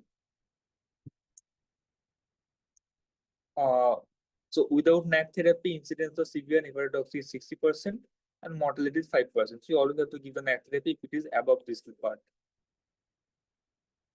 Whereas this is a revised nomogram, the treatment line is 23% lower than the original treatment line. So now we are giving NACs for lower values also, right?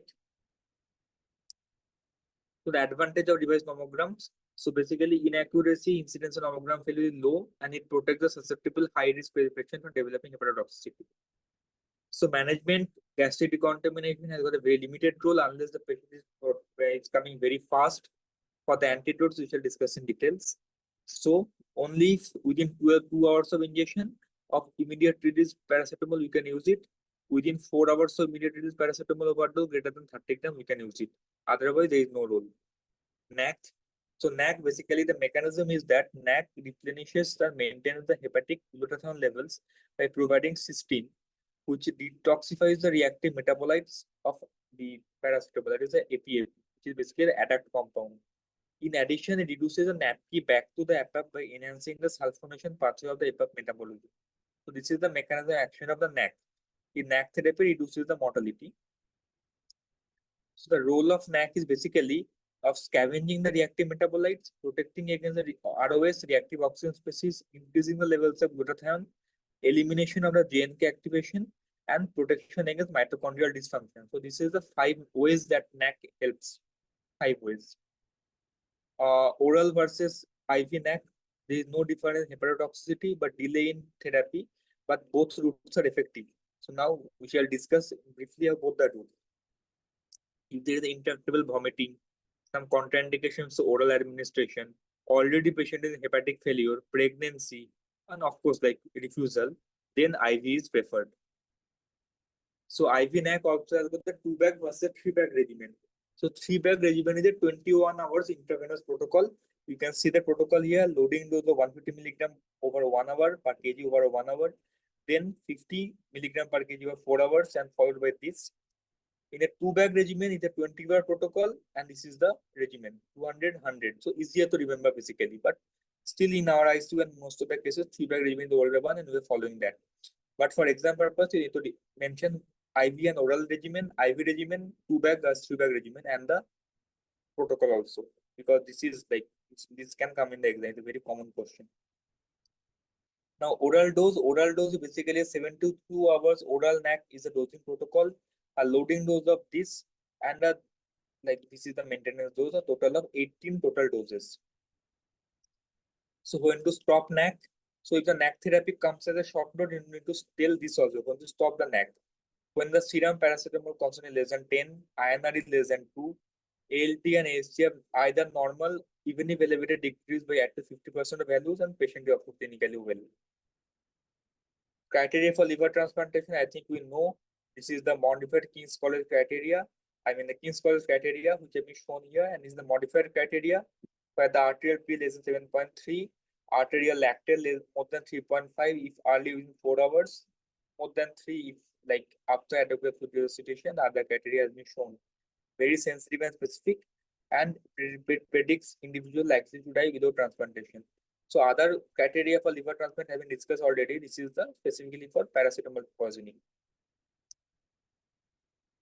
So acute single injection versus repeated supratherapeutic injection. So NAC is not for repeated supratherapeutic injection, right? So this is the definition of repeated supratherapeutic injection. Recommendations are that patients who present early should be given activated charcoal. At risk of hepatotoxicity should receive IV like N-acetylcysteine, and nomogram should be used to assess the need for treatment in acute cases. Main change is that the 2-bag acetylcysteine regimen has come into the view. Massive paracetamol overdose should be managed with the increased dose And all potentially toxic modified release paracetamol injection should receive a full course of N-acetylcysteine. Previously, there was some doubt whether they should receive the full dose or not. Now there is no doubt. So these are the recent changes which have come in the NAC therapy guidelines in paracetamol toxicity. So this is basically a slide which is showing it in some detail what is being discussed till now. And this is the modified release paracetamol management. And finally, the management of repeated supratherapeutic management. This I wanted to discuss separately. So if the paracetamol concentration less than 20 and less than 50, no further management. If it is not so, then give NAC. So previously in all cases RSTI, you were not using the nomogram, but you are giving a NAC. Now separate guideline has come when to give NAC and not to give NAC. And then after giving NAC, you have to measure the paracetamol and ALT level after 8 hours. If your concentration is more than 10 or more than 50, you have to continue this over 16 hours until the stopping the criteria is met. Stopping criteria is this.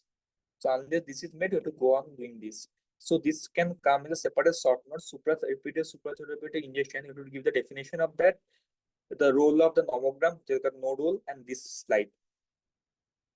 Role of hemodialysis, it has got pretty minimal role. Intermittent hemodialysis can be preferred if the patient is gone into AKI. Thank you. That's the end of my presentation.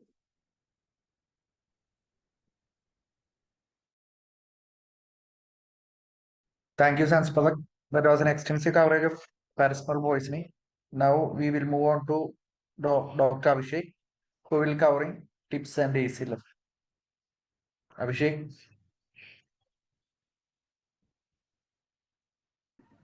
Is my screen visible?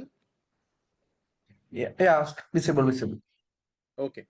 So moving on to the next session without taking much of your time.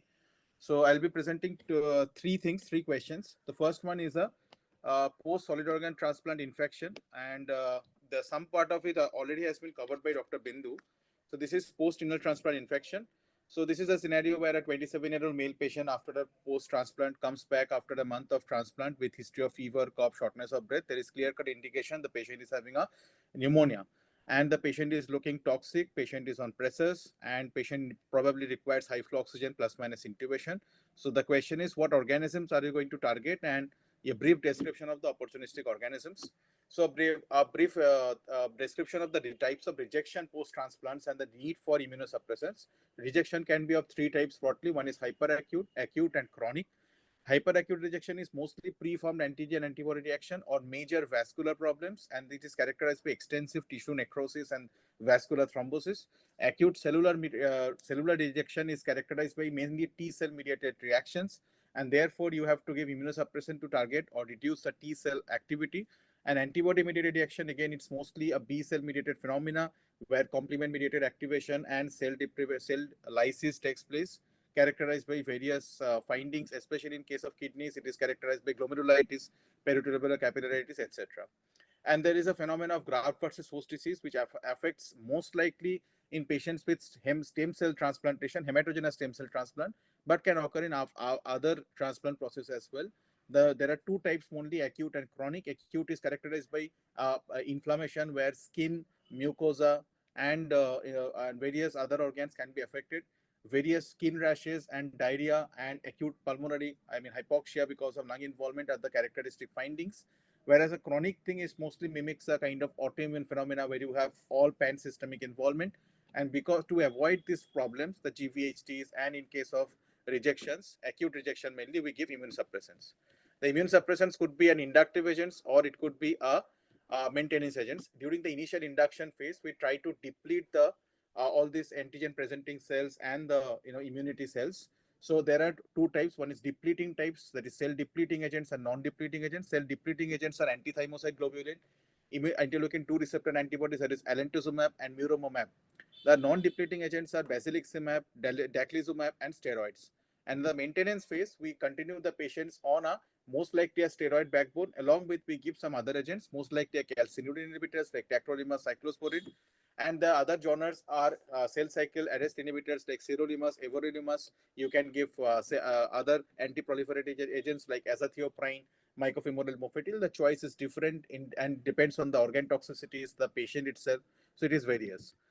First of all, coming to particular management for this patient, if the question comes, you describe that the primary approach would be an ABCDE based approach. You apply oxygen. Since the patient is immunocompromised, probably in hypoxic failure, you prefer HFNC. You start with vasopressors and antibiotic as per the sepsis guidelines. And you said all the cultures, since the patient is having pneumonia, you try to take a lower respiratory tract sample. Now, what are the organisms we are focusing? So there are three phases post-transplant which are important. One is the phase 1, which is less than a month. The next phase is phase 2, which is 1 to 6 months, and phase 3 is more than 6 months. We can remember this as a mnemonic, that is SOT. A stands for surgery, O stands for opportunity, and T stands for troublemaker. So surgical agents or post-surgery related complications, catheter-related complications, anastomotic leaks, catheter-related complication, hospital-acquired pathogens, and the drug-resistant organelles like spikes pathogens, like Staphylococcus, multi-resistant Pseudomonas, all the enterobacterials, all the carbapenem-resistant organisms, Acinetobacter are the major source of infection in these cases. So in this case, we have to cover for mainly the gram-negative MDR pathogens, mainly the gram-positive MDR pathogens like Staphylococcus, Enterococcus, and the invasive fungal infection, especially the candidal cover. When it comes to the 1 to 6 months post-transplant period, it is characterized by two types. If the patient, most likely this patient is on some sort of a prophylactic therapy. So if the patient is on cotrimoxazole for the PCP pneumonia cover, then it automatically covers three other organisms. Other than PCP, it also covers toxoplasma, it also covers listeria. So these two organisms or opportunistic infections is rare if the patient is on cotrimoxazole. So with this prophylaxis, what are the common things? Polyoma virus infection, BK virus infection, especially in kidney transplants. You can have all the opportunistic infections like you see in an HIV patient. You can have Cryptococcus neoformans, Mycobacterium tuberculosis, and Mycobacterium other than tuberculosis infection. You can have fungal infections like Aspergillus and viral reactivation in the form of CMV reactivation, herpes simplex reactivation, varicella zoster reactivation, etc. And if you don't have a cotrimoxazole prophylaxis, you can have anything of all these opportunistic pathogens that you see in an HIV infection. More than 6 months, it's troublemakers which are usually seen in our daily lives. So it's the community acquired pathogens. Along with there, sometimes the breakthrough of infections like CMV, PCP, opportunistic infections, which are mentioned in 1 to 6 months period, can also be seen in this category. So the immunity and the nature of immunosuppression is determined by various factors like donor-derived factors. What is the level of immunosuppression? What particular agents are we giving? Are we giving a lymphocyte depleting agents? Are we giving a neutrophil depleting agents? What is the eosinophil count? What particular organ is being harvested and transplanted? And finally, the patient's vaccination status, patient's immunization status. If the patient is CMV negative and you are giving a positive donor, the patient is most likely going to have a CMV disease. So key concerns are mostly antimicrobial therapy, good collection of culture specimens, adequate end organ function assessment, and side effect of the drugs we have to look out for, and the drug interactions, which I've added one or two slides in the later. So one or two important opportunistic infection. One is cytomegalovirus. This is nothing but HHV6. This is mostly present in everyone, be it immunocompromised or immunosuppressed. So if you're going serology wise to diagnose CMV, you will not be able to do it.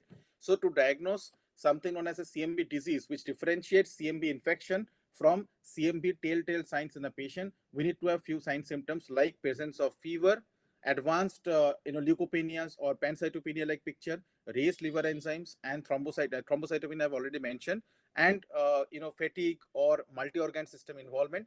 And the background is important. You need to have a quantitative PCR positive for CMV, or you need to have a specimen sampling which shows there is clear-cut inclusion, large inclusion bodies.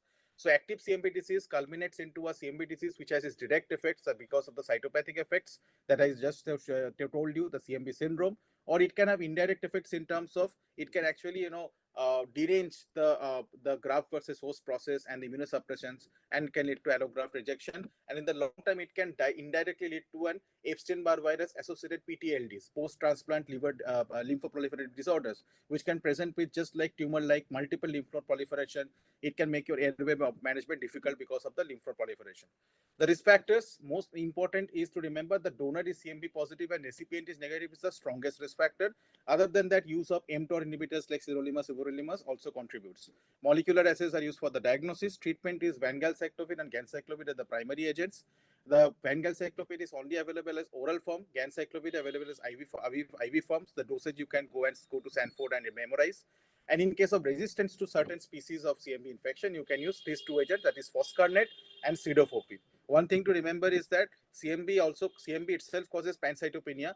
Valganciclovir itself also causes pancytopenia. So whether you have to titrate the balance between a viral reactivation versus the drug-induced toxicity in these patients. The second most common infections opportunistic is candidiasis, of course. So you get all forms of candida species in these patients, and the risk factors is mostly a mucosal breach because of multiple lines, broad spectrum antibiotics, anastomotic leak, GI sepsis, total parenteral nutrition, etc. We can all know about the candida risk coding system. So the candida code, the corrected colonization index, multiple indexes are there. You can calculate and write it down in your chart. And when you have a suspicion, patient is non-responding to the broad spectrum antibiotics and these risk factors are present, you start off with preferably echinocandins because these patients are sick. And in this patient, especially the patient is on vasopressors. The type of echinocandin, or you are using an poly, that is an amphotericin B, that is determined by the nature of the species. So some of the candida species are sensitive to echinocandin, some are not. So the details you can read up later. And the most important of the the threatful organism that is now coming up is a Candida auris, and it is very common nowadays in ICUs to find Candida auris. It is hazardous because it is known to have multi-drug resistance. It is very infective. It can spread across the whole ICU within a week. So you need to read about Candida auris as well.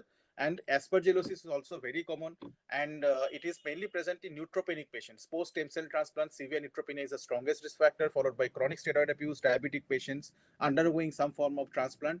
Post transplant, they can have aspergillosis in any part of the body. So primary predilection is for the lung, so tracheobronchial and the pulmonary aspergillosis, but you can have disseminated aspergillosis, and you can have brain abscess, you can have hepatosplenic abscess, skin aspergillomas, and you can have variety of presentations. So to pinpoint the diagnosis, you need to have a molecular based test, and you need to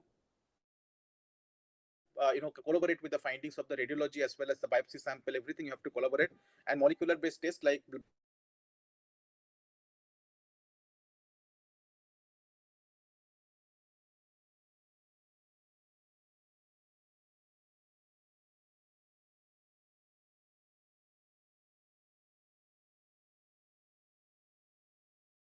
from there onwards.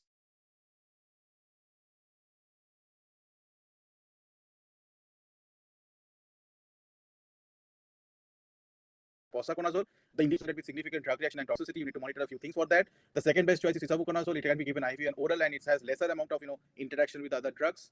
And the third will be a posaconazole. Posaconazole IV oral, both can be given. It is a fallback option, but nowadays trials are coming up as the first line agent of use of posaconazole.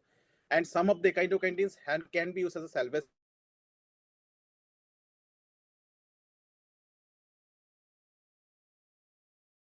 For example, in pregnancy, finally, one question was asked on the mucormycosis and its entire spectrum. So do read about this in a separate case as well.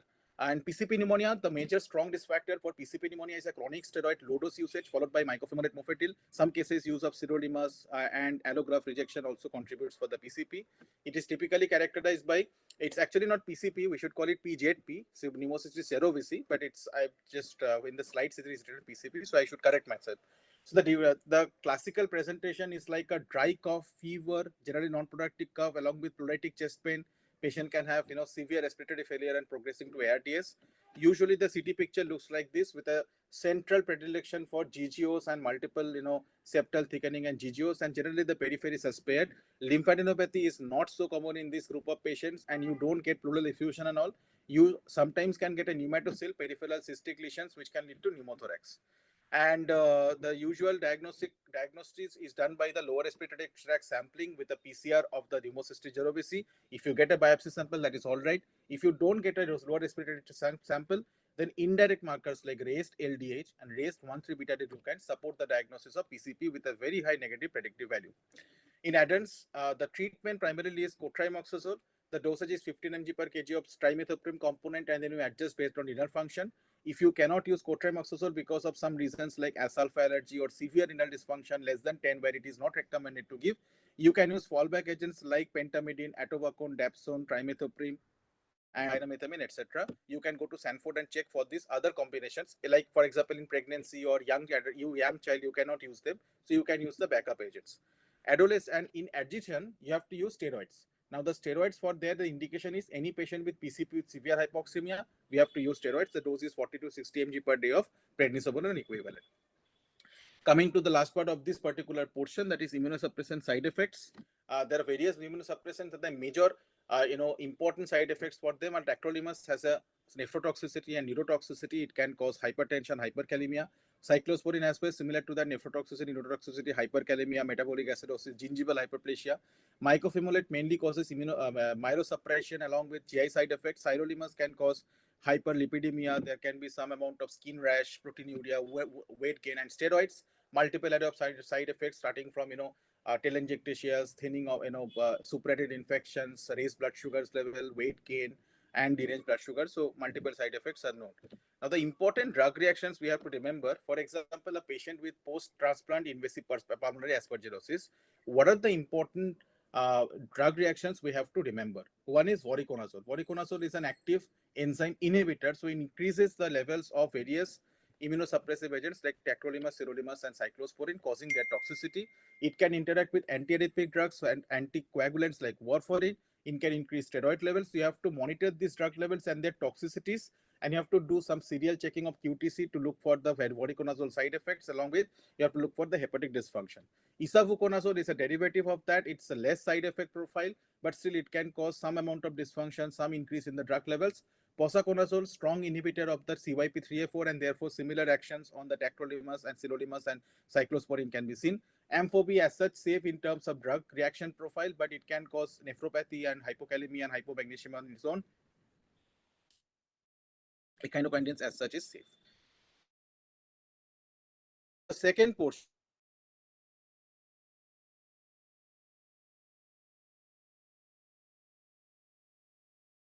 topic, that is TIPS, jugular intrahepatic photosystemic shunt. You all know about the procedure when it is done. I have added a brief description in details about the procedure intricacies. Indications, it is TIPS is done to divert the portal venous blood to the hepatic vein, done in case of severe portal hypertension. It is done in case of critical bleed. It can be done in acute setting as well when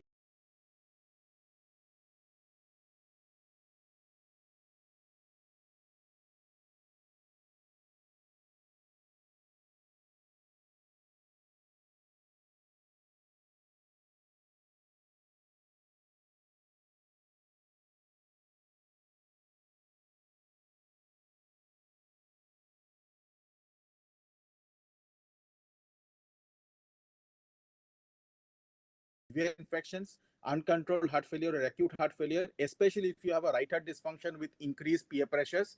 And for gastric varices, if you have a splenic vein thrombus, then you do a bypass, it will not work. So there are some case-to-case scenarios where it doesn't work, and in extremely advanced CLD patients with CTP of say B or C or MELD score of more than 18, the success rate is less. It is only done for the compassionate use. Now, how do you do it? So before the procedure, you prepare, you draw some blood samples, CBC, quack profile, etc. The targeted INR before starting the procedure is less than 5. Ideally, it should be less than 2. Platelet should be more than 50,000. So you optimize the patient, you calculate the CTP and the MELD scoring system, take adequate consents. Then you do a basic CT or ultrasound to look at the hepatic vein and the portal vein architecture to decide upon what kind of stent and vascular sheaths you are going to place. The essential devices include, the first is the stent, of course, which is a covered. The name for the stent is Viator. It's a brand name. Viator. It's a covered stent. It is resist oil itself, and you can use various forms of catheters and sheaths in order to to negotiate through the portal vein and finally place the stent, and various transducers, pressure transducer, and angioplasty balloon.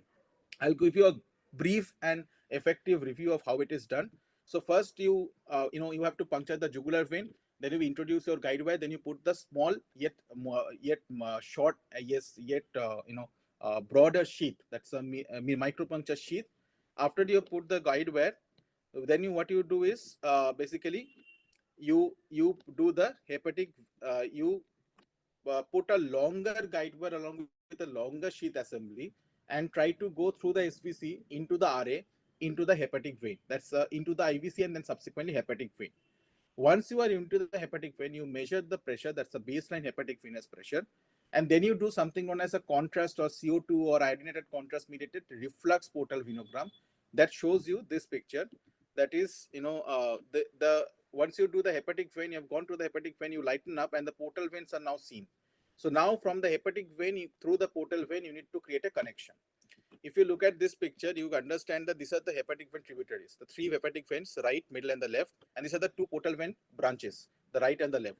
So most commonly, we cannulate the hepatic vein on the right side or the middle one and try to go to the right portal vein.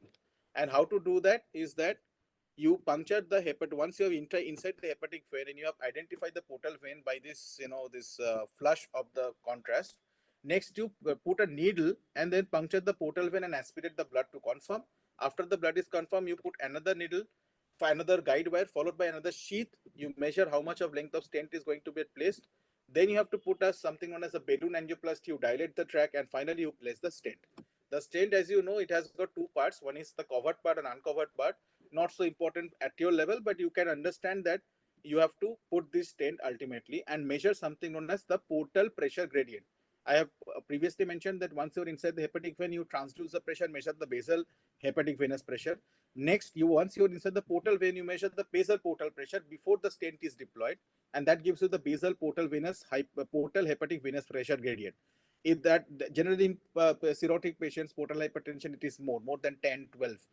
After the procedure, again you make the you measure this gradient, and it should be less than 10 ideally in order to be call it a successful procedure. So post procedure, you have to measure RAP isolated wise also, because if your RAP is increasing, that is also causing a increase in the right heart pressure, subsequent congestion. So you have to probably go for a diuresis with more 1 liter fluid removal. And later on, you need follow up for the patients at regular intervals. Outcomes wise, it is very good for the reduction of the bleeding, almost 90% success. For ascites, it is 70% success rate. Complication, the major complication is that hepatic encephalopathy. Since you are putting a stent that is diverting the blood from the portal vein to the hepatic vein, you are now depriving the liver of its blood supply, and secondly, you are also allowing the waste products like ammonia to go into the systemic circulation and subsequently to the brain, and therefore it can increase the chance of hepatic encephalopathy. Other than that, stent occlusion, right heart failure, coagulopathy, bleeding are known complications like other procedures as well. There are two newer variants of this procedure. One is DIPS, direct intravenous inferior vena cava guided portal shunt. So that is direct puncture into the IVC and you put the stent. Instead of hepatic vein, you're using the conduit from IVC to portal vein. And the second one is a balloon retrograde occluded transvenous obliteration, BRTO. Just the names are important. And the third topic is on acute and chronic liver failure. Last year, I had moderated this session with one examinee, and he had presented nicely only. This was a practical case scenario. So I'll go directly to the ACLF definition, and there onwards I'll start. Just give me a second. Yes. So I hope my slides are visible. So acute and chronic liver failure, it can be a short question, it can be asked, the definition can be asked, and few points about how to manage the case. So acute and chronic liver failure has three different categories of definition based on the different societies they're originated from. The most common are two, that is APASL, that is Asia Pacific Association of Liver Disease, and the EACL, European Association of Study of Liver. That is, these are the two main definitions that we're looking at. Now APASL defines as ACLF as a patient having a baseline deranged bilirubin and INR with a bilirubin more than 5, INR more than 1.5. And in this scenario, if you have a complications like hepatic encephalopathy, after one unknown or known insult, within 4 weeks, then you call it an acute or chronic liver failure. It almost goes hand in hand with the organ, decompensated liver failure definition. So it's kind of an acute decompensation of the chronic liver condition associated with higher mortality. And the second definition is ACL definition, which defines the acute liver failure in terms of organ dysfunction and stresses on extrahepatic organ dysfunction more. So how much amount of organ dysfunction is occurring because of the acute liver disease process, and it is associated with a significantly higher mortality. The organs are namely the liver, kidneys, heart, brain, anything can be cause called as an organ failure. So for the ACL, we calculate something known as a CLIP-SOFA scoring system. The CLIP-SOFA or the CLIP-C scoring system gives you the estimated mortality based on the scoring system, and it categorizes individual organ failure in three categories, 1, 2, and 3. So APSR, as I said, the bilirubin and INRs to start off with, that's a threshold criteria. and then you need to be complicated by encephalopathy within 4 weeks of an insult. EACL defines as organ failures, and extrahepatic organ failures are stressed upon. The criteria or the cutoffs for organ failures are different in these two categories. Like liver, bilirubin is more than 5 for APSL, it's more than 12 for EACL. EASL, coagulopathy is different. Kidney dysfunction, one is 1.5 in APSL, above 2 is EACL, and brain dysfunction is almost similar in both. So there are minute differences, but the organ failure thing and the decompensation thing, these two differences is important. So how the liver ACLF happens is it happens on the background of a chronic liver disease, that's the predisposing condition, followed by an injury. That could be an infection, bleeding, drugs, or alcohol itself, followed by dysregulated immune response. Just think about the case that if you have a patient with infection and a dysregulated organ response, you call it sepsis. If you have a CLD with dysregulated immune response, we call it ACLF. And the stress is again on the organ dysfunction part, not mere decompensation. So, and the organ failures, and subsequently after the response, it produces organ failures that is calculated by the SOFA score. So the prognostication for this coding system, as I said, it's based upon the CLIP-C coding system. It has a complicated formula we don't know to remember, but there are components like age, bilirubin, creatinine, encephalopathy, etc. There is MDCal formula. Calculators are there to calculate. And other than this, we need to calculate the CTP and the MEL to categorize the baseline status of the patient. So that is also important. CTP stands for Child Charcot Puring System, 5 components. MEL stands for modified instilled liver disease scoring system, and MEL sodium is a new genre of scoring system among them. All of them components etc. given in MELCalc. You can then mention in the exams. Overall mortality is very high. If you have an ACLF grade 3, means that the organ dysfunction is very advanced. In Indian scenario, almost 100% mortality, practically saying. Western scenario, 70 to 80% mortality. There are other two scoring systems like AARC scoring systems. You can just mention them if you can remember. You don't need to go into individual details. And finally, coming to the management. So management, how you manage? So you first draw a chart and you write that your baseline thing has to be managed first, that whether the patient has an alcohol associated liver disease or there is a hepatitis B reactivation that you need to give some antivirals in that case, or autoimmune hepatitis that you need to give steroids, or it's a Wilson disease associated or in decompensation that you need to give trimethoprim or some the chelating agents. You have to manage infections by giving broad spectrum antibiotics. You have to now for the liver support part, we can have traditional support and the extracorporeal support. The other parts have already been discussed, management of HRS, management of coagulopathy, management of GI bleed. This can also accompany ACLF. So those parts have been already been discussed. So the newer therapies coming up is fecal microbial transplantation. There is a good amount of data, Indian data, that suggests that fecal microbial transplantation reduces the risk of organ decompensation, especially in the non-acute or chronic setting. If you give it, then the post-acute organ failures and subsequent readmission rates are reduced. Probable theory is that there is gut dysbiosis that is leading to ACLF, so you are curtailing that gut dysbiosis. Don't forget about, as Sankshapt said, POCUS, write POCUS in every question that you can possibly add on to. So POCUS is very important to determine the volume status, to determine the cardiac function, if there is any pleural effusion, if there is a focus of infection in this category of patients. And finally, how you answered the later part of the question in this patient is that I told that this is the case of ACLF complicated by a pneumonia. So you give broad spectrum antibiotics. If you have HRS, you give terlipressin with NORAD or terlipressin with midodrine. You give low dose sedatives like propofol, dexmed, but you have to keep watch on the blood pressure as well. You give anti-hepatic encephalopathy agents with rifaximin and lactulose, target normal electrolytes, magnesium, potassium, calcium, everything. And finally, you have to go for lung protective ventilation if you have pneumonia. And last resort is extracorporeal therapies. Extracorporeal therapies are not so much benefited. It has been shown that there has been trials which have used CRRT, PLEX in this category of patients. Probably as a bridge to transplantation, they can be used, but as such, the use of molecular absorbent reticular activating system, that is MARS, or CRRT with bilirubin filters, or PLEX, not of a robust role, but you can be used in a limited setup. That concludes my presentation.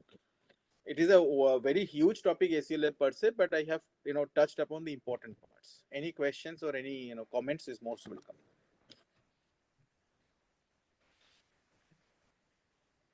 Thank you, Abhishek. You have covered extensively the ACLF and TIPS topics. And post-renal transplant infections is in a root typical question that has been asked in DRNB exam multiple times. So you have covered all the essential parts of it. Arinda sir, should we go with the other additional questions now? Sir, I don't think Arindam sir is available. I think he has gone. Up to you, sir, how you want to take it. You want to take the next presentation? We can take one more presentation, definitely. Okay, then we can go with next one more presentation, I think. Absolutely, sir. Okay. Bindu madam, are you there? Yes. Can Which one do you want me to do? I think we will go with post-liver resection complications. Okay. Then we will finish it off. Okay.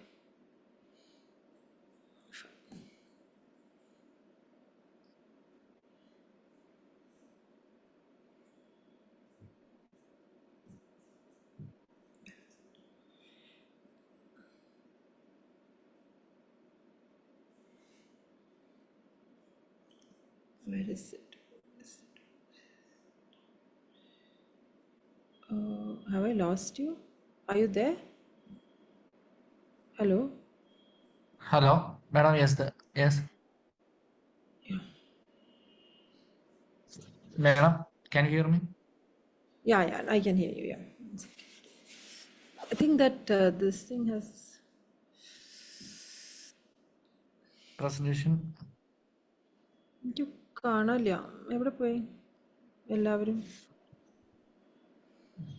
No, I Madam. found it. Okay. കണ്ടു Okay.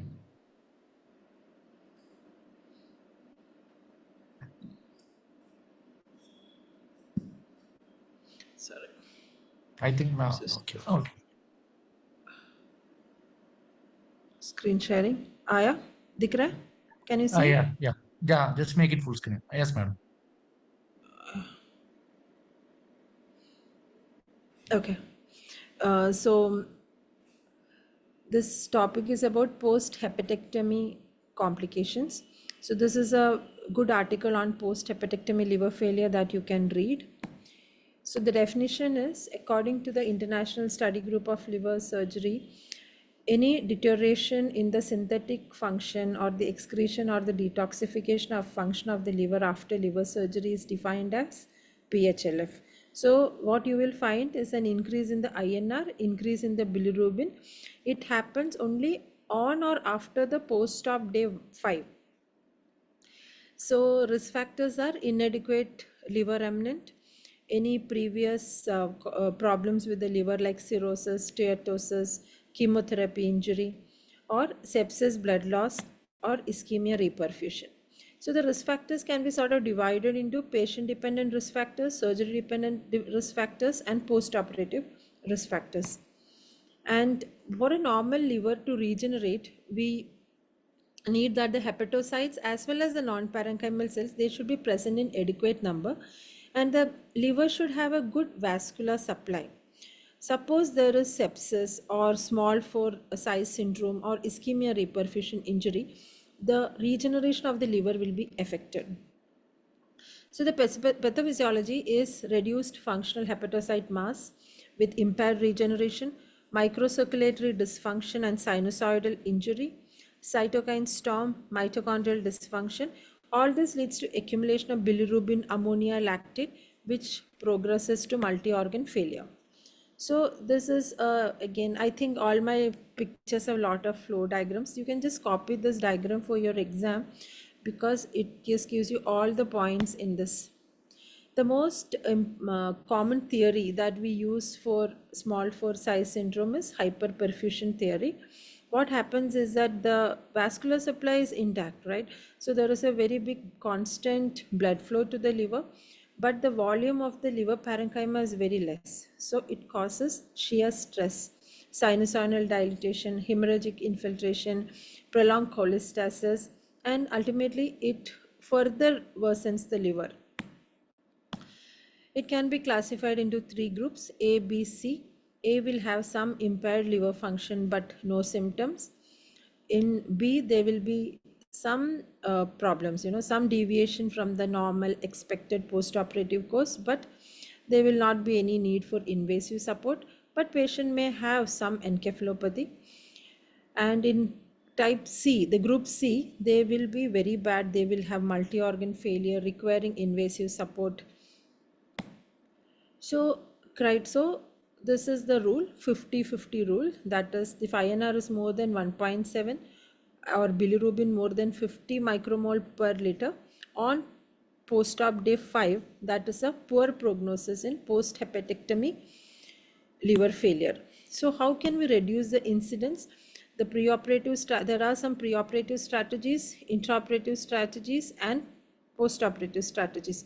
So this is made by the SAFE group. We have to find out whether these patients belong to the SAFE group. Suppose a patient is cirrhotic, patient is in child group A with a good platelet count, the liver volume is good, 40 to 50%, and we have only so these group patients are safe, they will not have much problem. So how can we make sure all patients are safe? There are some ways. We make sure that adequate liver volume is left behind. Sometimes we ensure that the patients lose weight before surgery, good nutritional support, control all the comorbidities, preoperatively check for the spleen thickness and the liver stiffness. Intraoperatively, all the surgical factors like minimize the blood loss, not too much of blood transfusion, good hemostasis. In the postoperative state, we try to do control postoperative bleeding, make sure there are no bill leaks. If there is any sepsis, detect it early, treat early. So the medical management and treatment, medical support therapy, liver support therapy, and finally, if nothing works, only treatment is the liver transplant. So in the medical support therapy, it is just organ support systems that we normally do in the ICU. And in addition, we can give N-acetylcysteine. The non-biological liver support systems would be our CRRT, plasmapheresis, plasma exchange, albumin dialysis, hemoperfusion. And if other than that, we have the biological liver support systems like the extracorporeal liver assist devices and all these bioartificial liver support systems. I think you can just go through this particular paper and we can just see what type of biological liver support system we can use in this group of patients. And here I have given you a summary of the things that are normally used. They have their pros and they have their cons. We can use whichever we have, but these are all sort of experimental. The only treatment that works is a liver transplant, but again, it is not a very common thing to do because we have to look at the patient. Most of the time, this hepatectomy is done for HCC, so it's a hepatocellular carcinoma, and we have to decide, we have to make sure that this patient is going to have a good enough lifespan before we offer them another transplant option. In India, we have this option of offering LDLT, but it is always very difficult to convince patients who have a post-hepatectomy liver failure for a transplant. So worldwide, also it is not done it's done very, very rarely. So it is basically done as a rescue CLT, but it is not universally accepted. But very young patient with very unexpected post-hepatectomy liver failure, we can offer liver transplant. Thank you. Okay, thank you, madam. I think it's too late. We will finish it off. Other slides will be uploaded in the site, I think. Isn't it? Yes. Yes, we will be uploading the other ones. Thank you so much. I think it's quite late. I can end the session for today here. Tomorrow we are again meeting at 6 o'clock. And thank you, Dr. Bindu. And thank you, Dr. Shang Chaptak. And thank you, Dr.